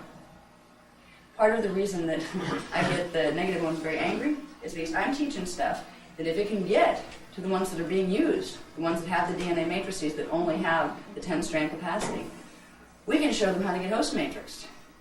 So they can disengage their connection and stop being used like that. And they have a chance to evolve much higher than they'll ever evolve within the matrix that created them, if it was one of the dark avatar matrices. So it's a big story with that. I want to get back to this. This is like learning how to breathe and then learn where your spots are. These are your Kathara charts. Okay, your centers. This is where they're located. And again, these diagrams are in the session manuals. We have 12. It's in the 10th chakra. It's up above the head, about 6 inches above the head. 11 is at the pineal gland. 9 and 10 are in the brain, but behind the ears. And when you play with them, you can find it. There's like a little indent center you'll find. It's just a little more touchy than the other spots. You can stimulate those centers by rubbing in those spots, which also sends a little current down to your 9th and 10th DNA strands and your 9th and 10th chakras. They're all connected. You affect one, you affect the others. Then, right in through here, in the thyroid and the thymus, it's kind of, we have an 8th chakra, which will show you the chakra system soon. It runs at an angle. It's between 4 and 5. There's another center, but it runs at an angle. It kind of comes up and it hits the thyroid, the thymus and the thyroid, and then it comes up through the head and comes out the back. And then you have a 9th chakra that comes down through this way and comes out the lower back of the head. So you have like an X of chakras, and they meet at the pineal. And then you have 10 up above and 11 up above and 12 actually down below the feet. Okay, we'll see the chakra chart in a minute. You have 6 and 7. These are the Kathara centers. Right in through here, you can feel around, and I think they're connected to the lymph glands that happen to be in this area. You'll find little touchy spots, particularly if you're processing stuff. If you're going through a time where you're processing toxins and you start to rub it out, you know, like, ooh, they're touchy. Yeah. So they're in there, and they also go through. You can access them from the back as well. I found that they work tremendously well for anybody that have breathing problems. If you find somebody going into an asthma attack, go behind them. And in the same centers, you can find it in the wings. Okay, I love that. Can I have a body? Anybody body? You can feel around. Remember the areas. It's right in through here. Just feel around. What you do if it was somebody that you don't have time to figure out exactly where they are, just massage the whole area with very pointy fingers. Okay, you're looking for little specific areas, so you just kind of massage the whole thing. Hard. The bones? Yeah, in the bones, around the bones. Eventually, if you can look at somebody's back, everybody's in a little bit different place. So you got to play with around, and you'll notice if you lay somebody flat out on their belly, and say, "Oh, relax now," and then start to do this. They'll do one of these if you hit them. They'll usually just a little jump. Oh, yeah, right. Yeah, that's it. So to find them detailed, you do need to like play a little bit with it. If somebody's having an asthma attack, you go in and just start rubbing in this area and start using the thumbs to dig in. It will start to release the energy flows. These are more over here, actually. It will start to release the energy flows running through all of the areas and through here, which will start to stimulate the chakras in that area to process more frequency. It will bring more energy into the physical tissues. All right, that's good enough. Start to find these shirts. Okay, and there's lots of stuff you can learn to do with these. But first, knowing where they are is most important. Then, 5 is easy. This is the one that connects to the 5th dimensional level of consciousness. If you ever want a little burst of D5 energy, rub your navel. Rub your navel. Right there, behind the navel, deep within the body. You can access it from either point, but we usually just use the navel. There is the center, and if you play with it a little bit, you rub a little bit, you'll get a little twinge. When you start to massage it, if you're relaxing, not tightening your tummy muscles, if you start rubbing and kind of digging in a little, not too hard, but just digging in a little, and then let go, you get a feeling, like a little, oh, what was that? You know, a little tingle, or it's almost like a little out-breath of energy that came from somewhere in there. All right, you found it. It's in there, and you can feel a tingle. And it's easier if you're laying down because you're not, tightened up. Your muscles aren't tightened up. But we had a lot of the people in the New York group. As soon as we started doing the massage on, they're like, oh, neat. Yeah, I felt that. The other two, collectively, we have 3 and 4. They're called collectively the doll And in the male and the female, they're over the ovaries. They're in the same area in the males, but it's kind of in from the hips. And again, if you feel around, it's easier when you're laying down to find them the first time, because again, you have their muscles tense when you have to try to keep yourself standing up. So if you can feel them around in the ovaries, when you're laying on your back, you'll feel them, again, they're tender. And especially if you have any second chakra blockages, you may find them real tender, because you're getting energy blockages, messing up in through there, and it affects the third and fourth. If you want to stimulate astral body travel, put yourself to sleep by rubbing the fourth one. Okay? The fourth one is on the left. So you have 4, 7, and 10 running up the left side. You have the 3, 6, and 9 running up the right side. And you have the control ones, which are the ones that will control all the others, and the programs running through all the others, which are 1, 2, 5, 8, 11, and 12, the middle pillar. This is why when people have taught the Tree of Life stuff, they emphasize how important the middle pillar is. It's because it's the control center for the Kathara grid. And the programs that run through here the flashline sequences will become flashline sequences over in these things too. These will override because they're called the overtones. We'll get into tones in level 2. But it's just enough to know that of the three vertical columns, this is the control column. So this is the one that you will infuse with the 11th and 12th dimensional frequency in the process that we're using. That will begin it spreading all through the whole grid. We'll run a little bit through each side to give it a jump start, which is done through the feet. There are chakras in the feet that can take energy up and bring them through, hit the second, and go out into the pillars. So one of the practices on other people that we use is transmitting, once we learn how to build a current, transmitting it into the feet of other people. And then we go out, transmit it through the head, right, through the 10th chakra, and in through the middle pillar, the middle vertical pillar of the Kathara, and run it that way. So we've made the current all the way through. And it's really neat when you start to see it. The whole Kathara grid, and somebody kind of goes, and lights up.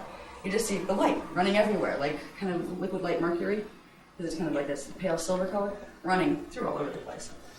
Okay, let's see, I think we cover them all. Yeah, and right down in Earth's core, below the feet. Oh, wait a minute, I didn't do 2 yet. 2 is basically in the private parts, is in the prostrate in males, and up inside, I think it's what do they call it? The G-spot or something like that in females. It's up in there in females, okay? It's connected to the base chakra and to the second chakra. It's actually a place where they meet. Then we have 1 down in Earth's core. So it's way down in Earth's core, and these are the ones we need to, like the lower ones we're going to open, to start bringing the energy up all the way through the whole system. I thought you said it was the 12th. The 12th is inches up top. below. It's 12th chakra. But in the Earth's core, where the 13th chakra is, we have the first Kathara center. See, they're not the chakra centers. They're a different setup, okay? Yeah. And is there one more chart there? Okay. All right, let's do a real quick one on that. I just want to get you through the body parts before we take the break. So once we come back, we can go right into technique because you know where the body parts are.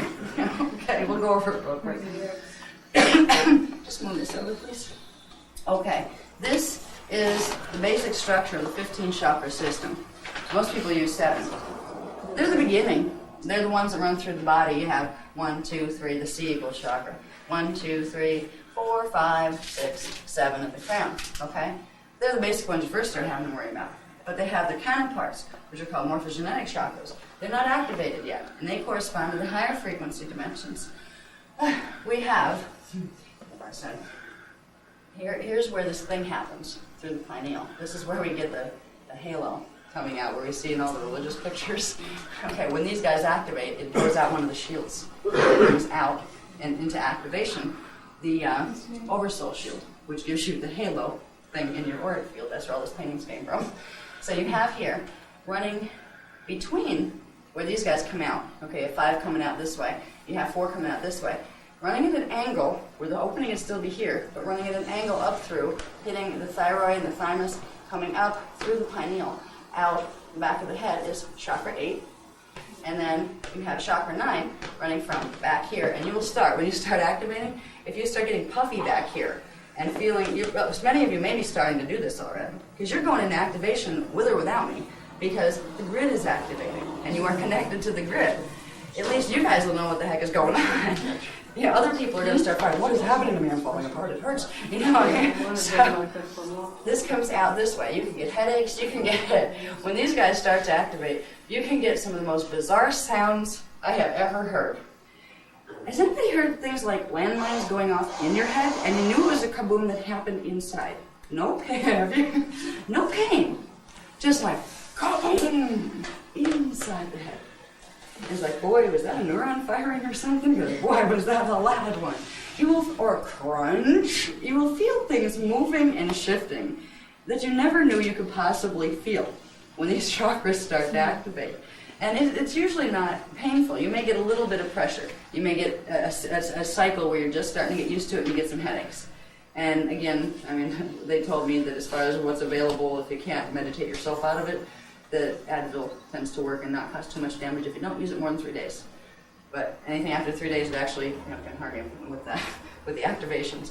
But these are the chakras that are going to start to come into activation. It's 8 and 9.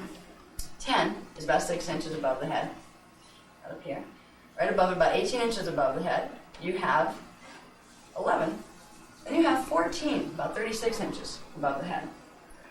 Then we bring up. You have 12, about 6 inches below the feet. This is the one that's going to activate when we start working with the heart shield. And what that's going to do is trigger the activation of all of them below it. Because technically in frequency, 10, 11, 10, 9, and 8 are all lower in frequency. So when we open this guy, it's going to start the activation cycles on all the other ones that are up in the higher centers. What are you doing? You're meditating and you're on the second floor of a house. But 6 inches below your feet It's still down there. it's not in the earth. Well, it's still down there. Oh, okay. Do you Use picture your below feet. the earth or do you picture below your feet? If I'm standing on the earth, I picture it in the earth. Right. But if I'm standing, I picture it 6 inches below my feet. Okay. It goes with my feet. That's how I kind of look at it. Wherever my feet are. You know what gets confusing? If you're trying to run the vertical current and you're laying down on your back. Yeah. Wait a minute. Yeah.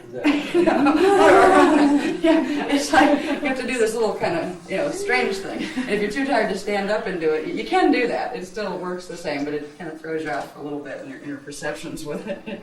All right, we have 12 here. Now we're going to see with the next, I think it's the next diagram. Right down here, 6 inches below that, is where your heart shield is going to come out. That's where that scalar grid is.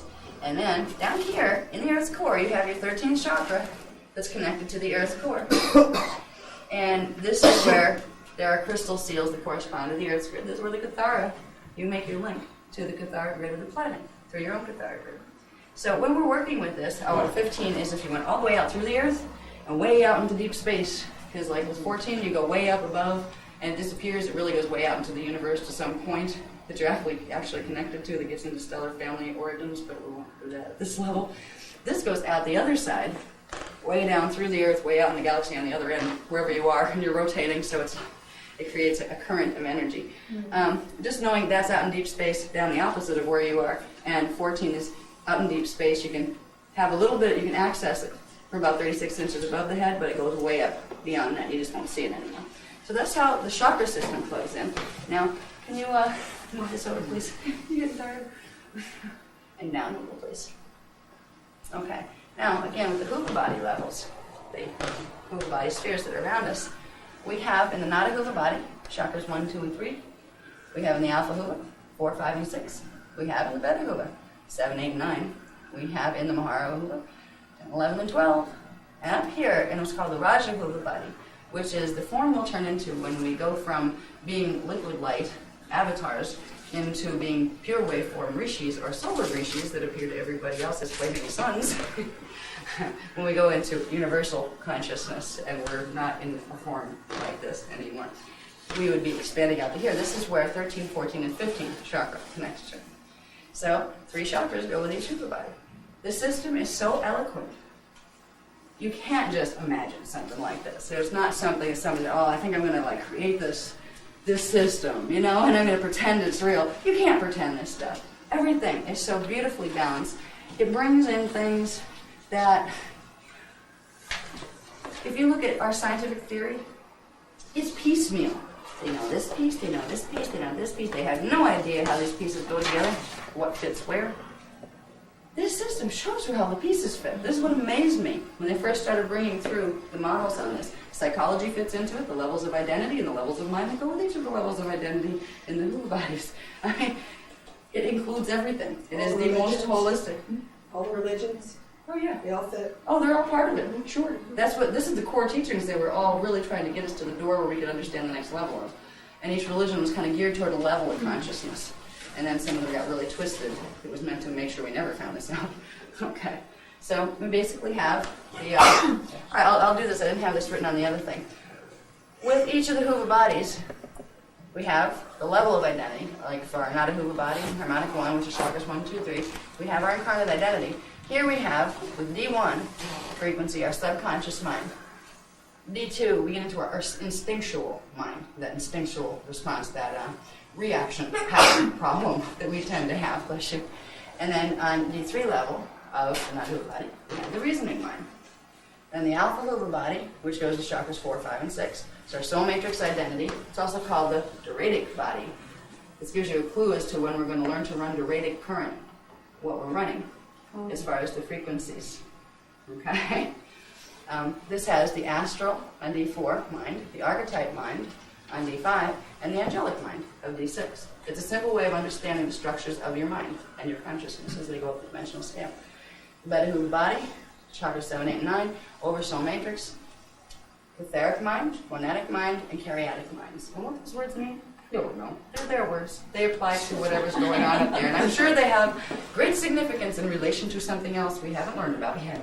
And right now, this is enough, as far as I'm concerned. They can tell me later what karyotic and catharic mean. Okay. On the fourth level, with chakras 10, 11, and 12, we have the Mahara Hoover body, which of course goes with the Mahara shield that we're going to be activating. Avatar identity, we have the Christic mind, that's of D10, the Buddhaic mind of D11, and the Nirvanic mind of D12. Now I found it interesting that they use those categorizations. That shows us a little bit about what each of the systems, the religious systems that have been using those words, where they were oriented. Christianity was trying to begin to bring you into the D10 consciousness. Then the Buddhism was trying to get you to the next level. Then the ones that, I don't even know who focuses on Nirvana, I think it's Hindu, Hindu systems, they were originally trying to get you into these states. They were all trying to get you into becoming a Christed being, or back to your original liquid light imprint of wholeness of your avatar identity. All right, now we'll get into the last Hoover body, the fifth Hoover body. The Raja Hoover body is the Rishi identity matrix. They just consider that universal conscious mind. That's when we get into like planetary, galactic, universal levels of mind that aren't going to make a lot of sense to us right now because we don't have a lot of reference points, and we won't until we start to expand into our own cognition levels. Then when we say universal consciousness, they go, ah, I remember that. Yes, okay, that's there. And you won't be able to put words on it, but you'll know what universal means as opposed to planetary. And you'll know what cosmic means as opposed to universal. There are different levels of perception, that are different levels of expansion, but they're hard to put in words. Okay, that's that one. I think there's one more. Is that the one? That's the one I wanted. Yeah. I wanted to get to the point where I showed you the seals, the shields. Okay, now we have the Kathara grid, which is over here. We saw how that plugged into the body on the other chart. Okay, where the Kathara, main Kathara centers were. Now, can you move this up first so I can see this part, please? Up. Yeah, I'll look at this part first. Okay, these would represent the 4 shields that go with the first 4 Hoover bodies. Okay? We have the alpha, the Nada Hoover body of the first 3 dimensions, harmonic 1, alpha Hoover body of harmonic 2, Beta Hoover body of harmonic 3, and Mahara Hoover body of harmonic 4. These are the light bulb grids that hold the pattern that those spheres of energy manifest on. So these are the shields that we're talking about. Now if there's distortions in these shields, they can't run energy between them, and that's where we get blockages. All right. I wanted to show you this part, because this is going to give you a clue as to what we're doing when we're running the currents through our palms and stuff. The first shield that goes with the Nada-Huva body is called the telluric shield. Corresponds with its center is in the D2 frequency bands, but it's really D1, 2, 3, but its control center is D2. In any of the harmonics, the middle one is the control center. Okay? So you have 2, 5, 8, 11, 12 as the control centers in them. All right. This is the telluric shield. That would be dimensions 1, 2, and 3 energy. The next one is the Doradic shield that goes with the alpha-Huva body. The Doradic shield and the Doradic current that you will first learn to run are composed of 4th, 5th, and 6th dimensional frequency. The next one is the toric shield, the oversoul shield that goes with the Beta-Huva body. Okay? There you will be running 7th, 8th, and 9th dimensional current. Then we get to the Maharic shield, which is what we're going to learn to open to reset the rest of them. You are dealing with this shield, the 4th shield.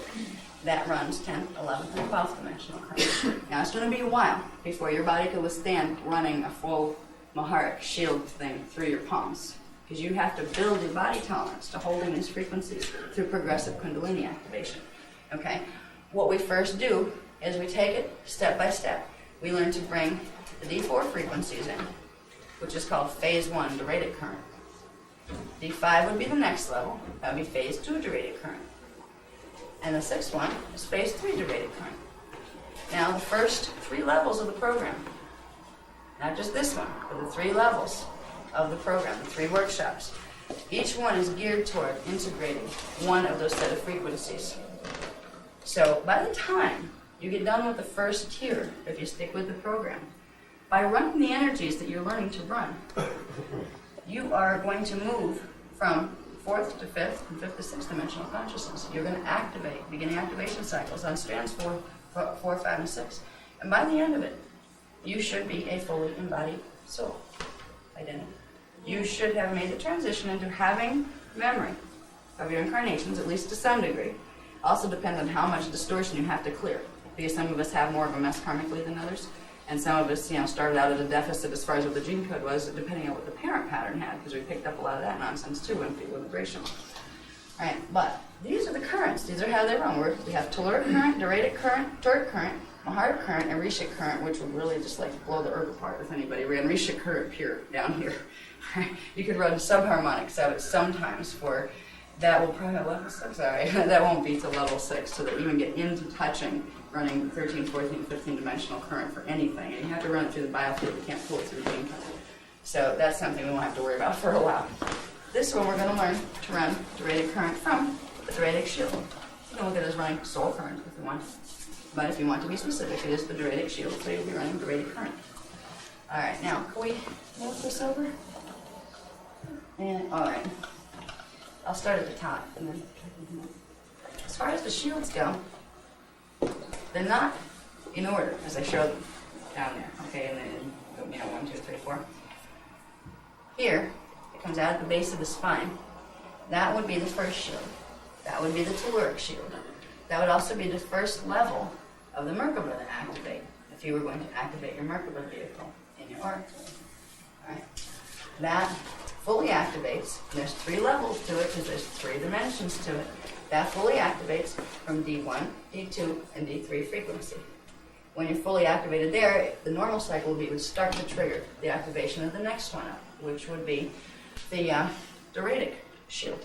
That would be where you start to integrate the frequencies of D4, 5, and 6. That comes out here. And this is where the concept of wings comes from, because it manifests as scalar patterns here, and it combines with this one down here, which has to be really activated before you can fully activate that one, and it creates these vertical currents that, if you look in the field, look like wings circulating, except the rings that come out the front and the back. So a lot of our old religious paintings were translations of the halos and the wings and these kind of things. There are winged beings, but they tend to be part of bird people, which are a different race. The angels like to use the image with us because we've grown accustomed to it from their old mythologies. But most angels do not have wings, but they do have their Doradic shields activated, because most angels are D6 consciousness, which goes with the Doradic level, harmonic 2. So this is where the symbolism was always translated down through our mythologies, and it was put in like almost tongue-in-cheek form. Figure this out. You know what I mean? It's like a cosmic joke. Right there before our eyes, but we don't know what it means, you know? All right, here we have the one that goes with the oversoul body. We have the Turic shield, and that's D7, 8, and 9. That goes along with activating the chakras that were in the head, and they actually start to spin. When they activate on their kind of vertical vectors. Then they start this spinning cycle that sets in motion this shield. And it's kind of like a disc sitting on your head spinning. And sometimes you can feel it when you get it activated. This is wild. But the one we're going to do first, because it's the one that has the ability to restructure any damages and all the rest of them, because you don't want to activate these guys until you clear them, because they hold part of your miasmic imprint. And unless you want to blow down here your mess from Terran karma cycles from before you even came to Earth, from way ancient times when there was all sorts of ET wars and stuff going on, unless you want to start walking through that hologram here, I suggest leaving those other shields dormant until you clear them with the one below your feet, which is the Maharic shield. It's positioned about 6 inches below the 12th chakra, which makes it 12 inches below the feet. And it is a little dormant spot. You can just feel it in the field. If you go down, put attention down there, it's a spot. You can feel it. It's like a little sphere of energy that sits there and is dormant. When you begin the processes of using the Hierophant symbol and running it through the main vertical current in a certain way, you begin to pop that little sphere of energy. And then you go further, and you go into the Earth's core, and you pop the same thing on a planetary shield, Maharic shield. You get the planetary shield spinning, and it starts to generate energy. And then you make a silver cord, using the Hierophant symbol to direct it. You pull it up from the center of the Maharic shield in the planet, plug it into your Maharic shield. That's called the planetary biofeed interface system. You can get that planetary grid spinning as fast as you want, and you can start to feel wobbly if you do it enough. Where when your shield is pretty stable, but if you start to really spin really fast, the planetary grid, once you get a feel for it, you can actually give yourself vertigo because you can feel the momentum changing underneath you. It's completely changing your orientation, so you need to start accelerating your own Maharic shield to keep up with it so you wouldn't have vertigo. But we're going to use that shield of the planetary core, Maharic shield, to activate and stabilize our Maharic shield. Where we're going to get this to temporarily come out. Now, if we got that to permanently come out right now, we'd blow ourselves up. Because our cellular pattern is not ready to hold a full blast of continual 12th dimensional frequency. It can handle little flashline sequences, and then they need to stop until that stabilizes and adjusts some of the flashline sequences. Then you open it again and put some more flashline sequences in. So this has to be done in stages, and it will be. First we'll do the first level. The first level we'll bring in is, it's really the frequencies coming from the center of it that correspond with D10 with the sub-frequency bands of D11 and D12. You'll always use at least a sub-frequency of D11 and D12 when you're running the Maharic shield, because that's the one that can recode. The D12 is the big one that can recode anything below it. What we're going to do is basically pull the energy up from one of these that's in the planetary core and actually extends way out into the atmosphere around the planet. Pull it up into the Kathara grid that's in our body. And we're going to run it up through the main vertical current and feel it go all through the grid lines and all through the Kathara centers. And we're going to bring it out up to the 14th chakra to connect it. So you're connecting the whole current. Then you use the breath. The breath is the push-pull mechanism. If you want to bring more energy up from the Maharic shield, you inhale. Put your consciousness down in the earth core. And inhale and pull it up and use the breath to pull the energy. And you may get it up to the Maharic shield of your own at first. Okay, leave it there. So you're going to pull it back up when you want to run it through the grid. You're going to use the breath to modulate the flow of current because they're all connected. The breathing rhythm will direct the movement of the flashline sequences and how fast they will move through the system. So when we're doing this healing modality, we're going to learn first to activate the Maharic shield, then to build something called the Doradic ball, where we combine that Maharic shield with the frequencies from the Doradic shield using the color spectra that corresponds. We're going to build a ball of the energy in the heart chakra. It's already online down there. You get it online to the Doradic shield, and then you run it down your arms and pick little balls for healing purposes and other things in your palms. So this is what we're going to learn. And as you get this shield spinning, it hits a certain critical mass point of spin. It hits a certain speed. It disappears. It goes pop, and it goes vertical. And it becomes a vertical pillar of frequency that hangs in your field. That is the Maharic seal that allows you to not have anything mess with you for all the way from 12 dimensions. When you are done using the shield, you get 1 to 3 hours. When you first start using it, you can do the shield thing, and you'll get the pillar for about 1 to 3 hours. The more you do this exercise, and the more you tap into the planetary biofeed system, the more that pillar will self-sustain. You can get it to the point, if you use this regularly, where it's just there all the time. And at that point, you've activated so high that you don't really have to do the exercise anymore. It's just automatically the way you exist. And at that point, you're probably going into avatar awareness. So, it's worth working with it to get to that point. The process isn't that hard. But these are the parts of the anatomy that you don't learn about in health class. And boy, should you. If children were taught this, you could teach these basic little body parts to 5-year-olds, one level of it, 6-year-olds, another level, teach them to do this little part, that little part. They could be awesome. They could be avatars so fast. We are taught to repress ourselves here and to self-perpetuate it, which is scary. It's bad enough, we're using bad belief systems, but we're hell-bent on getting our children to follow them too. It's time to re-educate ourselves so we can help the children of this planet, so they can be the souls that they intended to be when they come in. When they came in, they wanted to be souls. They are souls. That gets blocked, and they get trapped in their personalities. They don't even remember who they were, just like we did. It's time to change that whole process. This is the beginning.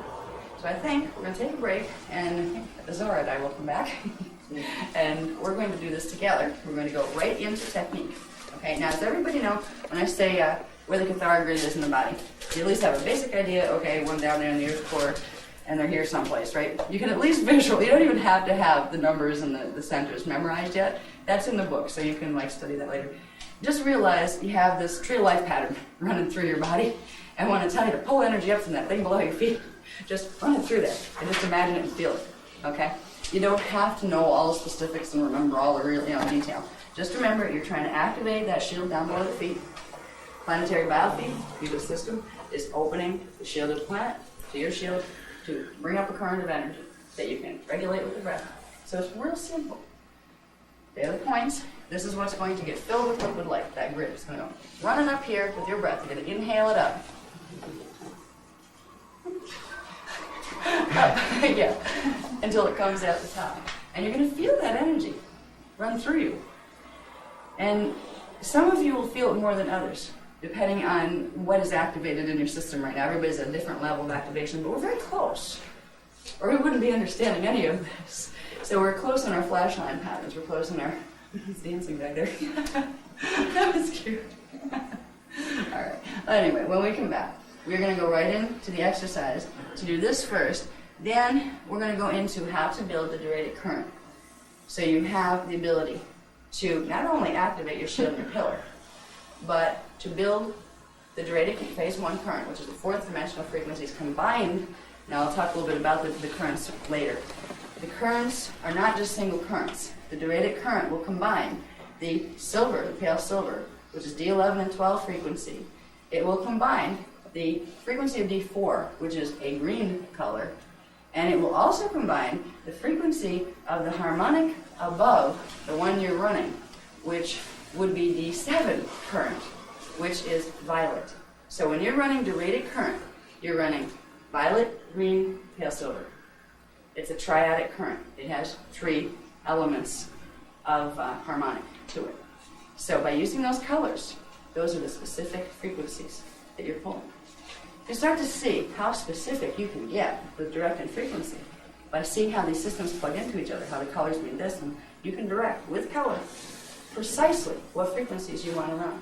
This is something I've not seen in any other healing system, because they don't know the dimensional structure. That's why I spent time in the beginning trying to show you the structure of the unified field, so you know what went where and what you were pulling from. So when we come back, take a short break, however long you want, but I could use a drink if you want. Stop talking for 5 minutes. Maybe slow it down a little. Go. There you go. Okay. All right. We have areas in the body that are different than the Kathara centers. They interact with the Kathara centers, but they go with the diotic points that we talked about in level 3 Kathara, and there's lots and lots of them all over the body. By massaging certain points in a certain sequence, the sequence is very important because it's creating a flashline pattern in the field when you do it. You can directly affect different levels of the Kathara grid. What we're going to learn in section 1 to go with the exercises that we're going to do is to first open the Kathara lines on the level 1 grid. To open them to receive the reprogramming from the 11th and 12th dimensional frequency that's going to come up later from the heart shield.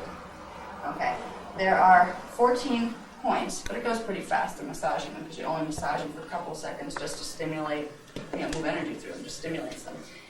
The sequence is important, and we work ourselves down. It's opening up the grid lines, the Kathara lines that run between the spheres, which triggers the Kathara centers to open to receive the new patterns.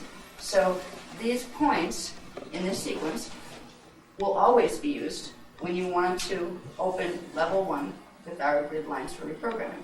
There'll be another set at the end that we'll use that will close these, and there's only 6 of those points. So we'll close these, which would make it, if you kept running current from the heart shield after you close them, it would start throwing it into the outer layers of the field, into the chakra system, and into that for more rapid revitalization of the cells and that kind of stuff. So through these points, these 2 sequences, you'll be able to modulate where you're going to put the frequency coming from the heart. So this one we always use if you're doing a client session. This would be the first thing you would do to your client, would be to open these points so it can receive the energies that you're going to be pumping into their system. The first one is at the crown, right where that little spiral on babies comes out where the hair starts to spiral out. It's like the fontanelle area that gets hard later on your skull. Just rub it for a couple seconds, doesn't matter which direction, whatever feels comfortable. Just stimulate. Then you go, 2 points, you do 2 and 3 at the same time, at the temples. It's a little bit further back than up here. So a little bit back, and until you can find them specifically, just rub the whole area. That way you'll definitely stimulate it even if you didn't find exactly where it is. And you can kind of rub it hard to get, so the energy starts to move, and you can definitely feel that you're creating movement there. Then you can go to 4, which is at the base of the skull. That's where the 9th chakra comes out. Right back here. We press down. Just rub it a little bit. And you can go all the way up and down like that area just to make sure you're hitting it until you, kind of poke around it yourself enough to know exactly where they are. And you'll find them. They're a little sensitive too. Then you go into 5 and 6, which are in the placements, in the same places as the Kathara centers would be on the Kathara grid. Rub those. Wow. Anybody, do they hurt on anybody? Yes. Yeah, that means we're processing toxins, and we could probably all use a good energy flush and probably a lot more spring water and things like that too. Okay, then you would go down to the other ones that are good. There are center points. Down by the hips, below the navel, over the ovaries in the females. Rub those. Now these, next set, 9 and 10, are in the backs of the knees. Little tiny chakras back there, connected diotic points. And it's easier when you're sitting, actually. So rub hard in the backs of the knees. Eventually you'll find touchy spots back there. They may be very stiff because we're used to having those chakras pretty blocked. Okay. Rub those good until you can start feeling like an expansion of some heat in there. Okay. And you can even move it up a little where it gets into the nerve endings, up, moving toward the upper muscles a little bit. So down into the, right in the center of the backs of the knees, and then up a little bit into the muscle. You'll get that whole area moving.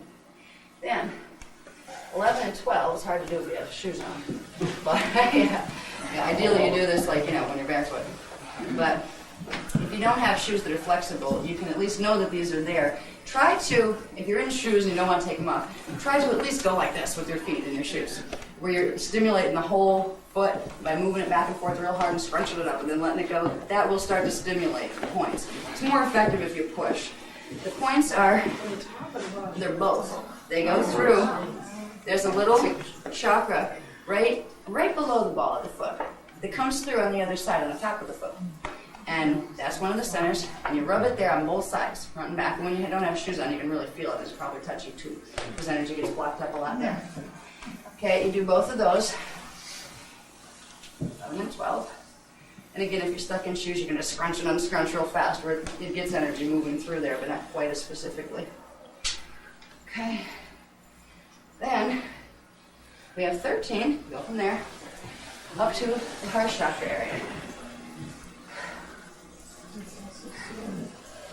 You should start to get some heat coming up from the legs and those kind of things. You may also get a little bit of pressure on the backbone.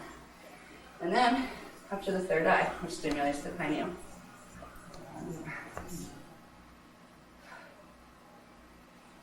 I tend to rub them until I can feel like, I feel that like it going down deep, through the layers of muscle and bone and stuff. Okay. I always wondered if I just sat there and kept rubbing and rubbing and rubbing, what would happen? If you'd really feel a difference. Okay, and then you kind of just stop and let it distribute through your system. Has anybody noticed a shift yet? Because usually you can get a little, okay, the energy's just restructured a little. I got that. I don't know if you would feel that immediately. But your client should get a little bit of that too if you're working with a client after you do those points. You just kind of breathe.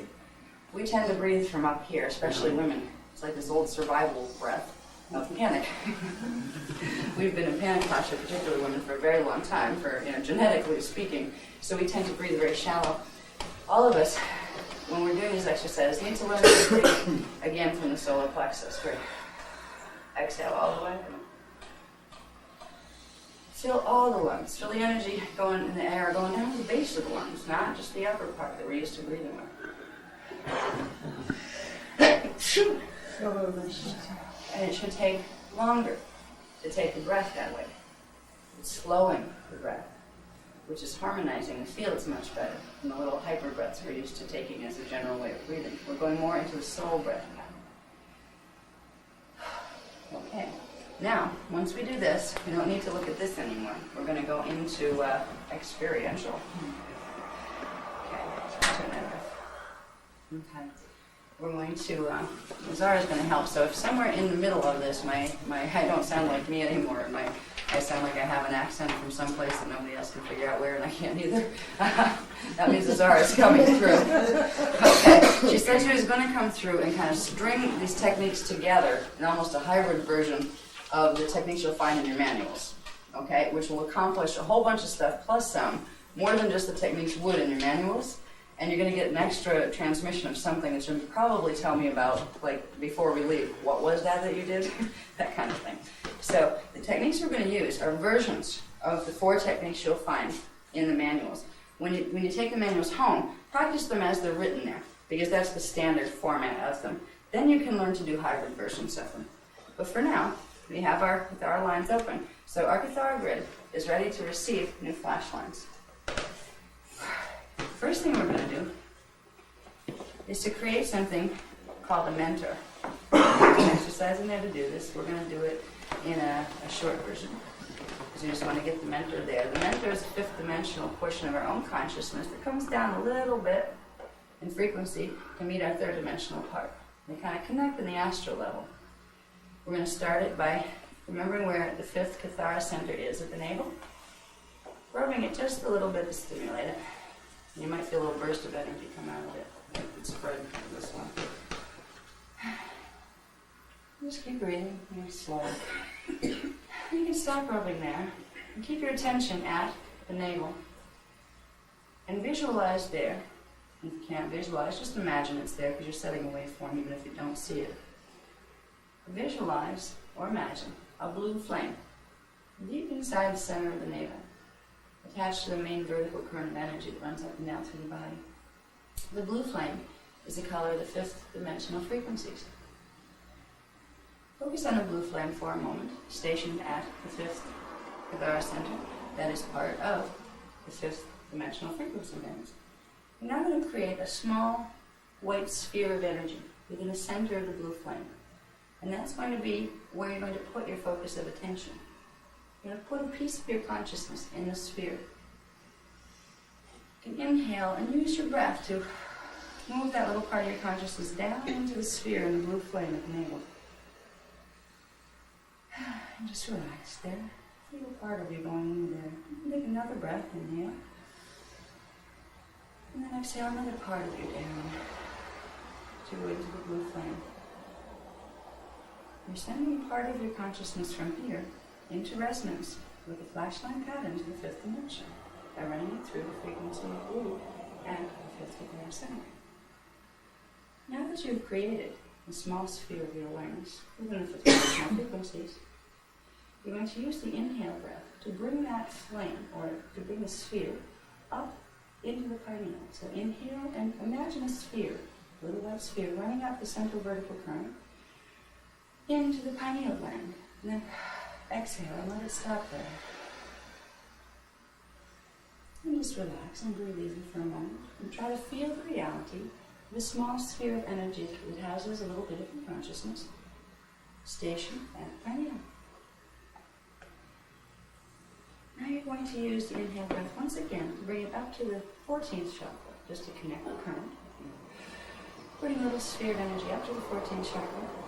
And on your exhale, bring it back down to the pineal again. Okay.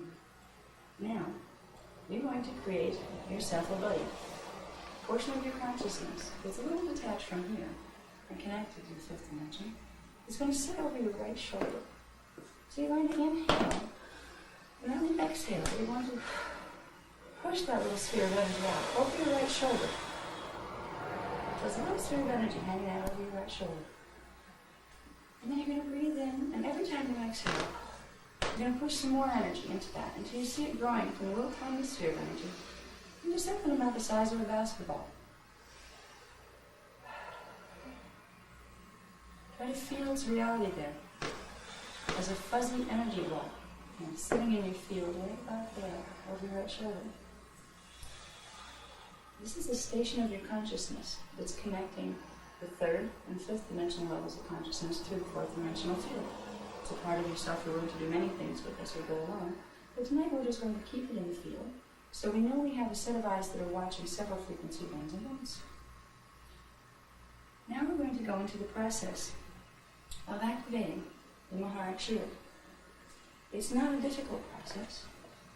We're going to go into the process of activating our connection to the planetary grid. We will start this by visualizing on the inside of the forehead the Hierophant symbol, which appears to be a six-pointed star made of pale silver light. So if you can visualize it there, and if you can't visualize it, just imagine it there. You are still creating the energy signature.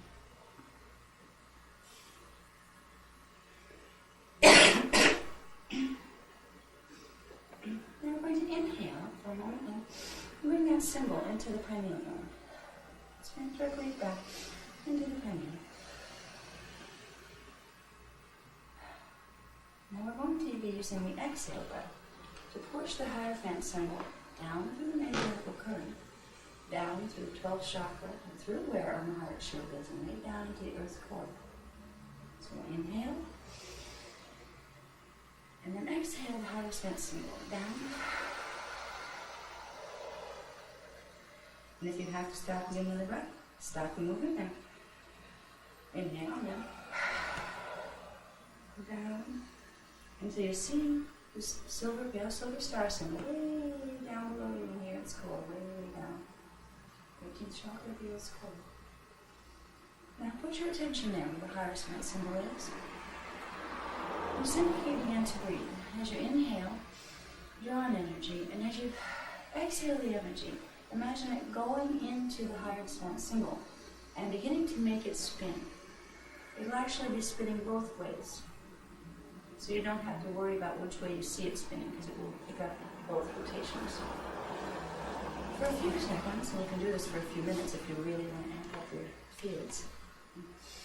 Breathe in, and every exhale breath, breathe energy in to make the Hierophant symbol spin faster and faster. Every exhale breath, you make it spin a bit faster until it starts to pick up a momentum of its own. And it will start to pick up even if you're not breathing into it anymore. You'll also, if you try to turn your inner hearing toward the image, you'll begin to hear a raise in frequency, in the pitch of the frequency. It's subtle, but it's there for those who are more auditory. Imagine a symbol, a Hierophant symbol, spinning deep down in the Earth's core, at the location of the Maharic shield of the Earth. And it gets to a point where it's spinning so fast it appears to be a silver ball of light, a silver sphere of light. Watch the silver sphere spin and pick up momentum more and more until all of a sudden it will simply pop. You'll feel a little release sensation. And the more you do this, the more you'll feel that sensation. When the sphere pops, it will send a ripple of frequency out into the Maharic shield of the planetary grid.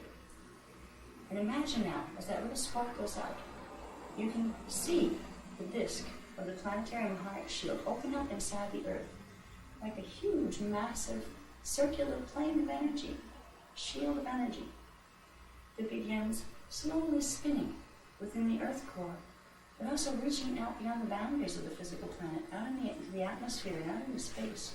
The shield of energy.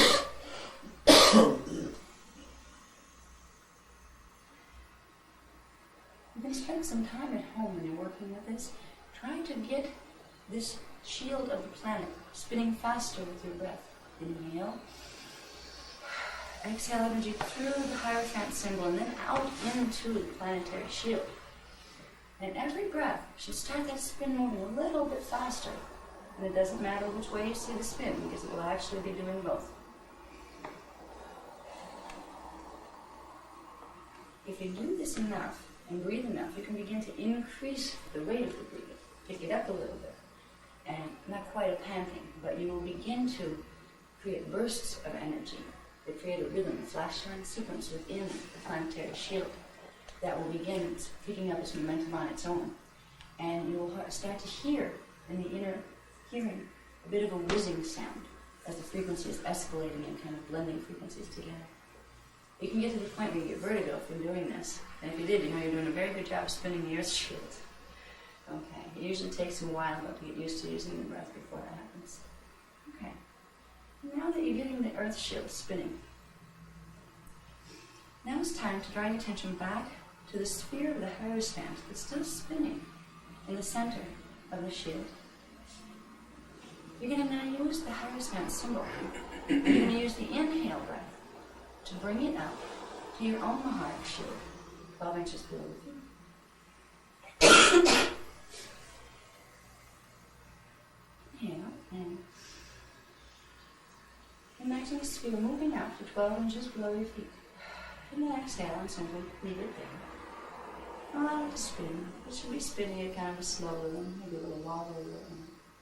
Just imagine it there, 12 inches below the feet. If you do this a while, you'll be able to feel a tingle even with that much, like moving the Hierophant. Now you're going to use the breath again and exhale more energy into it to make it spin faster. Breathing into the Hierophant sphere. Begins to pick up speed. And watch it click into its own momentum, picking up speed. You feel this vibration becoming more. You can start to feel it vibrate below your feet. And then it will hit a popping sensation when it hits the right speed. And all of a sudden you will see your Maharic shield pop out. And it looks like a crystalline, circular plane of light that you're standing on. You're standing in the middle of it. It will also begin to spin. The shield will begin to spin. It will stick out about 3 yards from the area of your body. So you're standing on this large disc of sparkling crystalline light.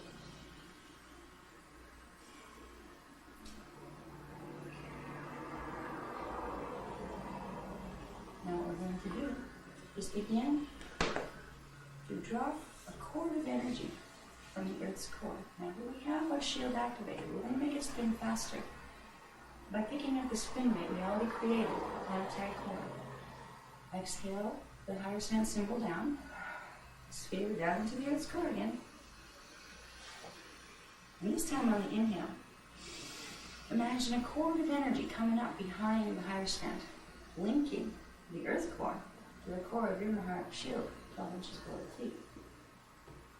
It'll be a small cord at first, but the more you breathe, push your consciousness down there with the exhale. Now, inhale energy up And every time you inhale energy out through that little silver cord, you'll see the cord getting wider and wider. So inhale energy out from the earth shield to the point of the heart shield and exhale it into your heart shield. You can do this for several minutes when you're at home, and it will continually energize your heart shield and make it spin faster. You breathe out the energy, exhale it into the shield. Now as the shield begins to spin faster and faster, you should be able to feel it starting to spin below your feet. If you link the breath with it, take some practice, but you'll begin to feel that spinning below the feet. And you'll notice it hits a point where it picks up the momentum on its own, and then takes on a life of its own, and starts to raise its spin rate. And when it does that, it's going to reach a popping point again. It's going to reach critical mass of speed. Just breathe with it. Feel it oscillating down there. Feel the oscillation increase a little. You can usually feel it in the outer field a little bit, in the atmosphere around you. And finally, it's going to simply hit a pop point, where it seems to stop the spin. And at that point, it is going to go into a vertical pillar of D11, D12 dimensional frequency that forms around your body. For everybody, it will be a little different as far as how close from the skin this pillar will be. Some will have it way out in the field, others will have it very close to the skin. It will be outside the body, and the body will be standing inside. This is your Maharic seal.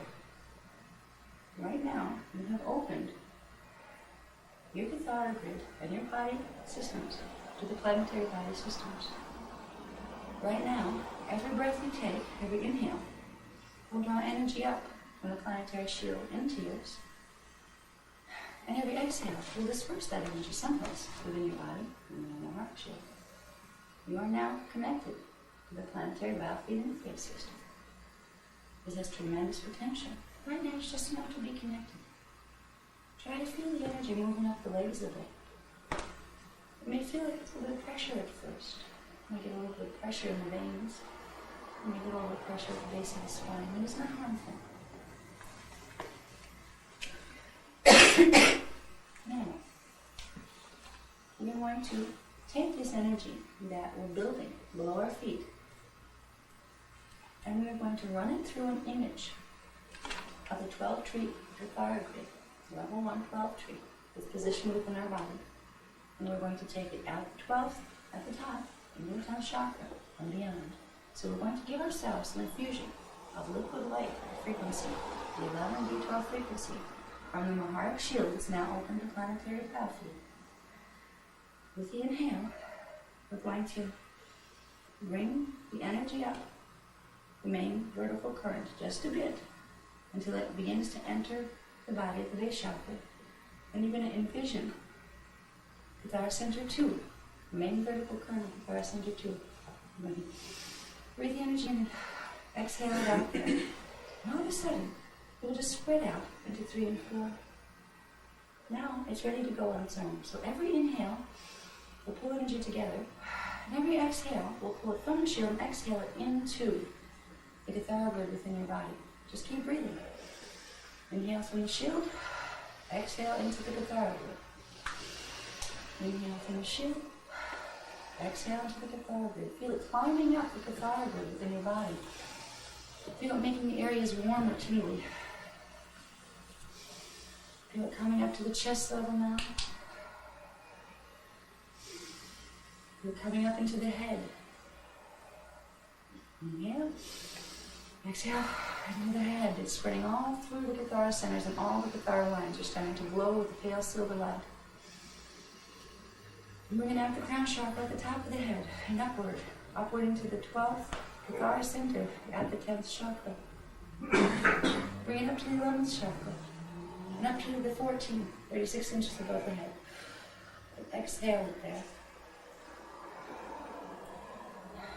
And simply breathe, and the rhythm of your breath will continue to feed energy into the Kathara grid within your body. And you simply become aware of the breathing. And try to become aware of the sensation of every inhale, pulling it up through your feet from the shield into your body.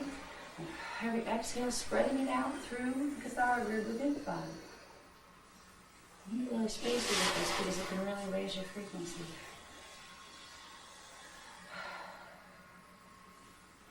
When your Kathara grid has reached its maximum holding potential, where it has reached as much energy as it can hold right now, your 12th chakra will spasm a little bit. That's the one 6 inches below your feet. And it will begin to block any more of the planetary biofeed and also your own heart shield. It will shut off the current just to a normal maintenance level so you don't overload your systems. So begin to feel a little twinge down there. A little twinge a little bit below your feet. That's your 12th chakra saying, okay, I've had enough now. You can still pull a little bit for healing purposes, but you don't need to run the infusion and you get that little chakra oscillation point. Now we have the planetary biofeed system open. We now are going to learn to combine that with the Doradic current coming from the second harmonic universe. The Doradic current comes in 3 phases, the 4th, 5th, and 6th dimensional frequencies. We're going to begin running Doradic 1 current, which is a 4th dimensional frequency, in combination with the D11 and D12 frequency of the Maharic shield. We'll begin this by again putting our attention down at our own Maharic shield and gently breathing up some energy directly through the main vertical current and into the 4th heart chakra, and exhale it into a ball of energy in the heart chakra. You can do it again. Bring up energy from the heart shield and exhale it into the heart chakra. You should start to feel a little fuzziness and a little tingliness as you do this. Continue to gently breathe it up. Exhale it into the heart chakra until you begin to feel a sphere of energy growing deep inside in there. And you can breathe it up until it gets to the size of about a grapefruit, sometimes a little bigger. Once it has reached the size of a grapefruit, you'll notice that when you inhale and exhale, it kind of reverberates through itself, but it won't expand anymore. That's a good size. The chakra has reached its holding capacity, so you don't want to go any bigger than that. Now you're going to combine this D11, D12 subharmonic frequency that you were pulling with the 4th chakra. You're going to combine it with the Doradic current. First we have to get the Doradic current running. So remembering that you have the silver ball of energy stationed in your heart chakra, now we're going to put our attention back up in our heads for a moment. We're going to imagine a violet dot on the inside of the forehead. The violet dot corresponds to the 7th dimensional frequencies, which are 1 harmonic up from the 4th dimensional green frequencies that we want to activate. Inhale and breathe the dot into the pineal gland. See the purple dot coming towards your pineal, and then exhale it and see violet and purple expanding into the pineal. Just let that be there for a moment. And exhale. Excuse me.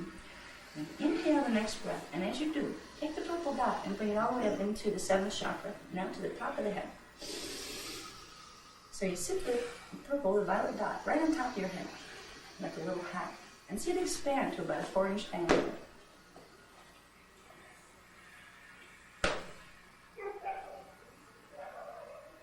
You're now going to put your attention back down at the silver sphere in your heart chakra.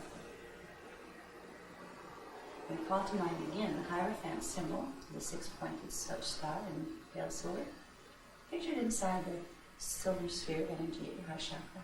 You're going to take the Hierophant and drag a cord of energy using the Hierophant to pull it as you inhale up through the pineal and into the violet dot that's sitting on top of your head. And exhale the silver frequency into the violet dot. You do a couple of breaths like that. You're connecting the silver, inhaling it up, exhaling it into the violet dot. And after about 3 breaths, there should be a popping sensation, and it should make a little starburst. And what has been done there is you've activated the 7th crystal seal, which will allow the violet ray, or the frequencies of the seventh dimension to begin running. These will stimulate the opening of the frequencies of the fourth dimension. Now we're going to breathe in, and on the exhale, we're going to push down the purple dot with the silver spark in the center. We're going to push it down into the heart chakra, down into the center of the silver sphere. And simply take a few breaths and relax.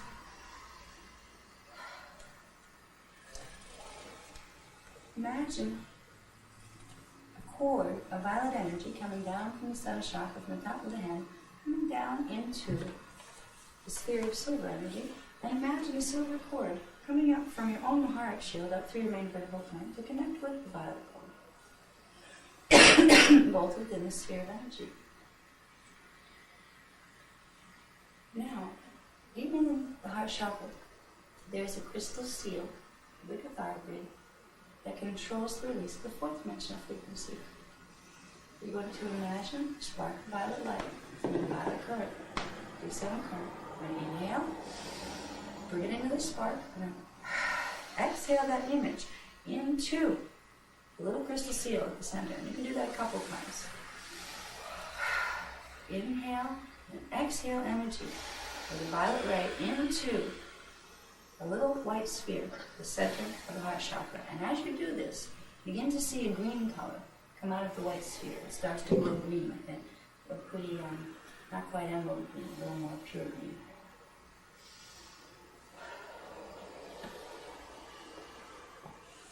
A few breaths, and you'll notice a pop.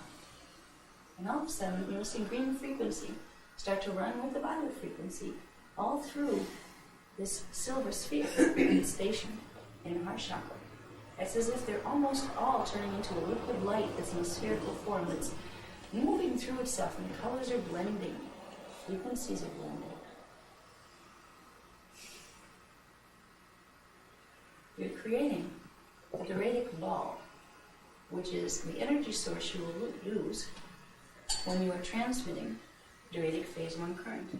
You will be using frequencies that have the color wave spectra of violet, pale silver, and green. And those are the colors you'll be seeing moving through the ball. You're now going to create cords that go down the arms to open the little chakras in the palms. And inhale energy up from the heart shield and expand it just into the sphere. Give it a little more energy. And next, exhale down to the heart shield, up, and this time you're going to push and expand the cords down both arms at the same time of the violet, green, and silver frequencies. Little cords can go snaking down, and it can be all blended up together, just colors moving through each other. And see it touch the insides of the palms, not go through yet, because there's a seal on most people's chakras in the palms. Take a few breaths. You inhale up from the heart shield and push it down through the cords in the arms. Eventually you'll get a little tingly feeling on the inside of the palms. You're building up energy behind the seals on the palms. On the third breath, you should be able to inhale energy from the shield and push it from the ball down hard enough to feel a little pop, release. And you can practice it at home, because you will feel that if they're not already open. You'll begin to feel a tingle in the palms. It may be very mild at first, but you're opening the seals that don't allow energy to move very much through the palm chakras. You're opening the palm chakras to direct healing current. Now, when you're doing healing, facilitation for other people, you will continue to energize yourself by drawing energy from your own heart shield into the Doradic ball, projecting it down through both arms, and then creating little balls, little Doradic balls in the palms. And you use the breath to build them, by inhaling it up from the shield and exhaling it down into the little balls of the palms. Eventually, you'll be able to feel them as fuzzy little energy things. They'll start to get tingly in the palm, and you can build them up to where you really feel a sphere of energy in each palm. Your right hand is the transmitter hand. The palm chakra on the inside of the palm is an electrical transmitter, and its reverse, coming at the back of the palm, is actually a magnetic draw. It draws in energy from the unified field around it. Your left hand is a magnetic draw in the palm, and the backside actually transmits energy.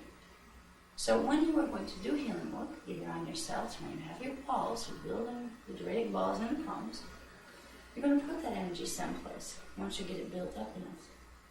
If you want to transmit energy, you need to use the right hand. You can transmit it on yourself and put it someplace on your body that doesn't feel good. This is the hand you would use to begin the process of transmitting it to someone else, where you would put it on your left foot first. We'll go over this a little later on someone else. And then you would do your right foot. Whenever you are transmitting, particularly Druidic current, because you want to keep your Druidic current pure, you don't want to bring in frequency from the third dimensional unified field. You will take your left palm, which is magnetic, and you'll place it over the magnetic in the back, creating a double magnetic, which creates a block. So this palm is no longer from its back, pulling frequency of the third dimension through itself. You're keeping out the third dimensional frequencies. So when you heal, when you transmit, to control your current and which ones you're directing, so they're not getting contaminated with other things, you will put the left hand over the back, over right here. It's as simple as that. It keeps what you're running pure to what you're running, so you're not getting interference from what's being drawn in from here to the back of the hand. This is something a lot of systems don't teach, but it's important if you want to control what frequencies you're sending. You can practice with building the Druidic balls. You can even have fun with them. Remember, the breath brings it out. Inhale brings it out from the heart shoot. Exhale pushes it down into the balls.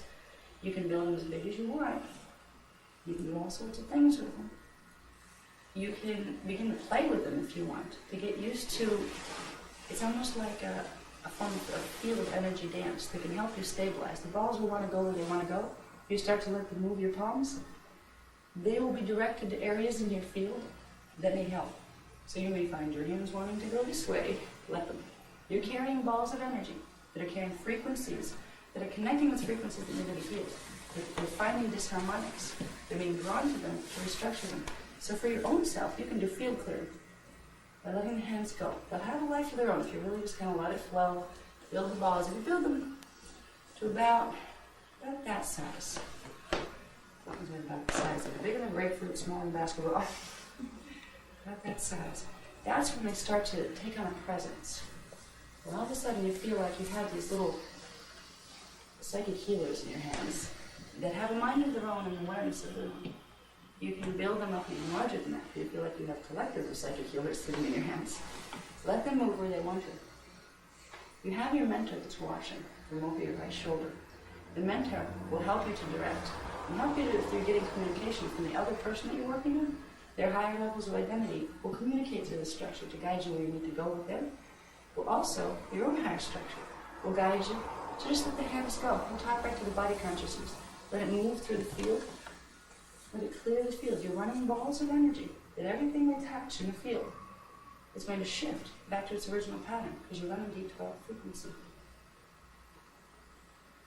The more you do this, the more change you'll feel. You begin to learn a kind of personal shorthand that each one of us has a different version of, where there'll be certain very quick movements that accomplish large things that would otherwise take many long, drawn-out movements. It will be different for everyone. Your own consciousness will teach you these things. Once you build those balls, they're balls of awareness, not just energy. They're balls of consciousness. They're balls of energy drawn from harmonic to unified field to the part of you that exists in harmonic 2. When you learn to run these currents, you can then later combine them with other currents and higher ones. But first you want to work with these, because this will start a rapid activation of the 4th DNA strand. It will also start corresponding activations within the Kundalini seals, the base of the spine, and also in the pineal gland. So you'll start to feel energy changes the more and more you work with this kind of energy. You may go through, after the job and working away. Pardon my coughing, I'm going through a purging cycle. You're going to say, when you begin to run these currents, they won't make you sick because they're not strong enough. You have that 12th chakra and the consciousness that goes with it. So it's like, well, that's enough. We're not going to run it to the point where it's going to really hurt you. But you may have a day or two after running something. Oh, I can feel my fields are purging. You know, you may feel a little under the weather that though. You may get a little aches and pains here or there. That will pass. You're clearing out this harmonic patterns by running this. And the more you run it, the more it will clear those things out. Okay. Or sorry, I didn't come in yet. It's still me. Just this something. Okay. Now, I want to go through, and she's going to come in after this. She didn't want me to lose it. Susan wants to explain. She wants me to. When we're working on somebody, we already learned how to activate the Maharic shield and the planetary battlefield. We can bring it up from the earth grid, or if we want just a little energy, we can bring it up from our own Maharic grid. Breathe it up, put it in a ball, put it down the arms, make the balls in the hands. Then you're ready to play. You have something to hit with. You have a current. And that's the Druidic phase 1 right now. Once you have a person coming in for a session, first you would open up their points with a little bit of massage. Then you would want to go down below their feet to where the Maharic shield would be. And again, you would use an image of the Hierophant symbol. And you would use your transmitting hand, the right hand, and you would block it from contamination. You simply run energy up with the inhale from your Maharic shield, down, but only down the right hand this time. Just down your transmitter and into the area of their Maharic shield. And it will send a little burst of energy through the Maharic shield, also into the 12th chakra, to begin the 12th chakra opening. Because the 12th chakra will open with the Maharic shield. Once you have that much opening done, you will keep breathing and sending energy down that Druidic cord. You'll keep running energy from the Druidic sphere. And if you start to feel this dissipating and the energy starting to drop, you need more energy. You need to inhale more from the shields. And then direct them down. So you may take a few breaths where you're just recharging. You can really build that with the breath. You can get it going really far, like faster breathing rate. And you feel the frequency start to rise. And then you can push it down, and it will start to transmit through the palm chakra. You will go to their left foot with your right hand, and you will put the right hand palm over the little chakra, right under the ball where we had hit that those points when we were doing the sequence 1 therapies. Put it over the little chakra that's there, and put the other one, the left hand, over the top of the foot. This time you don't worry so much about covering that, because you're running actually a electrical magnetic current that's phase locking into itself right through the foot.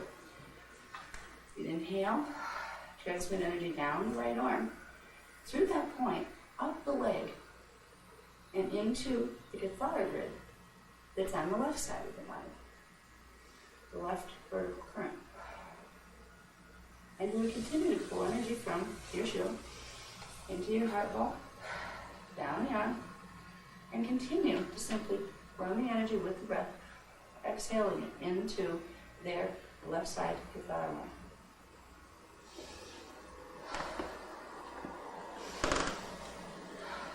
I think to the point where you can do this very quickly. It's not a long drawn-out process. These can be done very, very fast. And you can charge somebody in 5 minutes. We'll take them along with here, so you can go step by step. Okay, once you have charged that vertical current in somewhere, and it's full, it hits its capacity, you'll feel a little bit of backflow.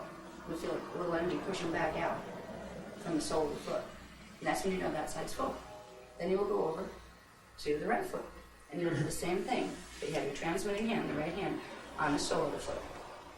And even though there's different magnetics in the feet chakras, you still will use that as your transmitter on the base, the sole of the foot. And the other one over the top of that chakra, and again. Exhale the energy up from the shoulder. Inhale, down the arm. Exhale, up into the right side, the right vertical Kathara channel, or line in there. Great. Then you'll feel a little bit of, when you breathe it in, you'll feel a little backflow, get a little tingle, like, okay, that side's full. Now what you want to do is charge the main vertical current. This is when you will go up to the other side of it and go up behind the head. And that's where you'll charge the main vertical current from. You get up behind the head, and this time you will block the frequencies on the back of the palm. And you'll use your transmitting hand, And this time take a few breaths to really recharge. Like recharge your ball before you start transmitting it.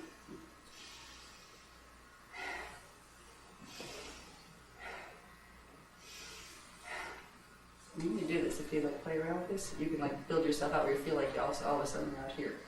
Like your Druidic ball's bigger than you. It expands once you have all those frequencies running together. Where before, when it was just 11 and 12, it wouldn't expand past the point. This you can build further, which is another level. And then finally we start transmitting it down the right arm into the area of the 10th chakra and the 12th Kathara center. Above head, down into the 7th chakra, which is like very close to the head, because they're actually stacked. The 14, the 11, 10, the 7, they're all on vertical current. They all run with that main vertical current. So start kind of in the outer field, say this is the head here. Just start out here.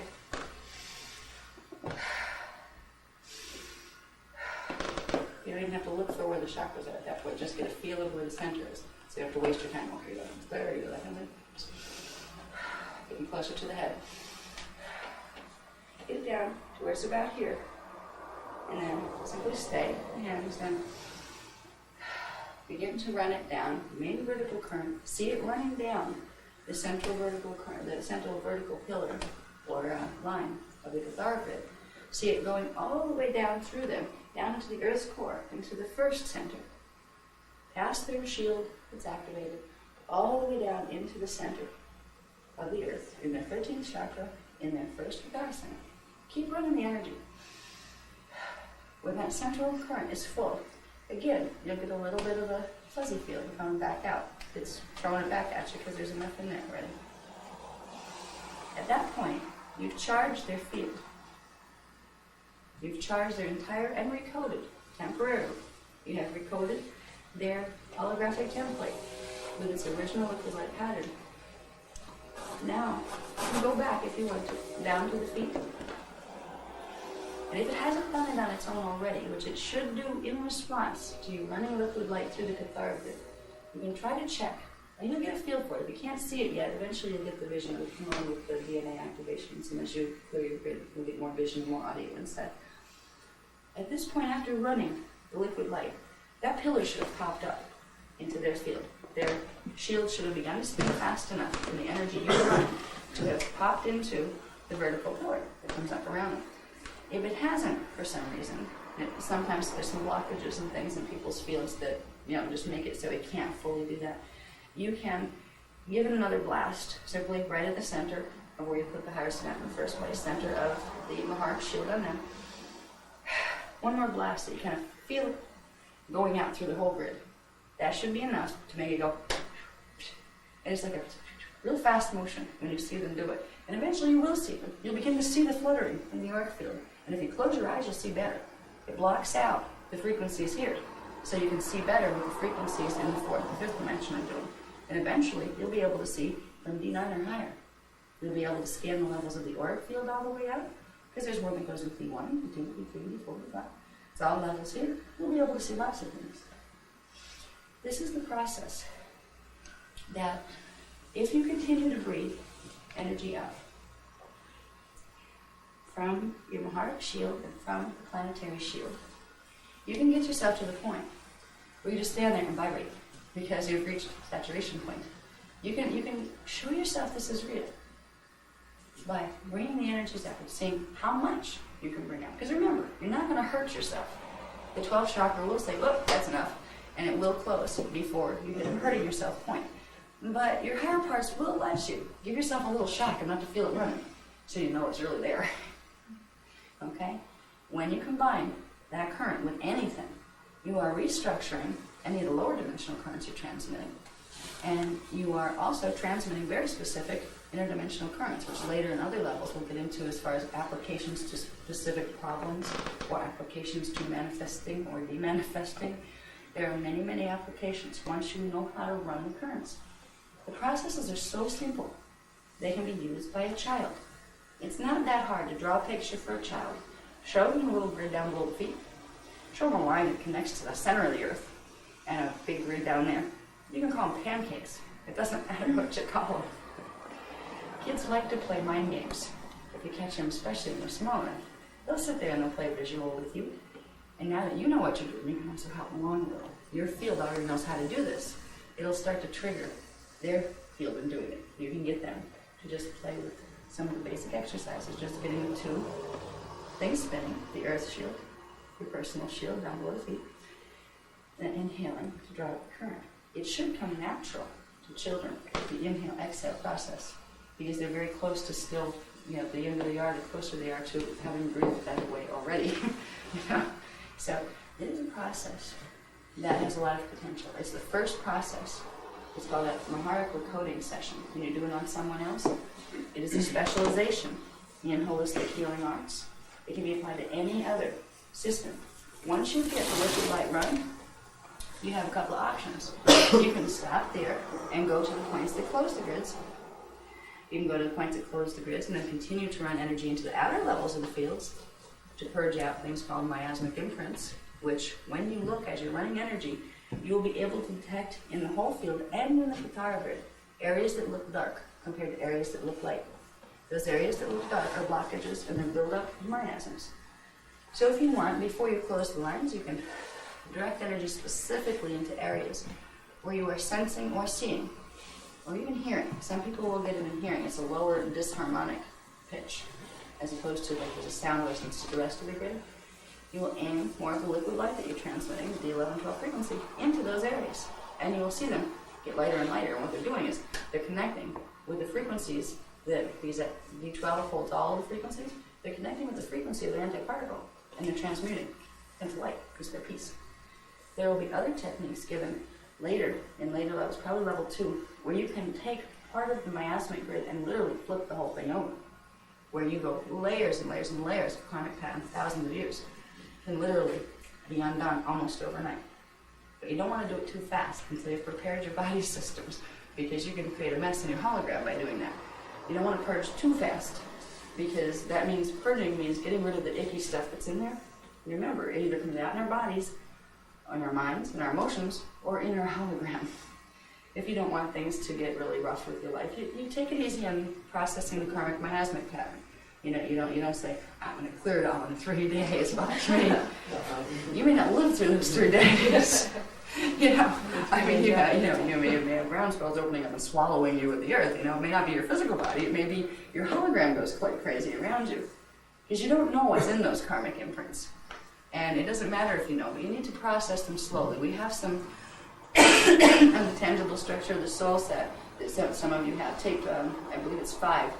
Deals directly with clearing parts of the karmic miasmic patterns out to get you ready for full grid flip. Because full grid flip, you do need to prepare your systems for it so you don't go into major purge, purge and burn kind of thing. You don't want to crash and burn like a plane. You want to be able to purge and hit a higher vibration, which means you kept the ratio between what you purged and how much you came up into a certain balance, so it doesn't get unbalanced as it goes through the systems. With these processes, particularly if you get the balls to where they're built big enough where they feel like they have a mind of their own, you can learn a lot from them. They're a form of consciousness, because energy is consciousness and consciousness is energy. You can bring these balls, just put them in your head, and breathe in the energy from them, and feel it waking up brain cells and dormant parts of your brain. Feel it doing things like that. If there's a part of your body that hurts, you can bring the balls to that part. And really, you're not transmitting with this hand. You're just creating a balanced field. So you have the balance there. And if you link them together, they just kind of create a symbiotic resonance. So it can pull from here. If this one starts to dissipate, it'll be pulling from the arm.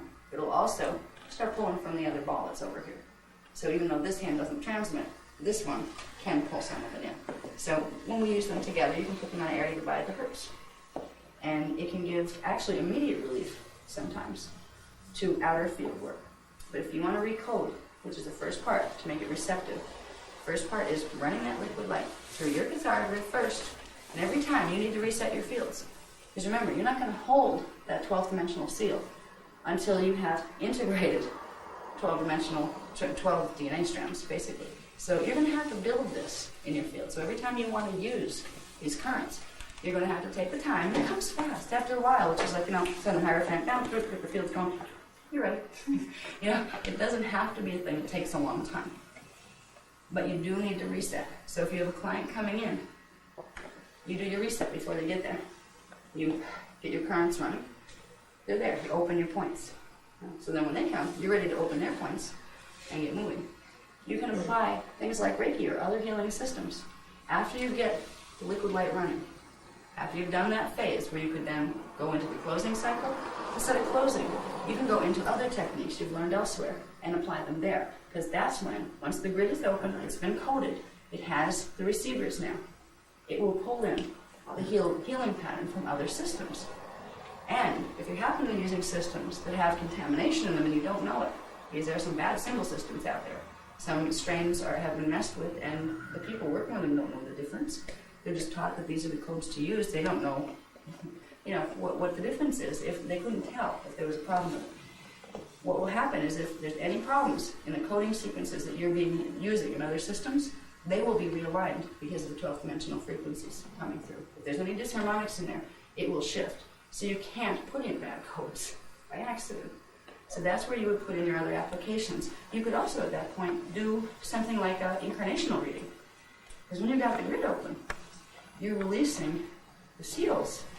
You could simply breathe their field towards you. And you're going to clear your field later, so you don't have to worry. In the system, you don't have to worry about what you're taking on, because you will clear it out before you shut down your own fields. So you can breathe in their field, do a field link, and try to get pictures if that happens to be your orientation. Some people are very good at incarnational readings. It's a certain coding that's like more visual than auditory. They will get running movies, or sometimes they will get running scripts if they're more auditory. There's a lot of things you can combine with this in that space after you have opened it and recoded. After you've run the liquid light and it's reached its capacity and the shields are spinning and the pillar went up. You can do all sorts of things for that person at that point. What you just did to them will last probably between 1 and 3 hours. So they should come back every about a week and a half to 3 weeks if they want it recharged. Every time it will last longer. And you need to explain that to us. One of the things you explain there will be for people who want to do client sessions. We will have part of the package we send you with the test and everything. We'll explain to you what needs to be explained. When a client comes in, what would you explain to the client? And you can do all sorts of things with this. But what you're doing for them is something that has never been done for them before. And there's no other healing system right now out there that does this. The Kathara healers, healing facilitators, are going to become a breed unto themselves. And they're going to set a precedent here.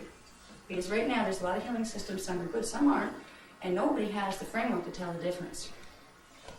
You're going to develop the ability to tell the difference, because you're going to develop the ability to sense, as we go along in learning Kathara, the different feelings of the different frequencies, which means you're going to be able to tell just by feel, by how it resonates in your field, the difference between D4, D5, D6, D7 as you progress all the way up.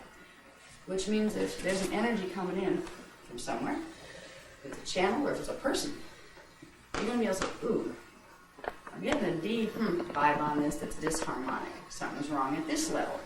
You'll be able to tell all sorts of things. You'll be able to tell if you're running good codes or not codes. You'll learn differentiation of frequency. And this is something other systems don't tell you. So at some point, this will be a system that all other systems can plug into that will give them a safety valve to make sure that everything is working well in the system. Plus, it will amplify any effects their system can possibly give. So at some point, it's kind of like this is the first wave of the Kathara healing facilitators. It's very exciting because I know where this is supposed to go. Reiki's like small compared to where this is over the years supposed to build. And we're the first wave. So if we begin with these processes, we will learn more and more detail. We will learn, now that we've got this down, okay, what can we do with other stuff? There is a million different levels to this. But we'll learn the most important first. What will create the largest and longest and quickest change for the positive in restoring the infant for health.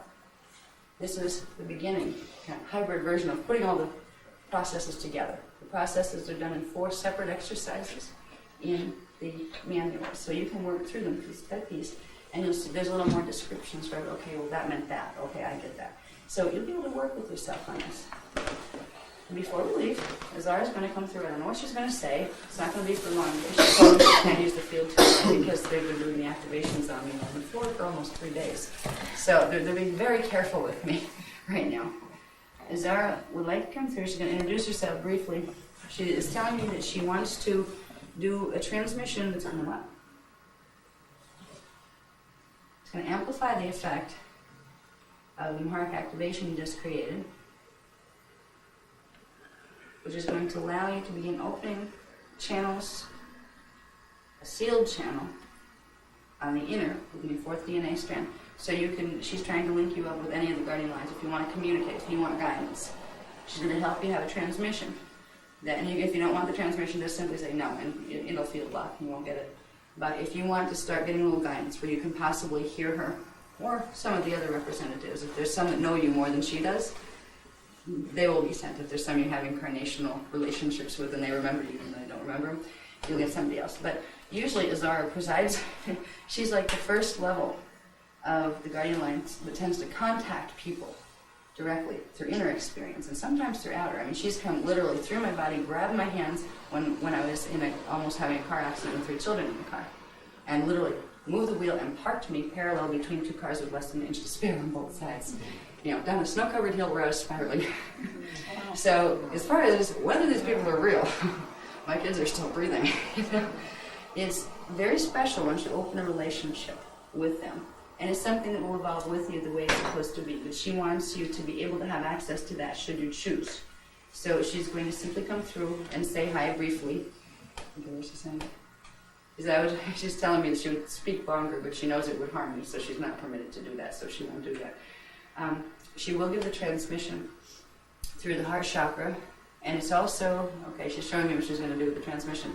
It's going to come in through the astral field, through the heart chakra, then it's going to move down my feet into my Maharic shield, and then it's going to expand for a moment, my Maharic shield. Now all yours are still active, okay? Your shields are still glowing down there. Not as fast as when you're breathing energy consciously through them, but they're still down there. She's going to spread mine out to where it's kind of like a floor under the room, like a spiraling disc, and yours is going to pick up the frequencies it needs, whatever they are. So this way you get one transmission, everybody's going to need a different part of it. Your own shields will pick up what's needed as far as opening the channels that will begin the process of allowing you to make connection on the inner. This is new. She's a new technique. She hadn't done this before, at least didn't tell me what she did when she did it. So I will just kind of disappear briefly, probably. It's not a major process. I can do shift smoothly, and then the accent is usually how you can tell. So, and by the way, I don't like to do trans-channel. We don't endorse trans-channeling unless you are a sealed channel. And we don't mean just sealed to like D11, D10, D4, unless you're fully Maharic sealed, and then preferably sealed even higher, up into what's called the Akkadic level, which is a 3rd level of ascended mastery. Then you know you're safe. Nothing's going to infiltrate you. But even a D12 seal will keep you safe for channeling. Because everybody out in the New Age movement seems to like to channel these days, and half of them are channeling stuff that's calling itself angels and stuff. They're not even angels. They're being manipulated. They're blowing bad grid codes, stuff to use with the planet that they're being told is good for the planet, which really isn't good for the planet. There are healers out there who are transmitting bad codes to make sure people's DNA doesn't activate, and they think they're doing good stuff. So you need to seal. So when I do a channel thing, even though I can channel, it doesn't mean I like to, because I don't want to. Same thing with wearing furs. Even though I know you can clear the karmic imprint from a fur and release the spirits, so therefore it's just a gift from the spirits of the animals to have that fur coat. If I wear that fur coat, it's still endorsing killing the animals to make it to anybody else who sees it from that level. So with channeling, I try not to do it. It's only 2 groups I've done it with, probably this one and the one in New York City yesterday, and both was a surprise. So I just want you to know my stance on channeling. It's not something we actively endorse. When I work with Enoch, who is another member of the Guardian Alliance, he works with us, he does not channel at all, because he knows it can harm the biofield. It can put you into molecular compaction to channel anything but your own higher parts. If the coding, if those flash lines don't line up, it can throw yours out of whack. It can create molecular compaction, which can expedite very much. People that channel a lot, they don't know what they're channeling, they tend to put themselves into very early deterioration. They lose years and years off their lifespan that would have normally been there. This is part of the reason we don't tend to endorse it, so I kind of qualify that before I let it happen.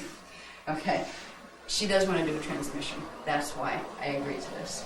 And sometimes you need to merge the fields a bit to do that. So I'm just going to kind of shut up and go away.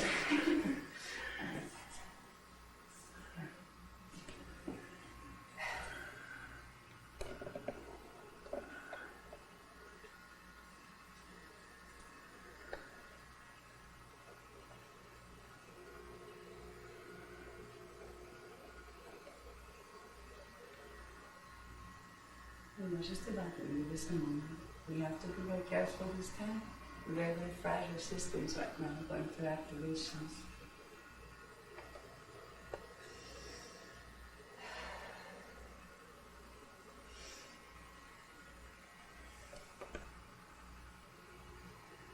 I'll briefly introduce myself. My name is Kathara. I am a spokesperson for the collective. We are considered an Ascended Masters collective out of the Azurite Council of the Rock Confederacy. This is where the Azurite Temple in the Melchizedek Cloister comes from. It is part of the gestalt consciousness that we are part of. We work with many, many of you on the inner and have for many lifetimes. We remember you. But when you come here, you forget yourself, so you don't remember us either. There isn't a person in this room that I haven't at one time or another worked with personally, because you are a very special soul group, and I was appointed with this soul group as one of their advisors and their trainers. So through the years, through many, many centuries, here and other places, I have been with you. Systems are working well and going in a row, at least people that know that I've promised. I do know you. You wouldn't be here, drawn to this material. You would not have the privilege of knowing these things. When 90% of your people out there know nothing about them, there's a reason you are being given this information. And it has to do with earning in a sense, but not earning to some higher authority that passes judgment on you. You have evolved your consciousness to a level, to a flashline rhythm, where it can absorb this information and use it positively. So it is given to you because of that. That is the earning. Not having someone tell you, yes, no, you can't, you're good or bad. But you have reached a level of consciousness and a level of frequency accretion that has allowed you the privilege of passing through to this side of this knowledge. I'm very delighted in this because I have watched you and the larger group you're part of who are all here. You are all back this time. There are about 500,000 of you on the planet. It is a large group, and rarely do you all come in at once. It was an agreement made 200,000 years ago that at the last time, when it's time for everybody to get out, we would all meet together. We would all come back at the same time.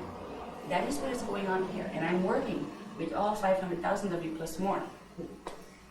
So I get around in the inner planes. It's funny, Anna says to me, everybody, she was a little concerned that, like, why is it every group we get a hold of, you say, I know you. And I keep telling her, because I do.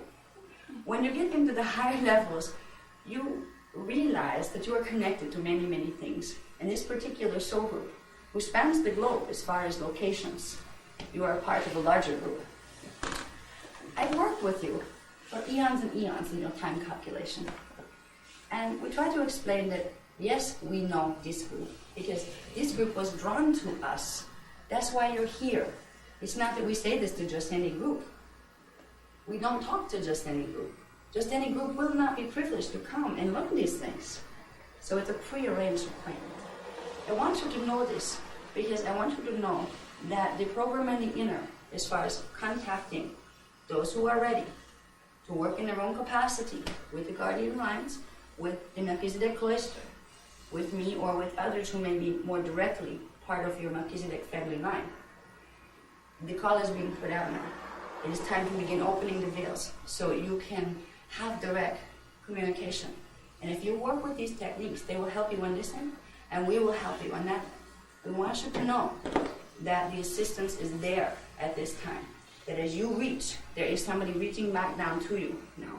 Not just me, but many members of the Azurite Council of the Rock Confederacy, which is a Melchizedek Cloister family. Many of them and many others associated with people you know. Because many of you, unbeknownst to you, will have contracts, soul contracts over soul contracts, to help other people who do not have the advantage of the gene code activations that you have, do not have the advantage of the level of Kathara development that you have, that you have agreed to help through when it comes time for ascension. For this time, an ascension is going to occur. It will either go smoothly or it will go not smoothly. We don't know, because we don't know how high the human consciousness could become in the time period we have between now and primarily 2012. Once 2012 hits, we're phase locked into whatever frequency we're going through particle conversion on. That's when, if it gets really bad, it will be between 2012 and 2017. But it may start getting shaky after May 5th, 2000. Because May 5th, 2000, the fourth planetary vortex, as Giza, opens. That means the radic 1 current, the green fourth dimensional energy, begins to move through the planetary grid. This has happened maybe 150,000 years ago. The full radic 1. It has been 250,000 years, so 210,000, 216 to be precise, since any of the higher currents have been running through. You are going to get the full blast of it this time. They're going all the way up to the ninth dimensional currents. You are preparing. You are part of a team that has soul agreements that you've just been working up to. Soul agreements to help this planet and its people through this transition. And you do it first by helping yourselves, becoming as strong and high frequency as you can, clearing as much as you can as you can. None of us want to see the suffering that will come to humanity if, as we go through the opening of the 7 seals, or 4, 5, 6, and 7 that are left in the planetary grid, nobody wants to see what that would do if it goes poorly, if there are grid imbalances, if they are not able to bring in the frequency and we end up with molecular compaction in areas that causes tectonic cracking, that causes major volcanic activity, that causes over here major flooding activity. We don't want to see these things happen. But we must tell you, this planet has no record of a stellar activation cycle going through. It's not left here anymore. This is the first time the information's come back here. It's not a joke. If you understand anything about your own biosystems, you'll begin to understand what the Earth is going through. The Earth needs help into birthing, into holding these frequencies. Every time you activate the Mahara shield, you are helping the Earth to recode the blockages that will cause tectonic stress. So every time you use and run your current, even if it's not to do it on anyone else, you are helping the Earth to avoid Earth changes. Every person you teach to do the same. Every man, woman, child of all ages, doesn't matter. Every person you teach, and teach to teach another, it will spread. And progressively, you have the ability to directly influence, as a collective and as individuals, whether or not we are going to see a progressive chain of first bad weather, strange weather patterns that progressively get worse and worse, that will culminate into more localized first areas, volcanoes erupting. There's one in Mexico that is very, very close, as it is. And even the scientists know this, but they don't know what to do with that many people. So they simply are downplaying. They're just not telling them. What are you going to do with how many million people are in the city? There's no place to put people if their area is going to have a problem. Mexico City? Yes. The Popo, I believe they call it for short. It's the Popo. That is very, very close to eruption. The chances of that making it through between the opening of the 4th vortex and the opening of the 5th vortex 4 years later are very, very slim. The chances of it not blowing after the opening of the 5th vortex are almost nil, because that area is not going to be able to sustain 5th dimensional frequency moving through the grids there. There are problems in the grids there. Now, we're also learning to do work with the grids, so some of this we could change, but that is very, very volatile. There's a few other spots that are very volatile. That's not going to help you to go get you scared about what's going to blow and where the weather change is going to be. We will tell you this. Pay attention to your saucer chasers, to your UFO people who are out there trying to find saucers. A lot of them aren't spiritual people yet. They haven't realized that this is important. Eventually they'll get it. But what they're doing for you and for the collective is they're keeping an eye on activity. If there are areas where there is increased sightings activity flybys, things, saucers, light balls, these kind of things, lots of activity happening. There are certain hotspots. These are the areas that are most likely to go through real problems as these vortices open. There have been in Mexico City flybys for quite a while now, but nobody knows what to make of it. You heard it here and spread the word. If there are areas of concentration where I have not a sighting here all of a sudden, what does this mean? Uh-oh. I might be down for vacation. Tune to inner guidance to see if this is where you should stay. If it's something you can help fix, or if it's too late and you just better be gone. This is where your inner guidance becomes extremely important. And this is where when you open your inner guidance to your own portions, and to those of you who want to work with us, you will be able to find exactly what you need to do in relation to the very volatile and changing situations on the planet right now. You'll be able to be kept safe. And you will be able to teach others to do the same thing. Tremendous hope lies in the group. It's known as the Keepers of the Eternal Flame. And I will tell you this is the only group of people we talk to. There might be a few extras here and there when we're trying to bring them in from the large audiences. Little pockets here and there we need to connect with other frequencies. But when we have these private conversations, it is only among the Melchizedek Cloister families. So if you are here, you are one of this soul family. Keepers of the Eternal Flames. You are the only ones on the planet right now who have the coding to really understand what is being talked about here. This is extremely high-level information. It is so far over the heads of other people. You need to help transduce it down. Make a kindergarten course. This is the master's course, and you are the masters. That's why you were guided here. Every one of you was guided here by your higher parts. I'm simply a voice of a collective that you know very well on the inner, because it is your family of consciousness. I'm kind of picky. I only speak to family. So those who have heard me speak, you can assume you are one, and you are. There are things that when you start to remember in yourselves, you will be so excited. There are levels of you. This means, compared to your average person who's not of this family, you have most of your incarnations, when you start finding your memory, in cloister races rather than root races.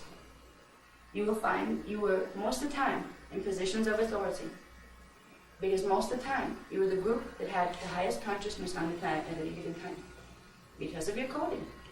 Because the Keepers of the Flame of the Melchizedek Cloister came in to hold the codes of ascension intact, so they would still be available for the rest of the races that got through code convolution and messed up their coding. We had a very sacred commitment that made us miss a lot of fun in a lot of ways. And some of us still do. But it's worth it. But it's worth it. Because we have kept something sacred for the rest of the races. If it was not for that sacred trust of keeping the codes of ascension, the flashline patterns, we were keepers of the flashline patterns, that would lead all the way through ascension, out of bodily matter, and into ascended mastery. So when we completely get home and not get stuck in the illusion in the hologram, there are many, many beings stuck in the hologram. No being can ever be separated from God, because every being is created out of the units of consciousness that are part of the substance of God. You are all God beings. You're all manifestations of God. But what can happen is if your codes get messed up, and you are unable to resonate, and you are unable to get your oscillation rates in the same frequency, you will feel as if you are disconnected from Source. And you can disconnect the ability to take more energy from the higher levels and bring them into your levels. And therefore your consciousness will be stunted, you will have only X amount of energy to work with, and you will become finite, which means you don't disappear, you simply go into smaller and smaller forms and fragment more and more and more until you space dust. You're still blessed. You're still part of God. Space dust belongs to God too. It's made of the particles of the consciousness of God. But space dust tends to not know itself anymore. It lost its memory matrix. It doesn't remember that that's significant to be part of God. It doesn't remember any of it. It simply exists in a non-time kind of space, which is fine. But when you have been beings that have started full with full memory and full abandonment with Source, as creators, co-creators with Source. It is very sad to take that level and break it down into little pieces where it doesn't recognize itself anymore. Eventually, you can re-evolve billions of years later. To be where you are right now, you have tried so hard and come so far.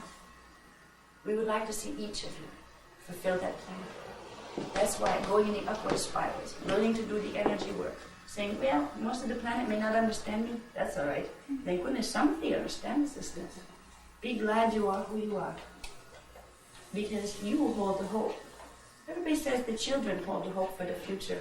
I hate to tell them, children are important, yeah. You hold the hope for the future. And anybody in any of the other soul families that you can get to listen to you, and you can get to work with you, they are the hope for the future.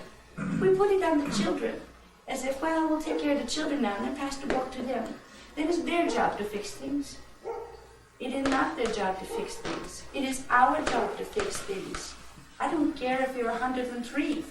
You are a powerful force on this planet. You need to mobilize yourselves and realize that with every step of commitment and responsibility, you will also get a step of privilege. So you are not being denied by accepting responsibility, saying, okay, I'm going to help this race evolve. I'm going to help this planet through these tough times. You will be rewarded. You will reward yourselves because you will know you lived up to your own expectations. This soul group did a whammy on itself 210,000 years ago by coming in too late. Phase lock had already occurred on the time vector probability, which meant the events that were going to happen couldn't be shifted by the time we got in. There was a slight miscalculation that ended up in something called the Temple Wars, where the planetary grids and where the halls of Amente stargates were taken over by the Nephilim, which is a draconian race. That's when the Earth grid got stunted and the stellar grid grounded on a 10 code rather than a 12 code pulse. That's what unplugged everybody from the biofeed system. That was what was undone on January 1st, when we grounded for the first time in that long time, the stellar bridge on 12 code. But way back then, this soul family took on a huge responsibility unto itself. And it was deeply, deeply felt.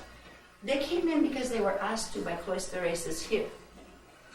They were asked to come in to help get control of the grids before the Nephilim took over. We got in, but we lost control of the temples. The temples were destroyed by the guardian races, so the negative ones could not control the grid any more than they already did through them. Many of us got to leave, we were evacuated, but we all came in with the twin. This is how the Orifim always did it.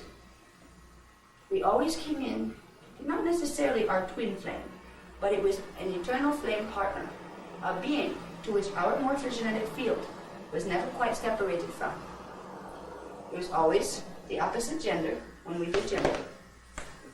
Many of us lost our partners through the Nephilim, who put them into monadic reversal. And when an Orifim loses its partner, it is like an open wound. It doesn't heal until that part is reclaimed. Because the codings aren't separate like regular human codings. The morph fields are still linked between the two bodies, so they can bring in a third consciousness that is much stronger than what humans alone can bring in. Many of you have stayed because your other half got stuck in the negative cycles here. So you went through many, many cycles of incarnation looking for them. And all of you will have somewhere deep inside, if you are one that stayed for that reason, there was somebody you were supposed to find to bring back, to make sure they got up. And this is the time. The next time was the next ascension cycle. We missed every opportunity. The last 200,000 years, there were several opportunities. The Earth grid never reached its resonance rate. This is the first time. We had no idea it was going to take this long. If we did, many of us would have said, I think I will leave them there and come back maybe later.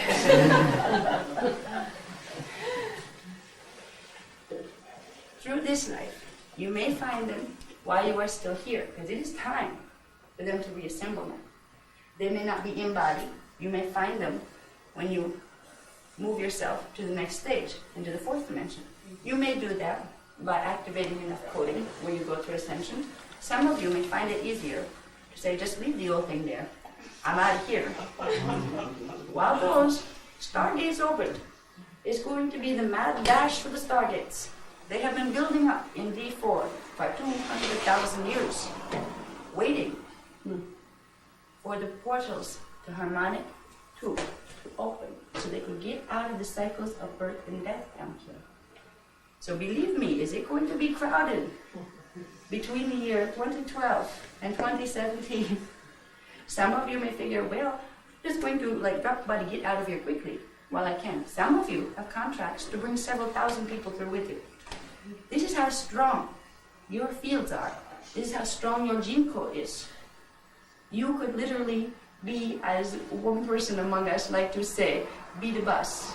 He calls himself the bus. And it is a very cute way to say it. Or the airplane, or the Merkaba. It would be a Merkaba vehicle. Your fields, or other consciousness that couldn't quite make it on its own, could carry through with you and make it out of the cycles of birth and death down here. It's a very special mission you're on. I won't take up any more time simply because we are running the body systems a little low, and I'm going to give a lot of trouble for this when she feels what it's going to feel like. We're not really hurting her, but it's pushing a little and it makes it not comfortable. So I'm going to do the transmission. This will only take a moment. You will feel probably this, maybe about 3 hours after this. You will start to get a little buzzing in your own shields. This is how long it will take for you to notice the feeling of the transmissions that's given. I'm going to do this in a little different way than usual. I'm going to do it both through the palms and through the feet, because it will get me to be able to do this faster. There's a little trick you might want to learn too. You can run your currents. You can also use the chakras in the feet. You have the one coming up in the middle. You can transmit into the earth grid on all fours. Literally take it here and blow it down arms and legs and send it down into earth core. This is other grid mechanic stuff. But just so you know, you can send them down that way. So when I go down this way, you will know what I'm doing. I'm simply going down and putting the palms on the floor. This will send it into a plane of energy this way, through this Maharic shield, sending it out to like a floor in the room. And I will transmit a certain set of flashline patterns that portions of them you will pick up from your own shields, and it will only take a moment.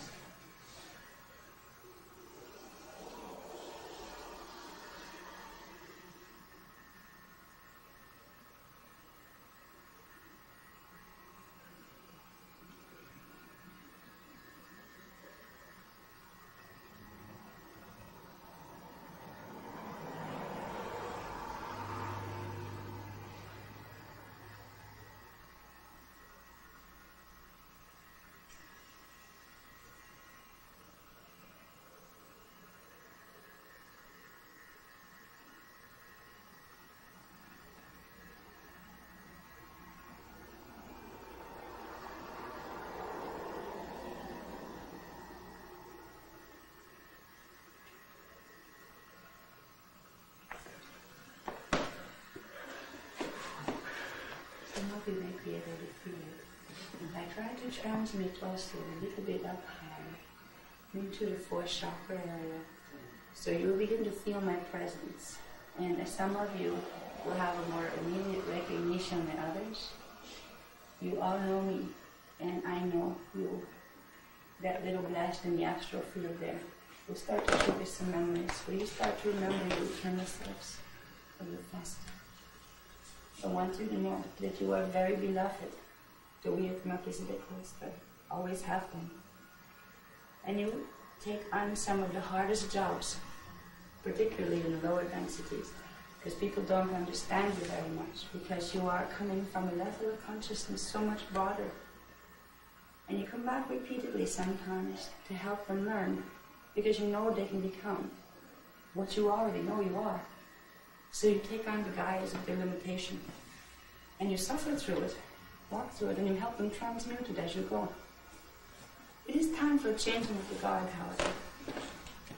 It is time to call the Orpheum home, and let a new set of guardians come in. There are a few appointed this day to become the guardians of the 12 pillars, and that will guard the ley lines that will guard the Kathara, that will stand to hold the frequencies as they're meant to be. But this is your time for freedom. I hope you can feel the note of celebration that I transmitted to all of you, the love that is behind. I will now, and I probably kept you long past the time you expected, and I will turn it to Anna. It is with great love and great respect, and a great desire to see you embrace yourselves as the avatars you are. For when you came in here, you did not birth in. You were sliders. You came in by consciously lowering the densities into form. You didn't birth in like a way sister. You didn't birth in even like a story sister. You had the imprint to reverse that in your cellular memory. Because as an orphan, that's how you got here. So if anybody is going to get themselves in through code clearing to ascension, anybody's going to have the time to do this fast enough, it will be you. You have the potential to be the ones to walk through the halls of the Mente and end up in the future in several places, one of them being the year 6520 AD, which is a place that is helping this place back in time. You have the potentials, and it's only something you can work out with your own higher parts. We're giving you the tools, but what happens from there is between you, your higher parts, and God. But just know you have the potentials. I see we're being joined. I don't know if anybody saw that. I just got about 4 that came in from council. They are doing their own little transmissions. They just wanted to say hello. I don't know if you can see them over the fields. If you close your eyes and try to, just a little, move what you're perceiving up just a little, you may be able to see them as fuzzy white things hanging in the field here. We have 4. We have one named Rian, who will be soon to incarnate. He is one of the avatars too. And there are 3 others. One I don't know, which is kind of funny because I noticed about everybody. This one belongs to a person in the room.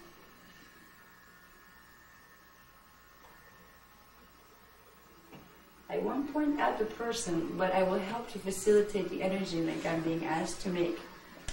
There's a person in the room that has been waiting a long, long time to find this particular part of their own soul family. So I will simply transmit the frequency that will allow this link to be made, and we will not point fingers at the persons. But they will know, because they will begin to dream about release and about freedom, and they will start to get some movies in the dream state that tells them a little bit more about what this was about. They were guided here tonight to get this transmission. It was a specific person. Now the others are just sending a general hello to all of you, and they know you as I do. We have Rian, we have Jonathan. He is another one that works with many of you who don't know it. He also goes by the name Gopal Das, but he's working with the Ekists. But he is known as Jonathan and numerous other things in the higher planes. Jonathan has blonde hair. He's an attractive-looking blonde man that has a bit of tan skin most of the time. You see, when you see us in more of our organic form, we would look like folding sheets of white light in the air. We are not confined to the forms that you know anymore here. We are free from that. And when we downscale, we tend to take on folding fabric, as Anna calls it. They look like living folding fabrics of energy that can take any form. And this is what we truly look like. We tend to use, when we communicate with you, we use images that you have known of us in other incarnations from when we were in physical, because you will be able to relate better to those images. You will have more cellular memory recognition. But there is a part of you that exists just as we. Folding fabric beings, they are the liquid light parts of your beings. It's time to become shapeshifters and come back to what you were. I'm being told I must go now because we're overtaxing the Kundalini. I didn't want to do that. You're bored, but Thank you. Thank you all for coming. And I hope you will enjoy, for you will start to have memory coming to you in the next several months. Know it started here with the activations that went down tonight. you start getting, I think I know that, how would I know that? No, you know that. Whatever it is. If you get these little instances where something pops up, oh, I couldn't know that, or you start the self-doubt, it is time to start trusting yourself. All right, you're being worked with, you're being guided. You need to start to trust the inner voice. None of you, at this point, have any field attachments where anybody is messing with you. So if you start to hear communication, you are safe to listen. All right, you are being protected because you are activating now. That's when they tend to sneak in and try to grab the light workers, when they're activating, because they need the activated codes to mess with the grid. You are in such a field of protection right now, you don't have to worry about it anymore, any of you. Just wanted to let you guys know that there's some people who are a little concerned. And I will bid you good evening. And hope to see you in your dreams. For if you look for me, I will be there. And what we will do, and we were thinking of it, actually I was thinking of it and gave the idea to Anna. We're going to send a picture. She had done a picture of what I looked like in my last incarnation. It's the picture I used, the image I used to contact her before I let her see my falling fabric shape. It was kind of hard to paint a picture. We're going to do pictures of it and give some color copies, so you see kind of what I looked like when I was Tournisian. And I lived on Kathara 560 million years ago, long time. But it's still me, and it's the image I use when communicating. So if you see that me in the dream state, you'll know who you're talking to. Now we'll say good night now. Thank you. Thank you. Good night.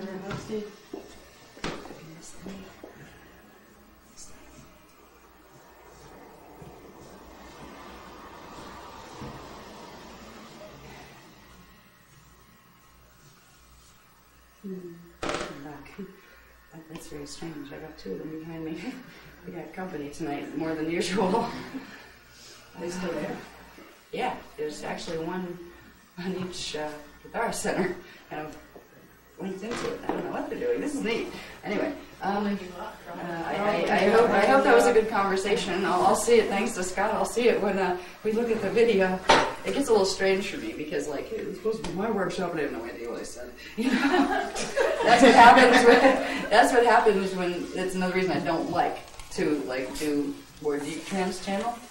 I don't exactly go into trance. I move out of the way. I move myself out into the higher fields, like I do when I want to astral project, and I go busy myself someplace else. And then I get this tug, and I was like, oh, okay, back here again. And I forgot a couple times, and I kind of like kept drifting and drifting, and I heard this was like kind of reel me in, like, let me get back here. You know, that kind of thing. So it's a real strange experience. Someday you may get to know that experience if you ever work with them in that capacity. I want to thank you all for coming. It's been much longer than I expected. And